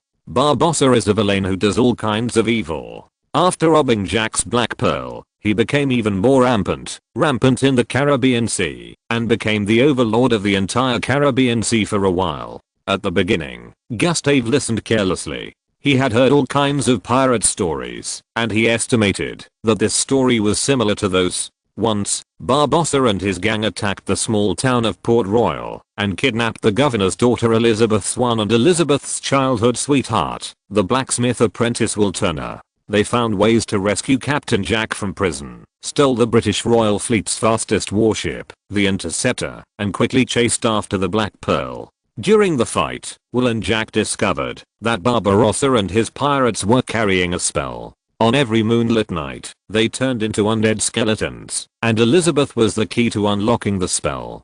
Gustav's originally careless eyes became curious. He began to listen attentively to Yi Feiyang's narration of this strange Caribbean pirate story. He was full of interest in the Birdman pirate Captain Jack in the story, and he felt that the design of transforming into an undead skeleton on a moonlit night was extremely weird. You know, traditional pirate stories are nothing more than treasure hunting on deserted islands, but the story of Pirates of the Caribbean told by Yi Feiyang has escaped from this pattern and has moved towards a more bizarre and fantastic realm. So much so that, when Yi Feiyang finished telling the whole story of Pirates of the Caribbean, Gustave had not yet woken up and was still immersed in the story.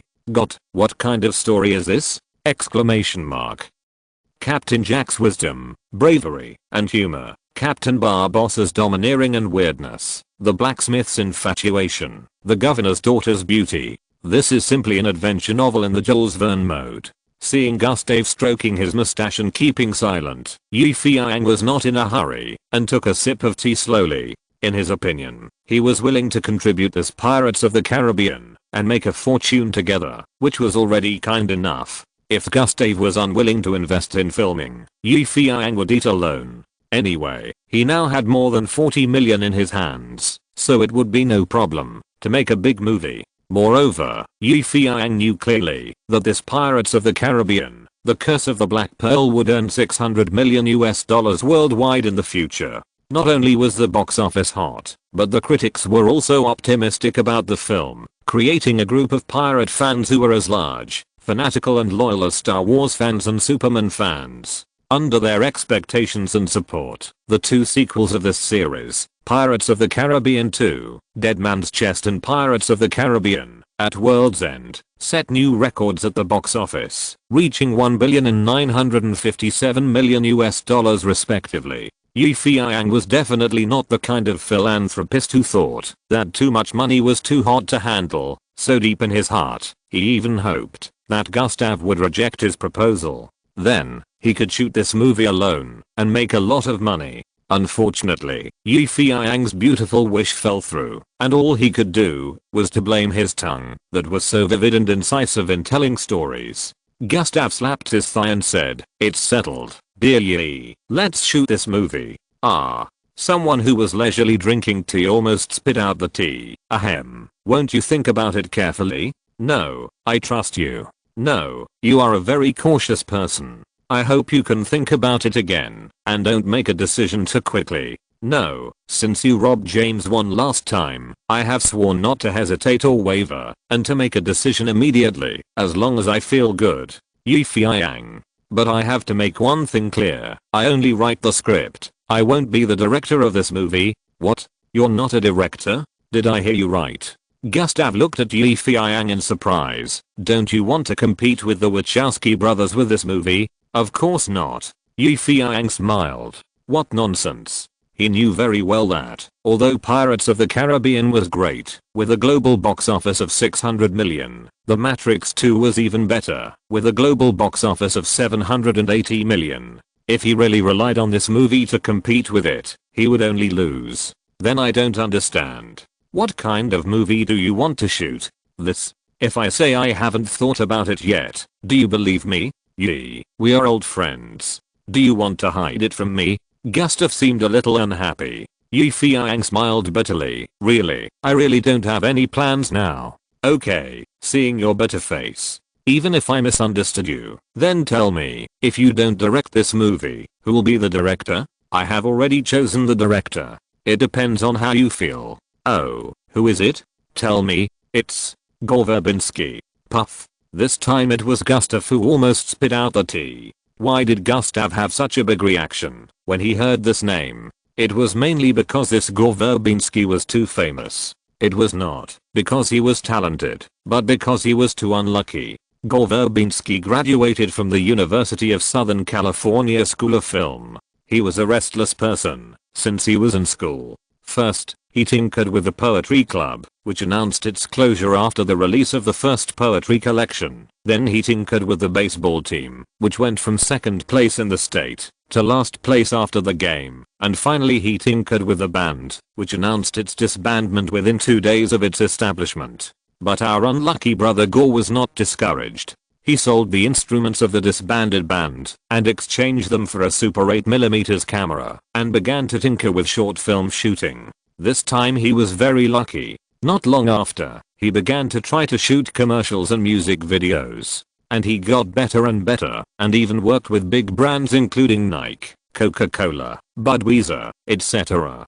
Gore, who was so lucky, actually won 4 Clio Advertising Awards, the Oscar of the advertising industry, and the Cannes Advertising Silver Lion Award in one go. During that time, Mr. Gore was really full of energy and thought that he was a genius, the illegitimate son of God. He was so lucky and dazzling that he almost blinded himself. So he made a bold decision to start making movies. The Goddess of Luck became his aunt, making his debut work Mouse Hunt in 1997 a blockbuster. This black comedy instantly made him the most talented commercial director in Hollywood, and many film companies threw olive branches to him. Our director Gore is awesome. At our level, we have to work with superstars to make movies. So after picking and choosing, he worked with 2 top stars, Brad Pitt and Julia Roberts, to shoot Dangerous Lovers. Originally, he thought that this movie would be a big hit, and he would take another step forward in the name of a genius director, and become a super director. But, the unlucky goddess who had not favored him for a long time came, and pressed him directly to the bed. The film cost $38 million and only exchanged for $6,800 box office. This data made the investors want to cry. Because in addition to the box office share, there are also cruel taxes. This movie lost at least tens of millions. But this is not the worst. The worst is that since the box office loss, director Gao has lost money on everything he shoots, which has made him unlucky. No one dares to provoke him again, let alone ask him to make a movie. Now, Feiyang actually recommended such an unlucky guy to be the director of Pirates of the Caribbean. How can Gustav not be surprised? Seeing Gustav looking at him with an unbelievable look, Feiyang had to explain, "Dear Gustav, you don't have to look at me like that. I know that choosing Gore Verbinski to be the director of this movie is indeed a big risk, but I have my reasons." Reason? What reason? Exclamation mark. Could it be that this unlucky guy Gore can also wear his underwear outside to transform into Superman? To be continued. Chapter 168. Blackpot Combination. Hearing Feiyang say that he had his own reasons, Gustav couldn't help but be stunned. "Oh, what is the reason? Can you tell me?" Feiyang smiled and said, "I wonder if you have heard of a Chinese idiom called misfortune will bring good luck?" "No, I haven't heard of it. What does it mean?" "It means that when a person experiences too many bad things, his luck will inadvertently change, and then he will have good luck. This is the case with Gore now. In my opinion, his bad luck is almost over. Why don't we take the opportunity to absorb him, not only to help him, but also to get a good reputation for helping the needy and recognizing talented people?" "I understand what you mean, but is it really possible? After all, you are not a wizard or a prophet. If he continues to be unlucky, then we will suffer a great loss." "Haha, please believe me, although I'm not a wizard, I'm a magician. As long as you do as I arrange, I will perform a wonderful magic for you," Feiyang said very confidently. What you said makes me reconsider this unfortunate Gore." "That's right, it's him," Feiyang said. "Let's not talk about anything else. The play we are shooting requires a very fantastic imagination, and this Gore just fits this point. If you don't believe it, you can go and watch the sneaker commercial he shot before. A tiger chases a blonde in the jungle. Suddenly, a man saves the girl like Superman and runs.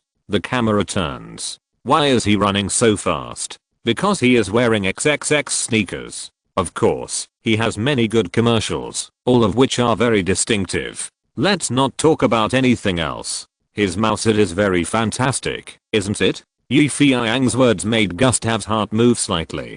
As a filmmaker, he has also seen the commercials and movies of this Gore Verbinski. He didn't feel anything before, but now that Feiyang mentioned it, Gustav suddenly realized that it was really the case. It seems that Gore Verbinski's methods of shooting commercials and movies have always been very fantastic, strange, and unusual. If he were to direct the Pirates of the Caribbean, it might not be a bad choice. With this idea in mind, Gustav nodded. "Well, dear Yi, I'll listen to you, and let Gore Verbinski be the director of this movie. I hope this guy's really like you said, his bad luck is over." Now that the director has been selected, what about the actors? Gustav, who has always been cautious, couldn't help but ask again, "What do you think of the leading actor of this movie? Who do you think is more suitable? Leonardo, who became famous with Titanic? Or Hollywood ace star Tom Cruise?" Keanu Reeves could have been chosen, but he has to shoot the sequel to The Matrix. Even if he is willing, your mortal enemy Wachowski will not let him go. "No, they are all not good." Feiyang shook his head suddenly. "Oh, why? They are all the most famous handsome guys in Hollywood." Gustav was surprised. "Because they are too handsome," Feiyang said firmly. "Please understand that we are going to shoot a pirate movie, not a romance movie. Although handsome guys are always the panacea for Hollywood movies, they are poison in our movie. Think about it. What is a pirate? How handsome can such a person be? Besides, the character I designed is full of personal charm and personality, not a male vase." Feiyang said very logically, and Gustav couldn't help but hesitate. "Then who do you think is more suitable to play the role?" Feiyang raised his finger and said very seriously, "Then I will bluntly suggest another person. Johnny Depp." "What? It's him?" Gustav was shocked again. Why did Gustav have such a reaction to Johnny Depp? Because Johnny Depp is a famous bad boy and freak in Hollywood.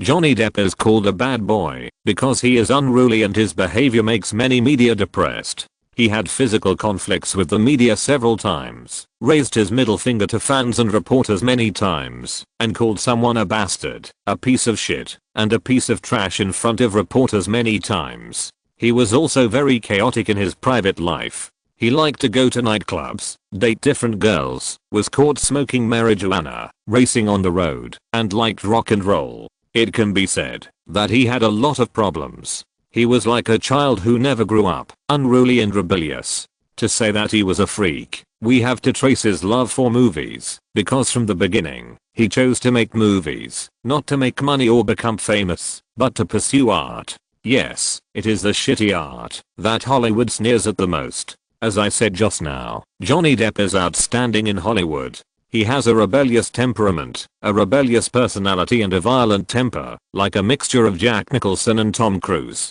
He dared to try many challenging roles, so he was favored by the great director Tim Burton. As we all know, Tim Burton is best at shooting movies with dark element, which just matches Johnny Depp's evil spirit. The film Edward Scissorhands, co-produced by the two, was released nationwide in 1990. It not only achieved good box office performance, but also received high praise from critics for this science fiction fairy tale film. This film also became Johnny Depp's masterpiece. The Untold Story in 1997 can be regarded as a watershed in Depp's acting career. After this film, Depp gradually moved closer to commercial films, but he never starred in those vulgar commercial blockbusters. He would choose those commercial films that can show his acting skills, especially those full of artistic commercial films. But I have to add that most of those artistic commercial films basically don't make money. On the other hand, the strange personality and rebellious behavior of Johnny Depp mentioned above are not a problem, and Gustav can accept them. How can a person without personality be a good actor? But the biggest trouble is that Johnny Depp is now in court. The lawsuit stems from Johnny Depp carrying marijuana when he was filming the movie Las Vegas last year. Las Vegas is an American drama film that tells the story of a young man and his lawyer traveling to Las Vegas to find their American dream. They brought a lot of drugs and alcohol, ready to enjoy them on the road. On the road, they encountered all kinds of people, police, reporters, gamblers, competitors, and hitchhikers. The uncertain American dream they were looking for eventually turned into a nightmare full of fear and hatred due to drugs and alcohol. Johnny Depp in real life also encountered a nightmare. He was prosecuted because he was found carrying marijuana in his car by highway patrol during filming. However, Depp explained that his marijuana were props for filming, not for smoking, and he did this just to experience life and make his role in the play more full. But the police didn't believe his crazy talk, so a lawsuit has been going on until now, and it is still unclear. Therefore, many film companies did not invite him to act, and his new film The Astronaut's Wife, which he had already finished filming, was also postponed. Now, Feiyang proposed to let such a Hollywood bad boy and freak play the leading role, which made Gustav wonder, what kind of play is China Yi playing? It's not enough to find a hapless director. Now he has to find a guy who is entangled in lawsuits to play the leading role. Does he think this play is not bad enough? Exclamation mark. Then, Gustav thought again, is this China Yi's strategy? Deliberately make up such a black pot combination that can't be blacker, and then attract media attention and gain gimmicks? But isn't this too radical? Exclamation mark. Yi, I really don't understand this time. It's very simple, he's evil enough, the best fit for the role of Captain Jack. But he's involved in a lawsuit, right? It can be used as a publicity gimmick for our play. The bad boy turns evil and becomes a pirate. And can he play this role well? I dare to guarantee with my reputation that this role belongs to him. Gustav was stunned for 3 seconds and finally said one sentence, "You've said everything, what else can I say? But I hope God blesses this play to be a success. Don't worry, don't forget, I'm Magic Yang." Seeing Feiyang's promise, Gustav was a little relieved. The two talked about some things with each other, and when they were leaving, Gustav suddenly asked Feiyang, "Yi, to be honest, are you unwilling to direct this play because you have other filming plans? I've said it before, I really don't. Then how do you deal with the Wachowski brothers? This. Yi Feiyang paused. Seeing him like this, Gusta smiled and said, well, Yi, I'll tell you a secret. Do you know why the Wachowski brothers were able to make a sequel so quickly? Why? Because of the help of a noble person. Noble person? What noble person? I just heard that there was a guy named Mysterious Nia who helped them secretly. Mysterious Nia? Yeah, this guy looks very talented. I don't know how many such talents there are in Hollywood. Gusta said, patting Yi Feiyang on the shoulder. Come on, I'm optimistic about you. You are the greatest talent. You will definitely win. Thank you. After Gusta left, Yi Feiyang raised his lips. Mysterious Nia, isn't that me? Ha, I didn't expect Gusta's information to be so accurate. He could find out about the Wachowskis. As for why Yi Feiyang wanted to help the Wachowski brothers, it was very simple. This was a challenge for Yi Feiyang to himself. If you want to challenge the most difficult one. There is motivation only when there is pressure. Yi Feiyang really wants to see what kind of fierce movie he can be forced to make when facing Matrix 2. To be continued, Chapter 169. Hollywood Bad Boy. It is said that the Hollywood bad boy Johnny Depp is having a miserable time these days. He has been summoned by the police for carrying marijuana. Although he spent $2,500 on bail pending trial, it has dealt a heavy blow to his stardom. In fact, it is no secret that Hollywood stars like to smoke marijuana. Many actors and directors use it to find inspiration. Depp never thinks that he is a moral model or a model actor. On the contrary, he likes a kind of free and easy life. It is a lie to say that he has never touched marijuana. When he was playing rock music, he smoked it, but he rarely touched this kind of thing after he became a movie star. Last time, he took some for filming, hoping to find the feeling of the character, but he never thought that he was caught by the damn patrol man. It has to be said that Depp thinks that he has been unlucky recently and everything has gone wrong.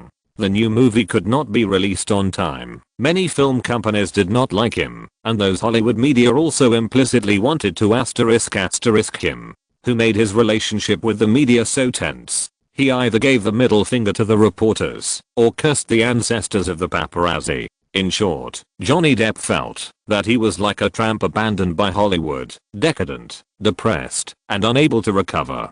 Depp, I know you are upset, but you should drink less. In a pub, Nicolas Cage persuaded Johnny Depp, who had been drinking, with a wry smile on his face. Speaking of the friendship between Cage and Depp, it is very low-key in Hollywood. Many years ago, Johnny Depp formed a rock band and played crazy, but unfortunately, he owed a lot of debts because the band disbanded. At this time, his ex-wife also announced that she would divorce him and gave up this hopeless bad boy. At that time, Depp was really miserable. He gave his house to his ex-wife, had no food, no place to live, and was almost like a tramp.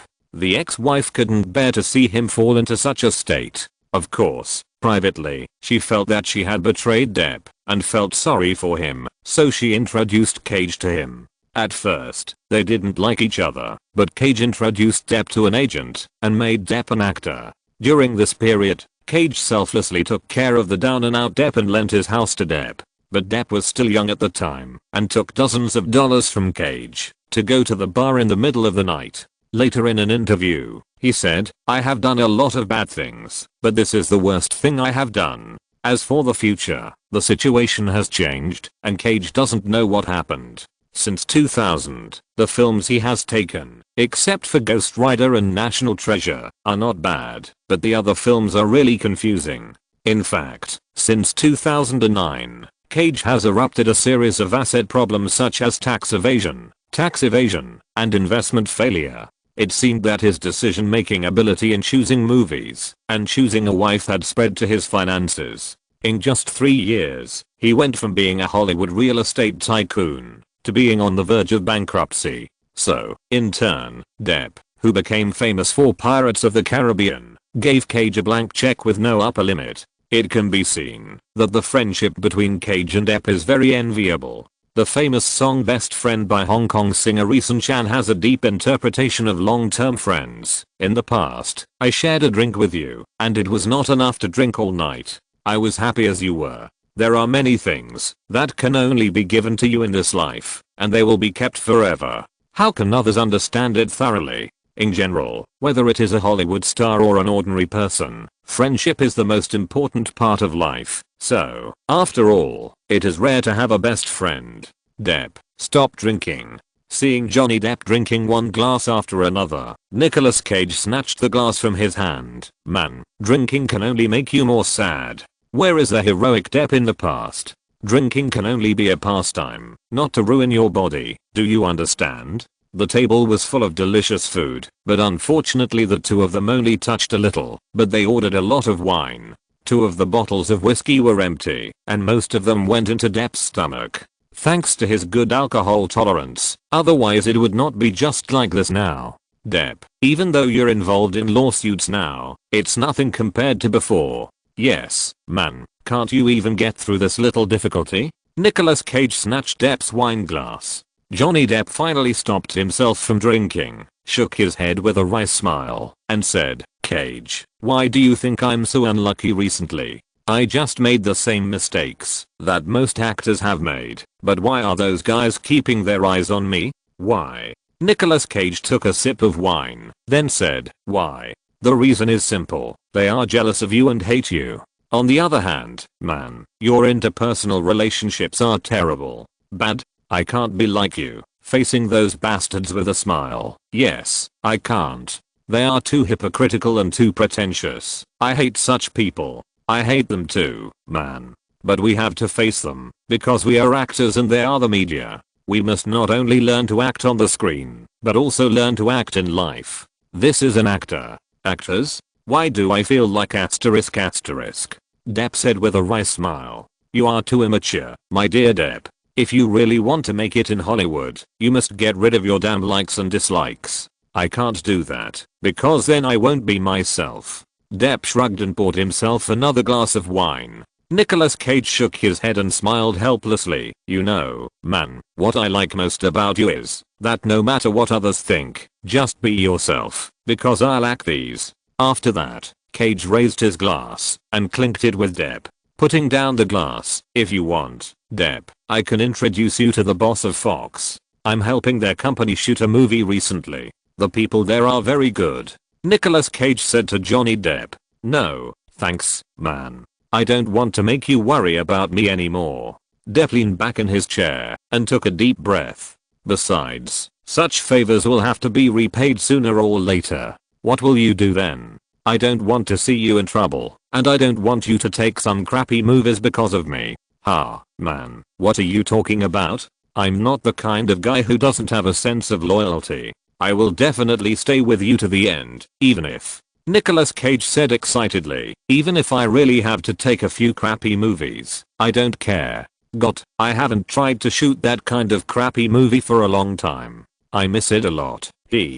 Johnny Depp interrupted him and said with a wry smile, I know you are the most loyal, otherwise you wouldn't be with me until now. But the same thing, I will solve my own problems. Now I have grown up, and I'm no longer the young boy who just came to Hollywood. You guy, no matter how old you are that bad boy in my eyes. But what will you do in the future? Cage was still a little worried.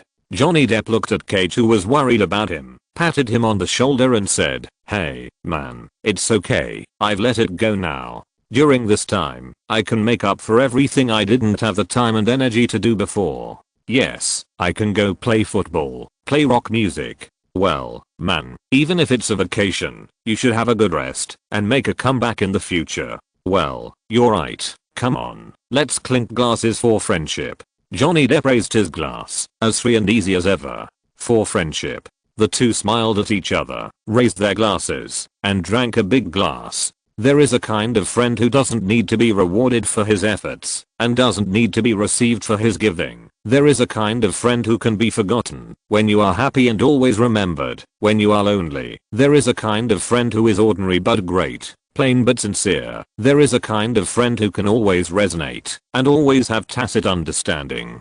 The two who supported each other staggered on the deserted street, shouted happily and sadly, and woke up the sleeping people with a low curse. After staggering back home, dude, you can go back now. Yes, leave me alone.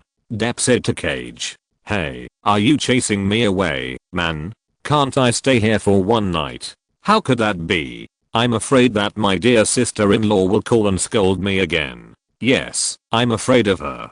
Depp said as he habitually opened the mailbox and grabbed a handful of letters. Look, what the hell is there? Electricity bills, reminder bills, what's this? Milk reservation order. Yeah, it's an invitation letter, dream pictures.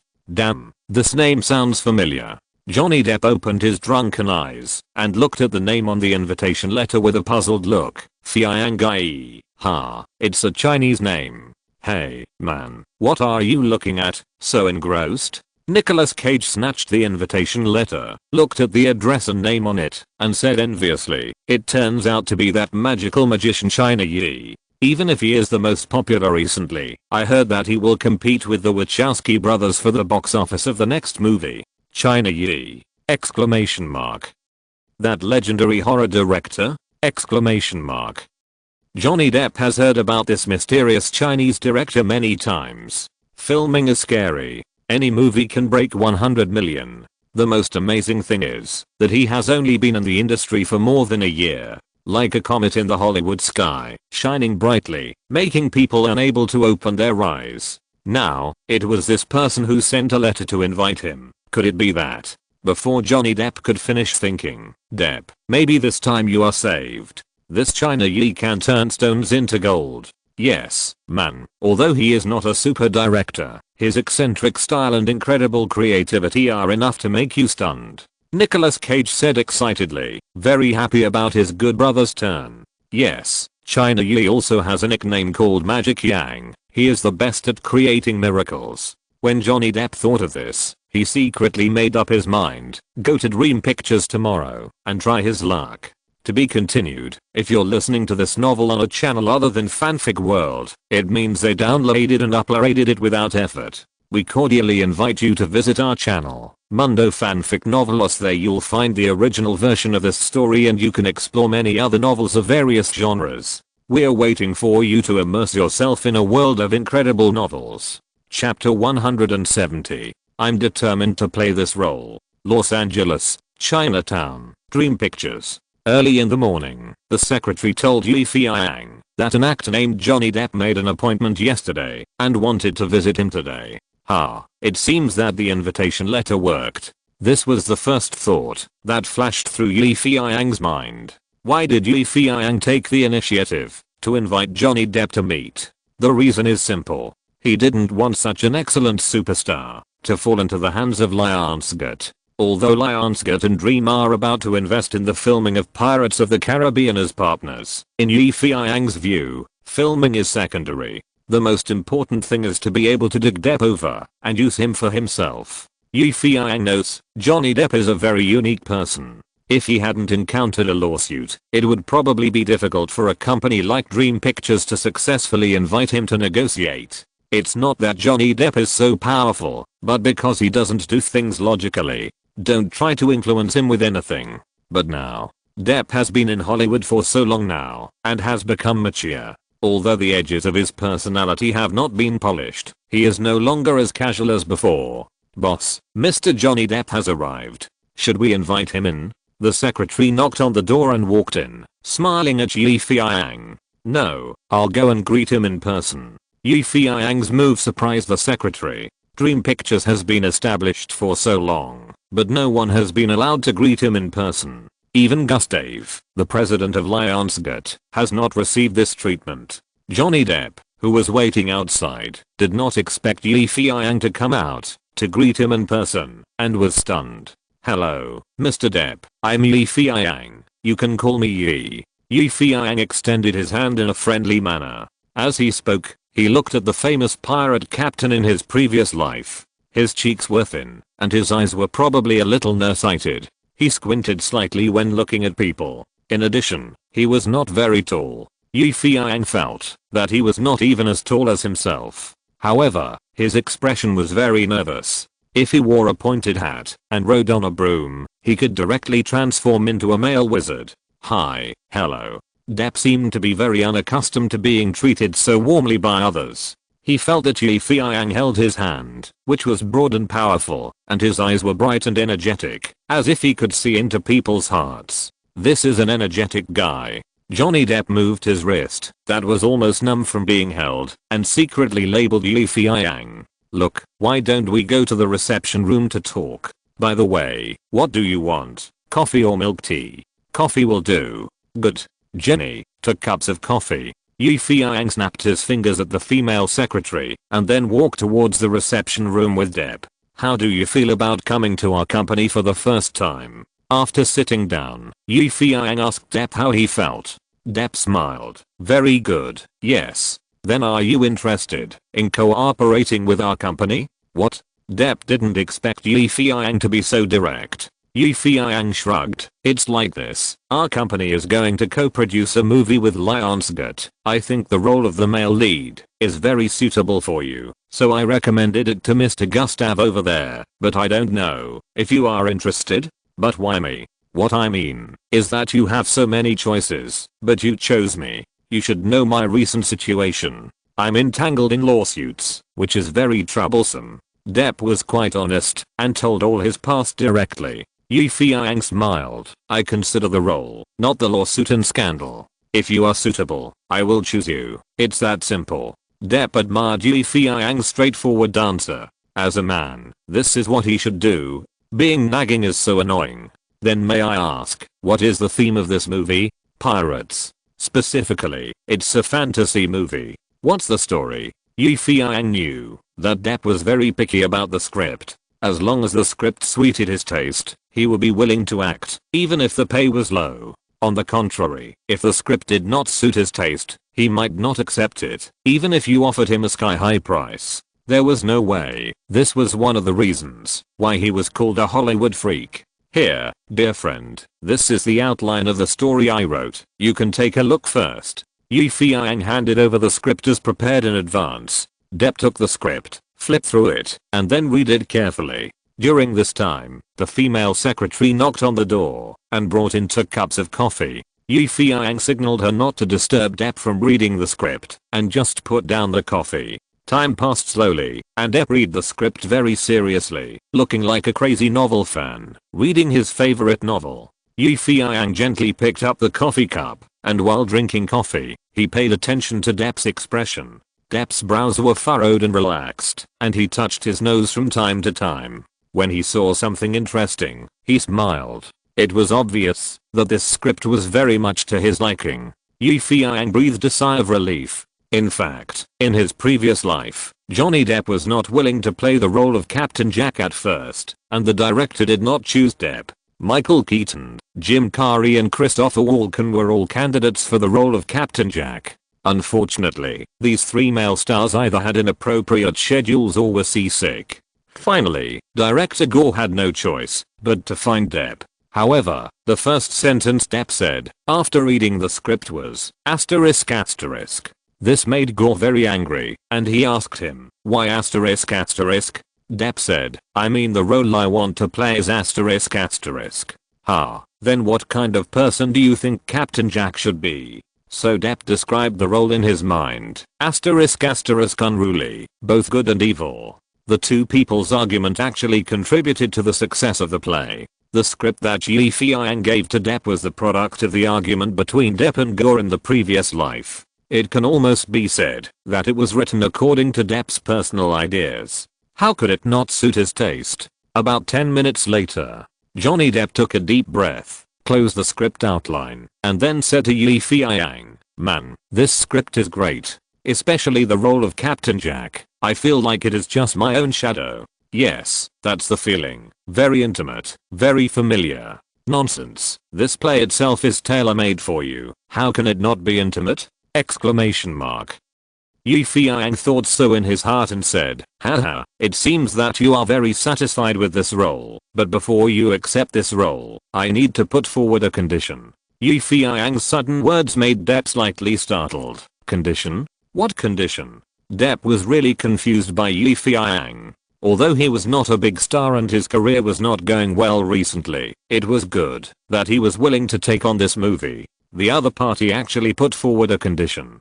This condition is very simple, but it may be a little difficult for you. I hope you can do your teeth. You know, the pirate role you star in needs very special teeth. Whether it is when talking or smiling, it gives the audience an intuitive feeling that he is a pirate. Feiyang said very seriously. In fact, in his previous life, in order to play the role of a pirate vividly, Johnny Depp asked a dentist to inlay 4 gold teeth for him, 114k gold, 118k gold, 122k gold, and the last one was made of platinum. But now Feiyang took the initiative to ask him to fix his teeth, which made Depp a little overwhelmed. Damn, I haven't even started the show yet, and he has proposed such a weird condition. This Chinese Yi is really interesting. Johnny Depp touched his chin, thought for a while, and then asked, if I don't agree to this condition, can I not be the male lead of this play? Feiyang shook his head. No, you are still the male lead, but you are a little different from the male lead in my mind. Depp suddenly smiled, and smiled very comfortably. Oh my god, I finally met someone who is more demanding than me. He said, to be honest, I came here just to try my luck, but I didn't expect to encounter such a great script and see such a great character. I like him. I like the role of Captain Jack, and I agree with your suggestion to correct my teeth in order to play the role. Having said that, man, I really don't know if you and I are in sync. In fact, before you put forward this condition, this idea had flashed through my mind. I asked myself, what should Captain Jack look like? Dirty, sloppy, or unkempt? Finally, I noticed the dental problems when portraying pirates in many movies. Most of these guys have gold teeth. Gold-toothed pirates look rough, barbaric, brave, and greedy. Johnny Depp talked endlessly about his views on the character of Captain Jack. His thoughts jumped very fast. Sometimes Feiyang couldn't even keep up with his jumps. Fortunately, Feiyang knew his character very well, and occasionally said a few words, which were basically the essence, which made Depp constantly surprised. It was too incisive and too deep. He had never met a screenwriter who could make the characters in his script so three-dimensional, as if this character was not just created, but standing in front of him, a living person. Feiyang's unintentional talent completely convinced Johnny Depp. In Depp's view, Hollywood's evaluation of Feiyang was very correct, and China's Yi was definitely an unparalleled genius. Therefore, after talking about their views on the characters in the script, Johnny Depp took the initiative to hold Feiyang's hand and said, "Dear Yi, if not for anything else, just for the character of Captain Jack, I will play this play." To be continued, Chapter 171. The filming of Pirates of the Caribbean starts. 1999. If there are any things that can cause a sensation in Hollywood during this period, then there are 3 things. First, the Wachowski brothers, the new generation of Hollywood genius directors, announced that The Matrix 2 was officially launched. As soon as this news came out, it immediately attracted the warm welcome of all hacker fans. Everyone was excited and looked forward to the filming of this movie, and the speed was so fast. The most important thing is that the Wachowski brothers announced that, if nothing unexpected happens, this movie will be released in the Christmas season. This is definitely a benefit. Yes, it is September now, and it is only 4 months away from Christmas. In other words, you only need to wait 4 months to see the sequel of the beloved The Matrix. In addition, for the amazing filming speed of the Wachowski brothers, many of their fans and supporters have even declared that they are the real geniuses in Hollywood. That Chinese Yi is just a name. Yes, this time it depends on how he loses to the Wachowski brothers. As everyone is supporting the Wachowski brothers, there is a little known rumor circulating secretly, saying that the reason why the Wachowski brothers were able to finalize the script of Matrix 2 so quickly is because there is a mysterious person who secretly helped them. Otherwise, no matter how talented the Wachowski brothers are, they would not be able to conceive the script of the sequel so quickly. Of course, these are all rumors, and no one knows whether they are true or false. But these are nothing. The important thing is that The Matrix 2 has finally started with the original cast. Keanu Reeves, who was so handsome in a trench coat and sunglasses in the previous film, is still the leading actor of this film.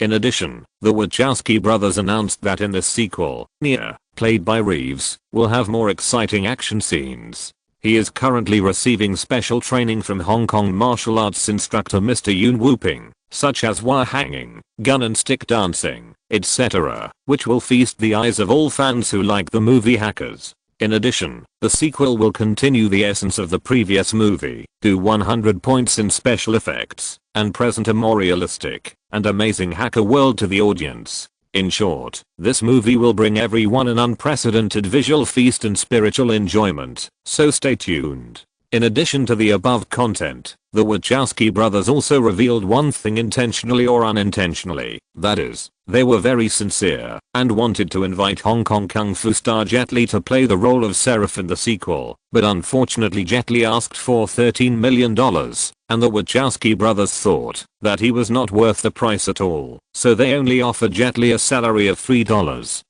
million. It is conceivable that, if the role was not negotiated, Jet Li would not appear in this movie. The Wachowski brothers finally added, "These Chinese stars always can't see the facts clearly. Yes, this is Hollywood, not the little Hong Kong where they can dominate everything." This remark is definitely a hidden meaning. Many people immediately thought of Yi Feiyang. It is very likely that the Wachowski brothers were protesting to Yi Feiyang, telling him that you will lose this park, because we are the home court here, and you are just an outsider. Secondly, Hollywood Lionsgate Films and Dream Pictures jointly announced a high-cost investment and co-production plan, which is to shoot the fantasy movie Pirates of the Caribbean. Lionsgate and DreamWorks are both film companies that started out by shooting horror and thriller films. They are not very large and follow similar lines. In terms of filming, Lionsgate is cautious and DreamWorks is bold. Now these two polarized film companies have announced that they will each invest $25 million to jointly shoot a blockbuster, which is enough to make everyone full of expectations for this pirate film. Everyone wants to know what kind of a wonder will be born with the efforts of these two companies? Exclamation mark. However, before everyone saw the filming of Pirates of the Caribbean, they were already stunned by the lineup of this film. God, it's too much. Gore, the unlucky director with the worst luck in Hollywood, is actually the director of this film, and Johnny Depp, the unlucky bad boy in Hollywood, who is entangled in lawsuits, has become the leading actor of this film. These two unlucky stars who are darker than crows are enough to shock all the audience. Fortunately, there are people to escort. Yi Feiyang of Dream Pictures announced that the assistant director of this play is Mr. Bill West, the heroine is Stormy, and the supporting actor is Gyllenhaal. One of them is a rising porn star who is as popular as ever, and the other is a Hollywood actor who is as handsome as ever. Both of them are newcomers promoted by Magical Yang. This time, joining Pirates of the Caribbean is enough to add a lot of color to this play. In short, the announcement of the filming of Pirates of the Caribbean has made many people look forward to what kind of results this play can achieve. It's just a pity that many people originally hoped that Yi Feiyang of China could personally direct this play to compete with Hacker 2 by the Wachowski brothers, but now it seems that everyone's wish has obviously failed. Finally, let's go back to the new movie box office war announced by Yi Feiyang and the Wachowski brothers. Now the Wachowski brothers have started filming. Hacker 2 is coming with great momentum. It has become the boiling point of Hollywood before it even starts filming, and everyone is looking forward to it. As for China Yi, the dawn here is quiet, without any movement, let alone preparing for any new movie. In terms of speed, efficiency, and momentum, China Yi has already lost a lot to the Wachowski brothers. Therefore, all Hollywood media are not optimistic about him. Major newspapers and magazines use past tense to describe this Chinese director who has been as brilliant as a meteor several times. Some media even reported, "We don't need to expect China Yi to bring us any miracles. I'm afraid even God can't save him now." Other newspapers said, "China Yi's failure lies in his arrogance. He doesn't know who he is. He is a small Chinese director who has made a few box office hits and started to look down on others. Now, our dear Wachowski brothers have made him know that there are always people better than you. Hollywood is such a place. When the wall falls, everyone pushes it. What's more, Yi Feiyang is an out-and-out Chinese director, so there are even more people pushing him. Faced with this situation, Feiyang did not come out to explain anything, let alone say what his filming plans were, so as to reassure the fans who like and support him. In short, Hollywood booed him, but Feiyang was calm and unperturbed. September 18, 1999. Dream Pictures and Lionsgate Films announced the start of Pirates of the Caribbean in a high-profile manner. At the opening ceremony, Feiyang and Gustav, as producers, took the stage to speak. They didn't say much, but gave encouragement, and introduced the cast of the show. Pirates of the Caribbean. Director, Gore Verbinski. Assistant Director, Bill West. Screenwriter, Feiyang. Producers, Gustav, Feiyang. Type, action, adventure, fantasy, comedy. Actors, Johnny Depp as Captain Jack, Stormy as the governor's daughter Elizabeth, Gyllenhaal as the blacksmith's apprentice, and Big Bird Roxy as the villain Barbossa. Gore as the director, Johnny Depp as the lead actor, and Stormy as the heroine of the show were surrounded by many media and asked to say a few words. More sharp questions were asked by everyone, such as, Director Gore, do you think your bad luck will ruin this show? Hey, Depp, your lawsuit will not affect the progress of this show. Stormy, some people say that your breasts are augmented, is it true? Facing these sharp questions, Gore, Depp and Stormy answered them one by one. Gore was very humorous and said, please rest assured, my bad luck is like the ebb and flow of the sea. Yes, it's low tide now. Depp's answer was more direct, hey, man, I don't know if my lawsuit will affect the show, but I know that your question has affected my mood, so please shut up. As for porn star Stormy, her answer was even more wise, and by the way, it also broke the law, that big breasts are stupid. She said, many people have asked me this question. When I was 16, my female classmates asked me in the bathhouse. When I was 17, my competitive female colleagues asked me. Now, you ask it again. Over the years, your questions have not changed, and my big breasts have not changed, so it's natural. Although these directors and stars were dazzling at the opening ceremony and were surrounded by many media reporters and asked questions, in fact, they were just foils. The real star of this event was Feiyang,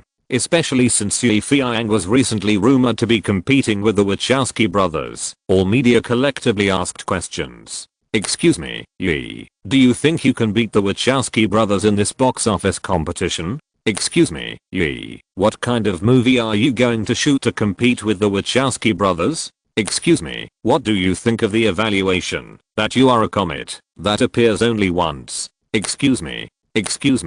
Faced with so many questions, Feiyang smiled and told everyone politely, I'm sorry, I can only say that today is the opening ceremony of Pirates of the Caribbean, so I hope everyone will ask something related to the theme. As for the competition between me and the Wachowski brothers, please rest assured that you will definitely see a wonderful fight between dragons and tigers. Ha, that sounds good, but how long do we have to wait? 1 year or 10 years? God, do you want us to wait forever? A sarcastic voice said. Feiyang looked towards the voice and saw a white reporter with a pointed face and monkey cheeks. Feiyang smiled coldly and then said, please rest assured, my friend, I won't let you wait for 10,000 years. At least before you become a mummy, you will definitely be able to see my movie. Feiyang's words made everyone laugh, and the white man blushed. But no matter what, everyone's expectations for Feiyang's new film are even stronger than those for the World Cup. It's not because Feiyang has many fans, but because Hollywood finally has two pairs of geniuses competing against each other, and being able to see a wonderful battle is the key. To be continued, Chapter 172. Summoning Inspiration. In the blink of an eye, another week has passed. The filming of Pirates of the Caribbean, jointly produced by Dream Pictures and Lionsgate, has been successfully started for several days. Bill Rabbit, as the assistant director, cooperates with director Gore and they have a good understanding. Actors Depp, Stormy, Gyllenhaal, Roxy and others have gradually established friendships with each other during the filming. At the same time, the animated blockbuster Snail Speed, jointly produced by Dream Pictures and Paramount, has also released good news. After hard work and study, the animation design team of Dream Pictures has been able to fully design very good animation scenes. After editing by director Feiyang, the effect is also quite good. However, like many cartoons, this drama will not be completed so soon, and it will have to wait until next year at the earliest. Looking back, the entire Hollywood and even the North American entertainment industry have been saying that Feiyang cannot beat the Wachowski brothers. Now the Wachowski brothers' The Matrix 2 has been filming for almost a month, but Feiyang is still silent. It seems that China's has really run out of ideas and the new film is difficult to produce. Many people no longer believed in Feiyang, the Chinese director who had written countless legends. Even some of Feiyang's die-hard fans began to doubt their idol's ability. Hollywood does not believe in tears. The only ending for losers is to exit sadly. Many people seem to have seen Feiyang's sad exit. However, those who always believed that Feiyang could turn defeat into victory still prayed in their hearts, "God, show your miracle." But the miracle did not come. Another half month passed. Feiyang still did not move. Fewer and fewer people supported Feiyang. Go back to Hong Kong. Don't embarrass yourself anymore. Don't mix it up. If you can't make a movie. Those local Hollywood directors began to ridicule and scold Feiyang, and began to vent their anger when they were suppressed by Feiyang in the past. Feiyang faced this calmly. If someone asked him what specific plans he had, Feiyang would shrug and say with a confident look, "I haven't thought about it yet. It takes time for inspiration to come, man."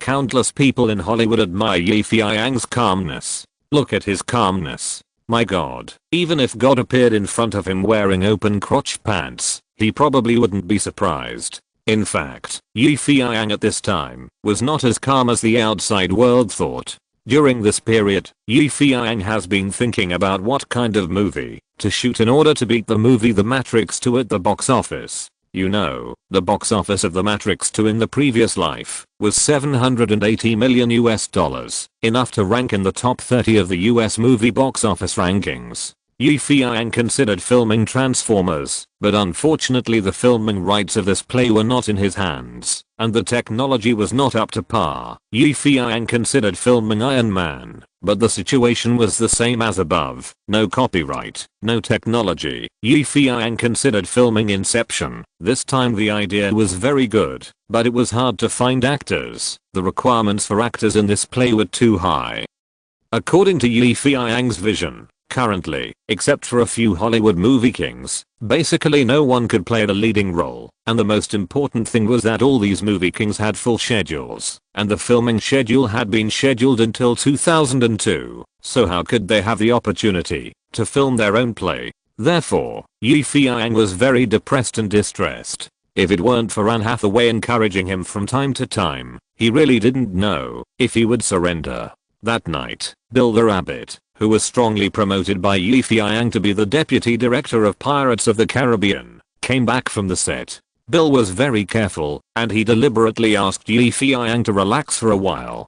People can't always hold back, and it will cause problems if their minds are too tense. Moreover, for Rabbit Bill, Feiyang is not only his boss, but also his good friend. Without Feiyang's help, he would not be where he is today. Although Rabbit Bill was upset because Feiyang gave Saw to James Wan more than a month ago, now, those upsets have long disappeared because Feiyang gave him a bigger surprise and promoted him to the deputy director of Pirates of the Caribbean, which means that he has taken a big step towards becoming a big director of blockbuster movies. Feiyang gave him such a rare opportunity, which touched Rabbit Bill deeply. Because of this, when Rabbit Bill saw Feiyang was worried about the new play, he planned to let him relax. After the plan was made, Rabbit Bill summoned Fatty Jack, Big Bird Lucky and Natasha, and everyone found Feiyang together, and took the initiative to propose to go to the nightclub to have fun.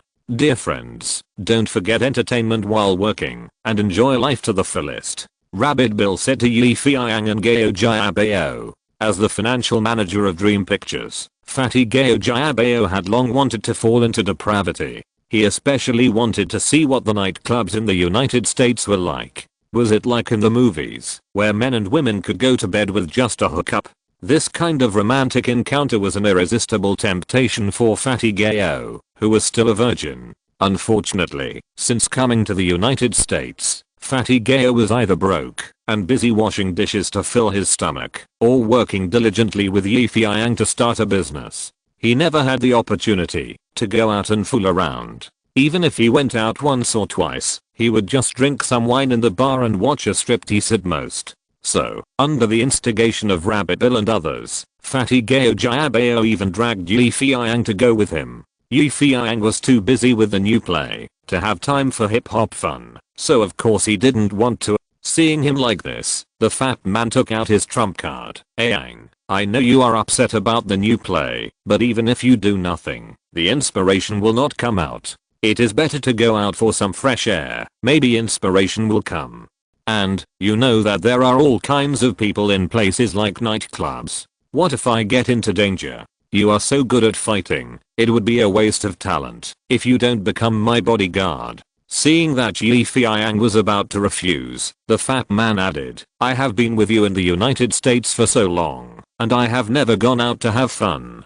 Can you really bear it? Feiyang didn't expect the fat man to be so rude, so he had no choice but to nod and agree. The fat man chuckled, that's right, don't be so rigid, and occasionally go out to have fun is also a kind of relaxation. Having said that, for Feiyang, who was determined to write a new script quickly, he didn't have so much free time to spend money. But no one would have thought that this trip to the nightclub would bring him unexpected gains. That night, Feiyang, together with Fatty Gao Jiabao, Rabbit Bill and others, set off and headed straight for the largest nightclub nearby, Carnival Bar. Carnival Bar is a famous underground disco in Los Angeles. When Feiyang and his group arrived at the door, they saw a long queue at the door. Just like in many movies, several gatekeepers in black clothes were very vigilantly checking the young men and women entering. Anyone who was dressed too neatly or too formally was prohibited from entering. Only those who were dressed trendy or weird were qualified to enter.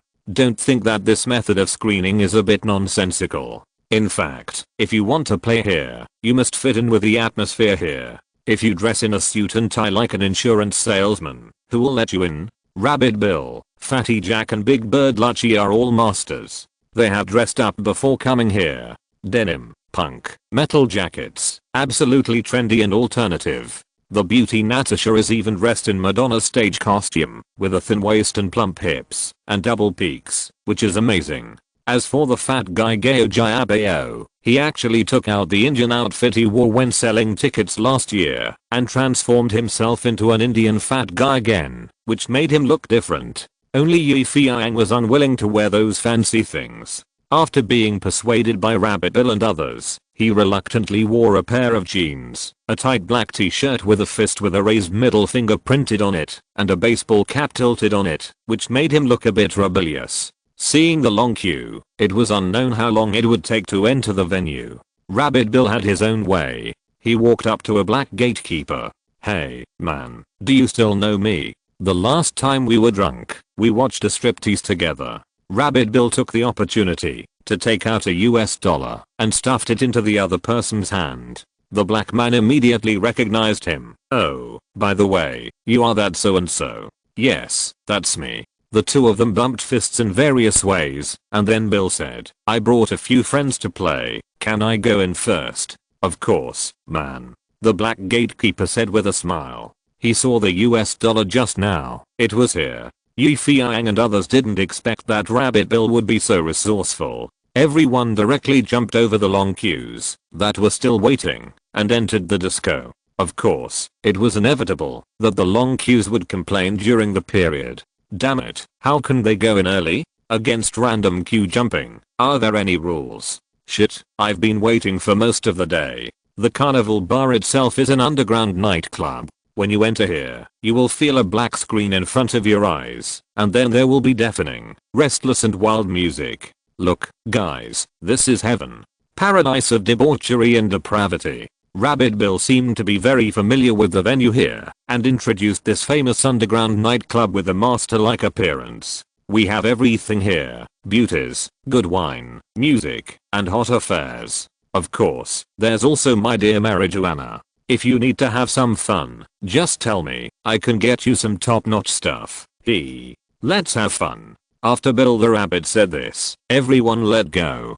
Fatty Gao Jiabao looked around the disco without blinking, hoping that some hot chicks with strong tastes would be attracted to his fat body. As for the other fat guy Jack and Big Bird Lucci, they had already entered the crowd and started looking for prey. As for the beautiful Natasha, she was already spotted by a group of handsome guys as soon as she entered the venue, and she was having a great time dealing with them. To be continued. Chapter 173. Crazy Nightclub. In the underground nightclub, Feiyang didn't like this kind of occasion. Looking around, there were many female customers of various skin colors, some wearing heavy makeup, some wearing revealing clothes, and some looking very seductive. Some of them stood in front of the bar with bold eyes, and they kept looking around. These people seemed to have similar purposes. Once they found someone suitable, they would take the initiative to talk to him. If they felt it was suitable, they would probably go to get a room soon. The slightly more reserved women would sit quietly, or deliberately pose in a seductive manner, or show off their melancholy style, waiting for the prey to take the bait. The men were almost the same, but for them, it was more exciting to show their style on the dance floor, and attract the attention of the beauties with their heroic dance and extraordinary charm. Since you are here, you should make the best of it. Although Feiyang didn't like this kind of occasion, in order to cooperate with these friends, he still ordered a glass of red wine, and then walked to an empty seat and sat down. While drinking slowly, he watched the men and women in the central dance floor who were unrestrained, and making all kinds of weird movements to the music. Not far away, Bill the Rabbit, Jack Black, and Big Bird Lucky all made some prey. As for the fat man Gao Jiabao, he was rejected a lot. Those beautiful foreign girls were obviously not interested in an oriental fat man of his tonnage. Gao Jiabao was very frustrated and was about to go back to Feiyang to complain, but a romantic encounter came. "Hey, baby, you look so cute." A black woman dressed very revealingly suddenly appeared next to the fat man. This black woman was about 30 years old and looked okay, but her skin was dark, as if she had dug coal in a coal mine. Especially her lips were painted like a chicken's butt, very bright red, and her voice was so coquettish that it gave people goosebumps all over. The black lady's behavior was also very bold. As soon as she approached the fat man, she climbed his neck with one hand and touched the fat man's thigh with the other hand. The fat man shuddered violently. "Black girl, do you want it?" Exclamation mark.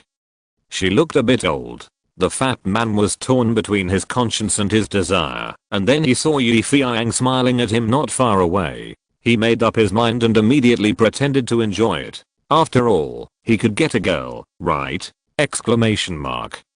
When he thought that he had been a virgin for so long and had never even touched a woman, the fat man's heart became active. So he gently grabbed the black woman's treasure hunting hand, slowly placed it on her dark thigh, and slowly slid down her skirt together.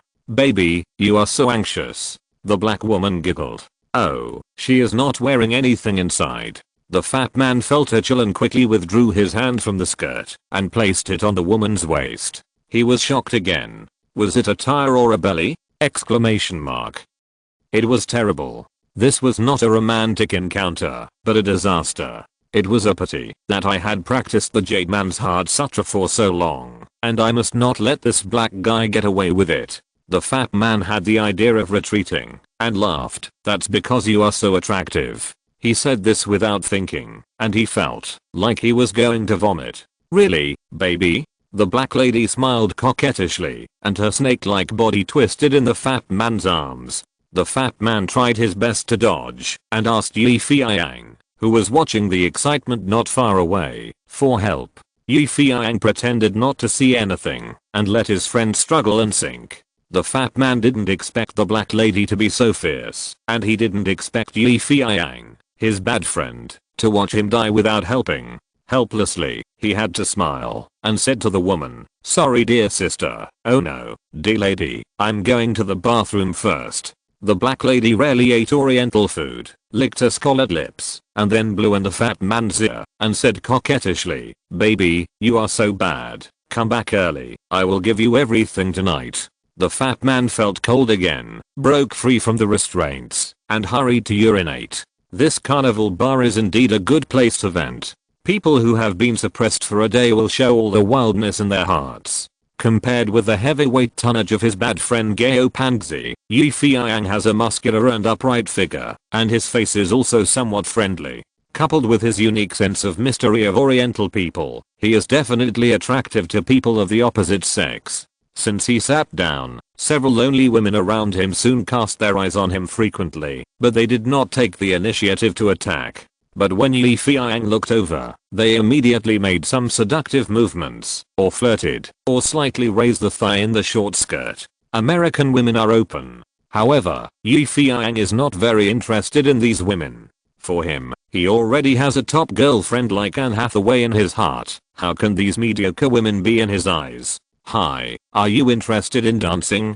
The voice was like the chirping of a yellow oriole, but still a little childish. Yi Feiyang turned his head in surprise and saw that a white girl had appeared beside him. She was chewing gum in her mouth, wearing a white rock t-shirt with the hem rolled up and tied into a slip knot at the waist, revealing her snow white flat belly and the cute little belly button. Underneath she was wearing a green miniskirt, which was only short enough to cover her hips, and her two beautiful thighs were completely exposed to the air. The white girl's dress was quite bold and fashionable, but unfortunately her face was still a little tender, and her breasts were not yet fully developed, as small as steamed buns. She should be only 15 or 16 years old. Yi Feiyang looked at the little girl, and couldn't help but sighed secretly. He had seen movies before, and knew that American teenagers were very rebellious, and liked to go to these places, to hang out at night. He didn't expect to meet one today. Seeing Yi Feiyang looking at her, the white girl couldn't help but straighten her chest and looked at Yi Feiyang with a bit of provocation in her eyes.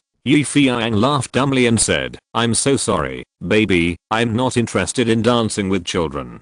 It's getting late now, you should go home quickly." Hearing the word child, the white girl's eyes bulged immediately, and then she chewed gum in her mouth and raised her middle finger to Yi Feiyang and said, "Damn it. Damn guy, what's so great about it? You are not much older than me." Yi Feiyang was not very old, but as a veteran, his mind was much more mature than his peers. Seeing the white girl responding to him like this, Yi Feiyang was a little amused, but he was too lazy to argue with such a little girl. He turned his eyes to the dance floor and continued to look at this nightclub. The white girl made a few more sarcastic remarks next to him, and seeing that Yi Feiyang was indifferent, she felt a little bored, raised her head, and walked out of the bar. Yi Feiyang, who was concentrating on observing, suddenly had a bright look in his eyes and was attracted by a hot and sexy girl in the dance floor. The girl was wearing a green tank top that looked like a bra and black wide leg pants. Her golden hair and firm chest rose and fell violently with the fast dance. Under the colorful flashing lights, her pink legs, lotus arms, hips and big breasts looked extremely attractive. After seeing this girl, Yi Feiyang was stunned immediately because he could see clearly that the girl was none other than the rich daughter whom he had met once at the Christmas party. Paris Hilton. No way, such a coincidence? To be honest, Yi Feiyang never thought that he would meet Paris Hilton again in such a place. For someone who is rich in foresight, this Hilton is definitely not an ordinary rich daughter. In the future, she will be unlimited in flirting and scandals. Especially this girl has entered the entertainment industry and achieved remarkable results. She is known as the canary among the rich daughters. Later, she opened her own company and created a brand to become a strong woman in the business world. It can be said that she is very good at both filming and doing business. Well, after all, the two of them know each other. Should we take the initiative to say hello? Just when Yi Feiyang was considering whether to socialize, the lights in the entire dance hall suddenly lit up. The crazy people in the originally noisy dance floor also quieted down. A short and fat black man with a thick gold necklace around his neck walked to the middle of the dance floor with a microphone. "Hi, dear ladies and gentlemen. It's time to revel again tonight. Next, we will hold an exciting dance competition here. Yes, a dance competition. No matter what dance you can dance, break dance, robot dance, or our lovely ballet, as long as you come up and show off, you are likely to get a VIP ticket worth $300, provided by our bar. Come on, friends, it's better to act than to be moved." Hurry up and show your style and lead your dance moves to make tonight's revelry more exciting. As the fat black man roared, the entire dance floor suddenly burst into thunderous applause, whistles, shouts, and screams. Intense disco music sounded. Some young people who thought they were excellent dancers could not wait to rush up and show off their dancing skills on the stage. Facing the scene that became even more chaotic, Feiyang looked for Pass Hilton, who he had just caught a glimpse of, but he was nowhere to be seen. He had already been drowned in the crazy crowd. Here, Rabbit Bill and his friends ran to Feiyang and shouted, "Don't just sit there, man. How about we go up and have some fun? My breakdancing is great. Maybe I can even win a prize. Yeah, I used to be a rock and roll dancer. My dancing skills are also top notch." Fatty Jack boasted, "If I go up and perform, I guarantee that those pretty girls will scream loudly. Then come on, guys. Since Dear Yi doesn't want to go up, why don't we form a team and challenge those guys?" Big Bird Lucky also started to get excited. "Look, this is enough. Come on, let's go up and kick those guys' balls." Rabbit Bill rubbed his fists and clapped his hands with Feiyang. "Dear Yi, don't say I didn't remind you. Just wait for us to applaud. Haha." After saying this, Rabbit Bill pulled Fatty Jack and Big Bird Lucky, wearing weird costumes, to form an advanced haircut group, and stepped onto the stage of the chaos. To be continued, Chapter 174. Dance Battle Contest. On the stage, heroes from all walks of life came out in droves. For the $300 VIP ticket and the glory on the stage, everyone tried their best to show off their unique skills. A black guy was seen spinning and rolling on the ground. Then he jumped up and began to breakdance and pull the wire. A white guy imitated the superstar Mike and performed a moonwalk in the middle of the stage, sliding sideways, forward and backward, just like the real thing. A hot girl with a nose stud pierced in her nose was swinging her hips wildly. You don't need to see it to know that it was a dance in the Brazilian carnival. As soon as Bill Rabbit and his friends came on the stage, many people's eyes lit up, not because of how handsome they were, but on the contrary. Bill Rabbit was as thin as a bamboo pole, Fatty Jack was as fat as a panda, and Big Bird Lucky was as strong as Arnold. How could the combination of these three freaks not attract people's attention? Oh, come on, guys, show off your unique skills. Let these women see how powerful we are. Bill Rabbit threw his punk outfit to the ground and began to breakdance skillfully. It's not to mention that Bill's body is very thin, so he is really good at breakdancing. He seemed to be electrified, changing all kinds of breakdancing postures and movements on the stage. In comparison, the fat man Jack Black's dancing posture was a bit funny. He kept using his fat belly and fat buttocks to make jokes, playing electric buttocks, electric belly, shaking, and deliberately making all kinds of ridiculous movements on the stage, which made the audience laugh. As for Big Bird Lucky, this guy was not dancing at all, but performing all kinds of bodybuilding movements. He was seen making a sculpture thinker posture, showing off his biceps, and sticking his buttocks out to show his abdominal muscles. The fat man Gao Jiabao, who was helplessly pestered by the black lady and had to pee, slipped back to Feiyang at some point, looking at the stage with his mouth wide open. "Yang, what are they doing?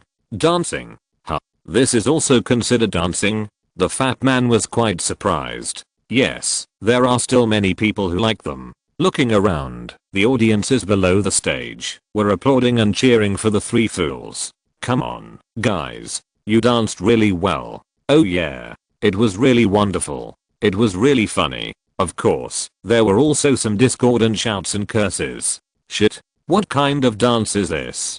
Damn. It's just a bunch of clowns. Get out.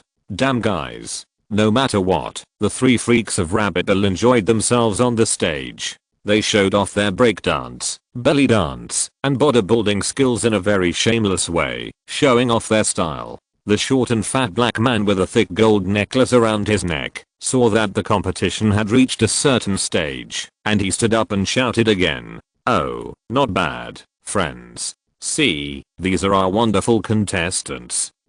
They are really great. So different." Undoubtedly, the black host was talking about Rabbitbill and the other two. At this moment, the three scums were the most popular. So, when a person is the most despicable, he is invincible. When you are so cheap, even the audience will buy it. There is no doubt that the champion of tonight will be born soon. Who will get the VIP ticket worth $300 and who will win the championship in tonight's dance competition? It all depends on their final performance. The black host's words were quite inflammatory. The dancers who were unwilling to fail took out their best skills one after another, hoping to regain popularity at the last moment. Rabbit Bill and his friends jumped more happily amid applause and cheers. They shrugged their hips, jerked their pipes, and played stripping with poles. Various restricted movements emerged one after another. The rest of the opponents were completely defeated by these shameless guys, shook their heads, and left the stage. Soon, the original place, where many demons were dancing, was left with only Rabbit Bill, Fatty Jack, Big Bird Lucky, and the boy group known as Masked Dancers. This group of teenagers has a total of 6 people, with an average age of only 16 or 17 years old. They can be said to be a group of little brats, but these little brats are amazing. They are different from the jokes of Rabbit Bill and others. Each of them has special skills. The dance of Masked Dancers is similar to the popular street dance in the future. It can be said that the skills are very strong and varied. In terms of difficulty, Rabbit Bill and his 3 friends are not their opponents at all. However, Rabbit Bill and his 3 friends have the innate advantages of funny, interesting and shameless, making the whole competition more thrilling. Look, my dear audience, there are only 2 groups left now. Yes, only 2. One is the Masked Dancers composed of street boys that we are all familiar with. The other one is the one that appeared tonight. Excuse me, what group are you? The black host handed the microphone to Rabbit Bill's mouth. We are the 3 Musketeers of Hell. Rabbit Bill shouted. Oh, so it's the 3 Musketeers of Hell. No wonder they are so mean. Not the 3 Musketeers. Not the 3 Musketeers. It's all the same. Well, now let's all wait and see. Is it the youngest masked dancer who will win, or the older 3 Musketeers who will win? Applause. Roar. Where are your cheers and shouts? With the call of the black host, the whole dance floor suddenly rang with earth-shaking cheers. Oh my god, these people are crazy. Fatty Gao Jiabao said in surprise. Feiyang did not comment, looking at the stage, knowing that the next game would be even more exciting. Hey, man, are you the 3 Musketeers? The leading dancer among the masked dancers looked at Rabbit Bill and the other 2 with disdain and said, yes, what do you think? Do you want to admit defeat? Of course not, old man. Why don't we play a game? Next we will compete in dancing. Whoever loses will worship the other as his master. How about that? What do you mean by worship? Rabbit Bill was stunned. What, are you scared? Haha, we knew you old guys don't have the courage. Got, poor weaklings. Who do you say is an old guy and who is a weakling? Rabbit Bill was anxious. No matter how he looked at the other party, he was just a young boy whose hair had not yet grown out. How could he lose the battle? We are not afraid of you guys at all. Come on, who is afraid of who? Well, dear guys, let's see who will have the last laugh. In the bustling carnival bar, when they heard about the dance battle, everyone in the dance hall went crazy. Great, let's see who is the dance king.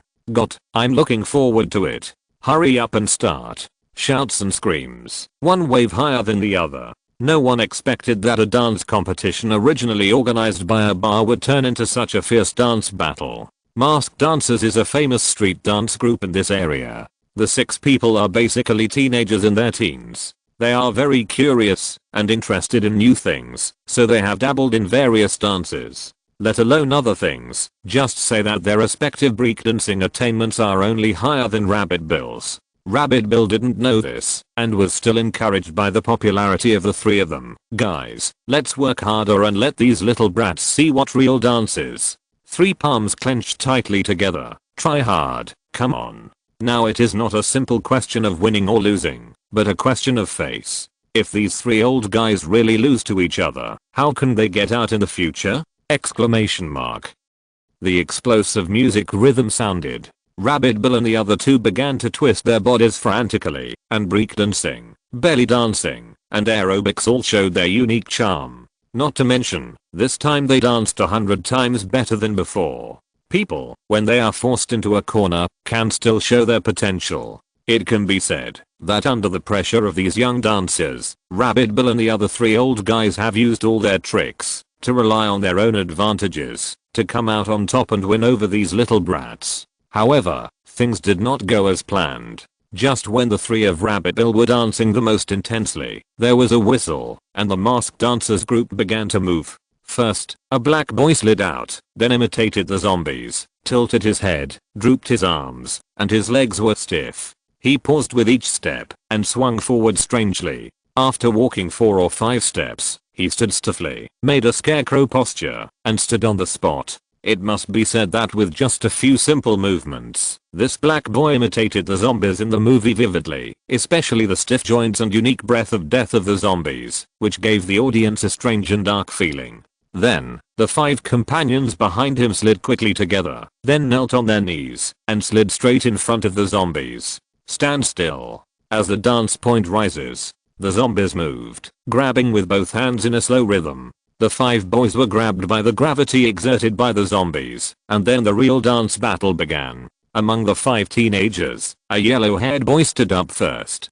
He was probably the youngest, only 14 or 15 years old, with a row of earrings on his ears. He was dancing a robot dance. This kind of dance that requires high muscle and joints, and is very difficult, is not something most people can do, but this boy danced very well. He imitated the robot standing up and walking, pouring water and drinking tea, and nodding and bowing, greeting and bending down. At least in the eyes of everyone, this is not a human, but a robot. Then another boy wearing a baseball cap stood up and began to shake his body slowly. Although the amplitude was not large, you could see that the amplitude of his shaking began to increase slowly. In the end, it turned out that the whole person seemed to have no bones. He could do whatever he wanted, and every movement looked so natural, interpreting the word soft dance to the fullest. Seeing the 2 people's super wonderful performance, the cheers at the scene suddenly seemed to burst out, and everyone was cheering the name of the group loudly.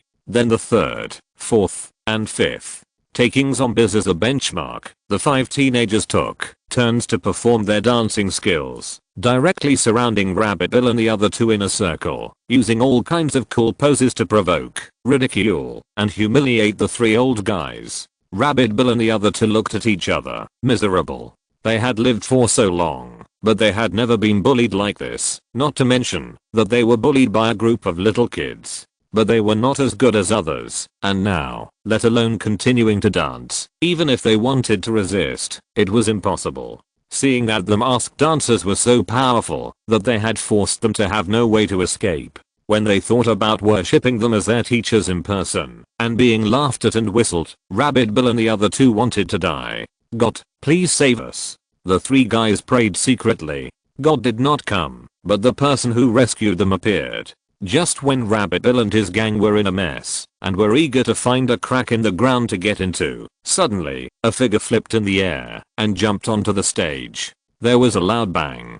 The man stood firmly. The whole stage seemed to be shaken by him. Everyone was amazed. You have to know that this stage is 2 meters high. It is not easy for ordinary people to climb up, let alone jump up in the air. However, this man easily and handsomely jumped up sideways in the air. This jumping ability is absolutely amazing. The man faced the masked dancer like a challenger dropped from the sky, full of fierce momentum. This momentum is invisible and fascinating. The huge aura is like a majestic wave, directly overturning the surroundings.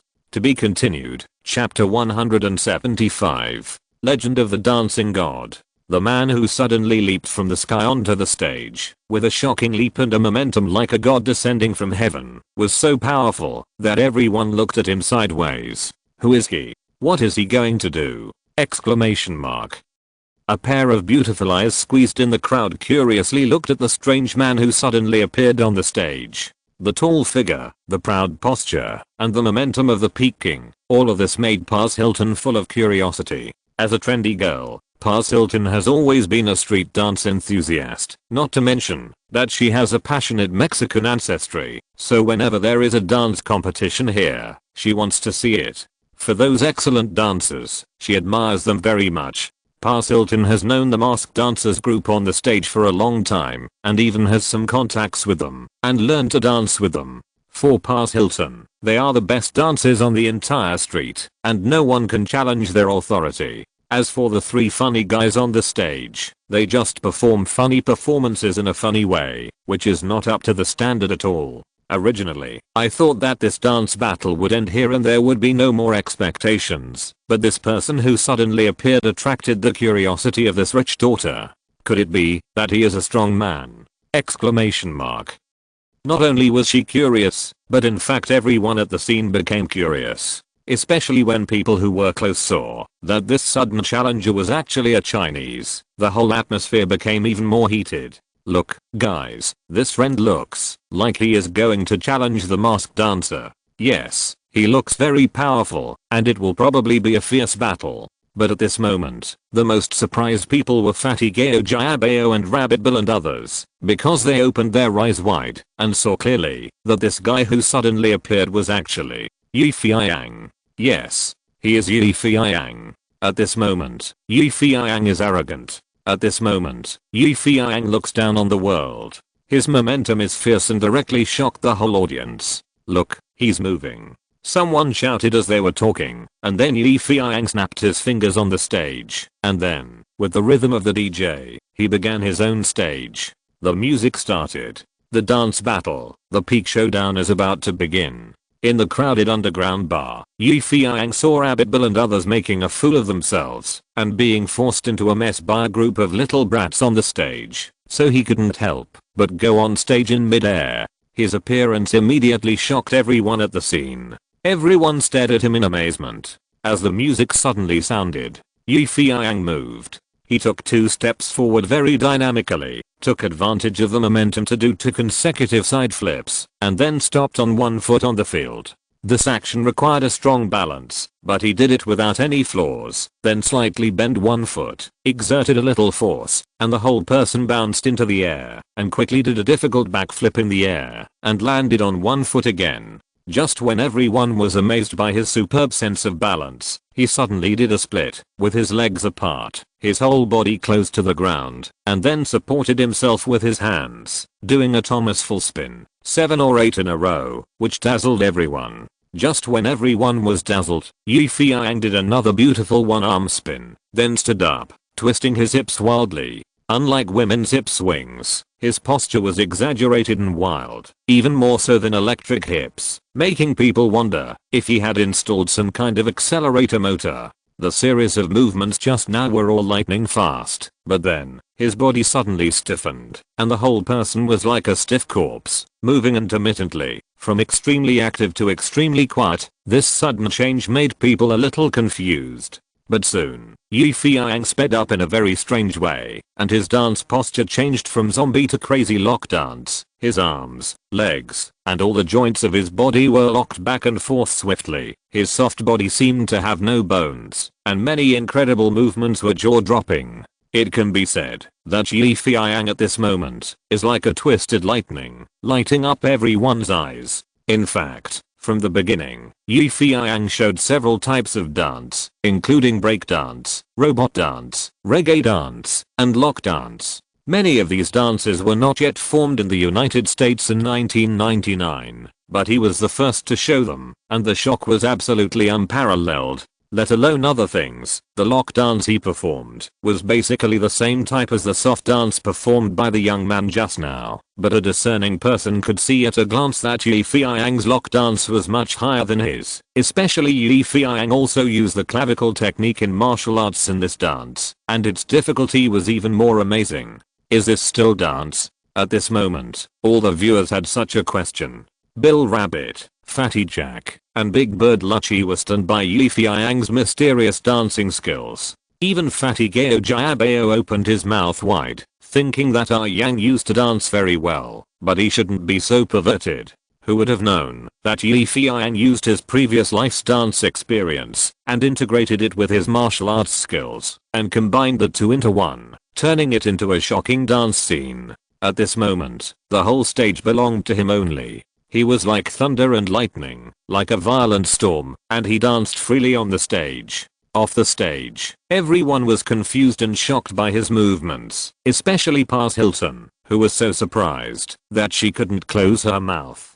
She guessed that Yi Feiyang might be very powerful, but she didn't expect him to be so amazing. The erratic movements made people feel unreal, and the huge contrast made people feel the unique charm. Is this still a human? No, he is a god.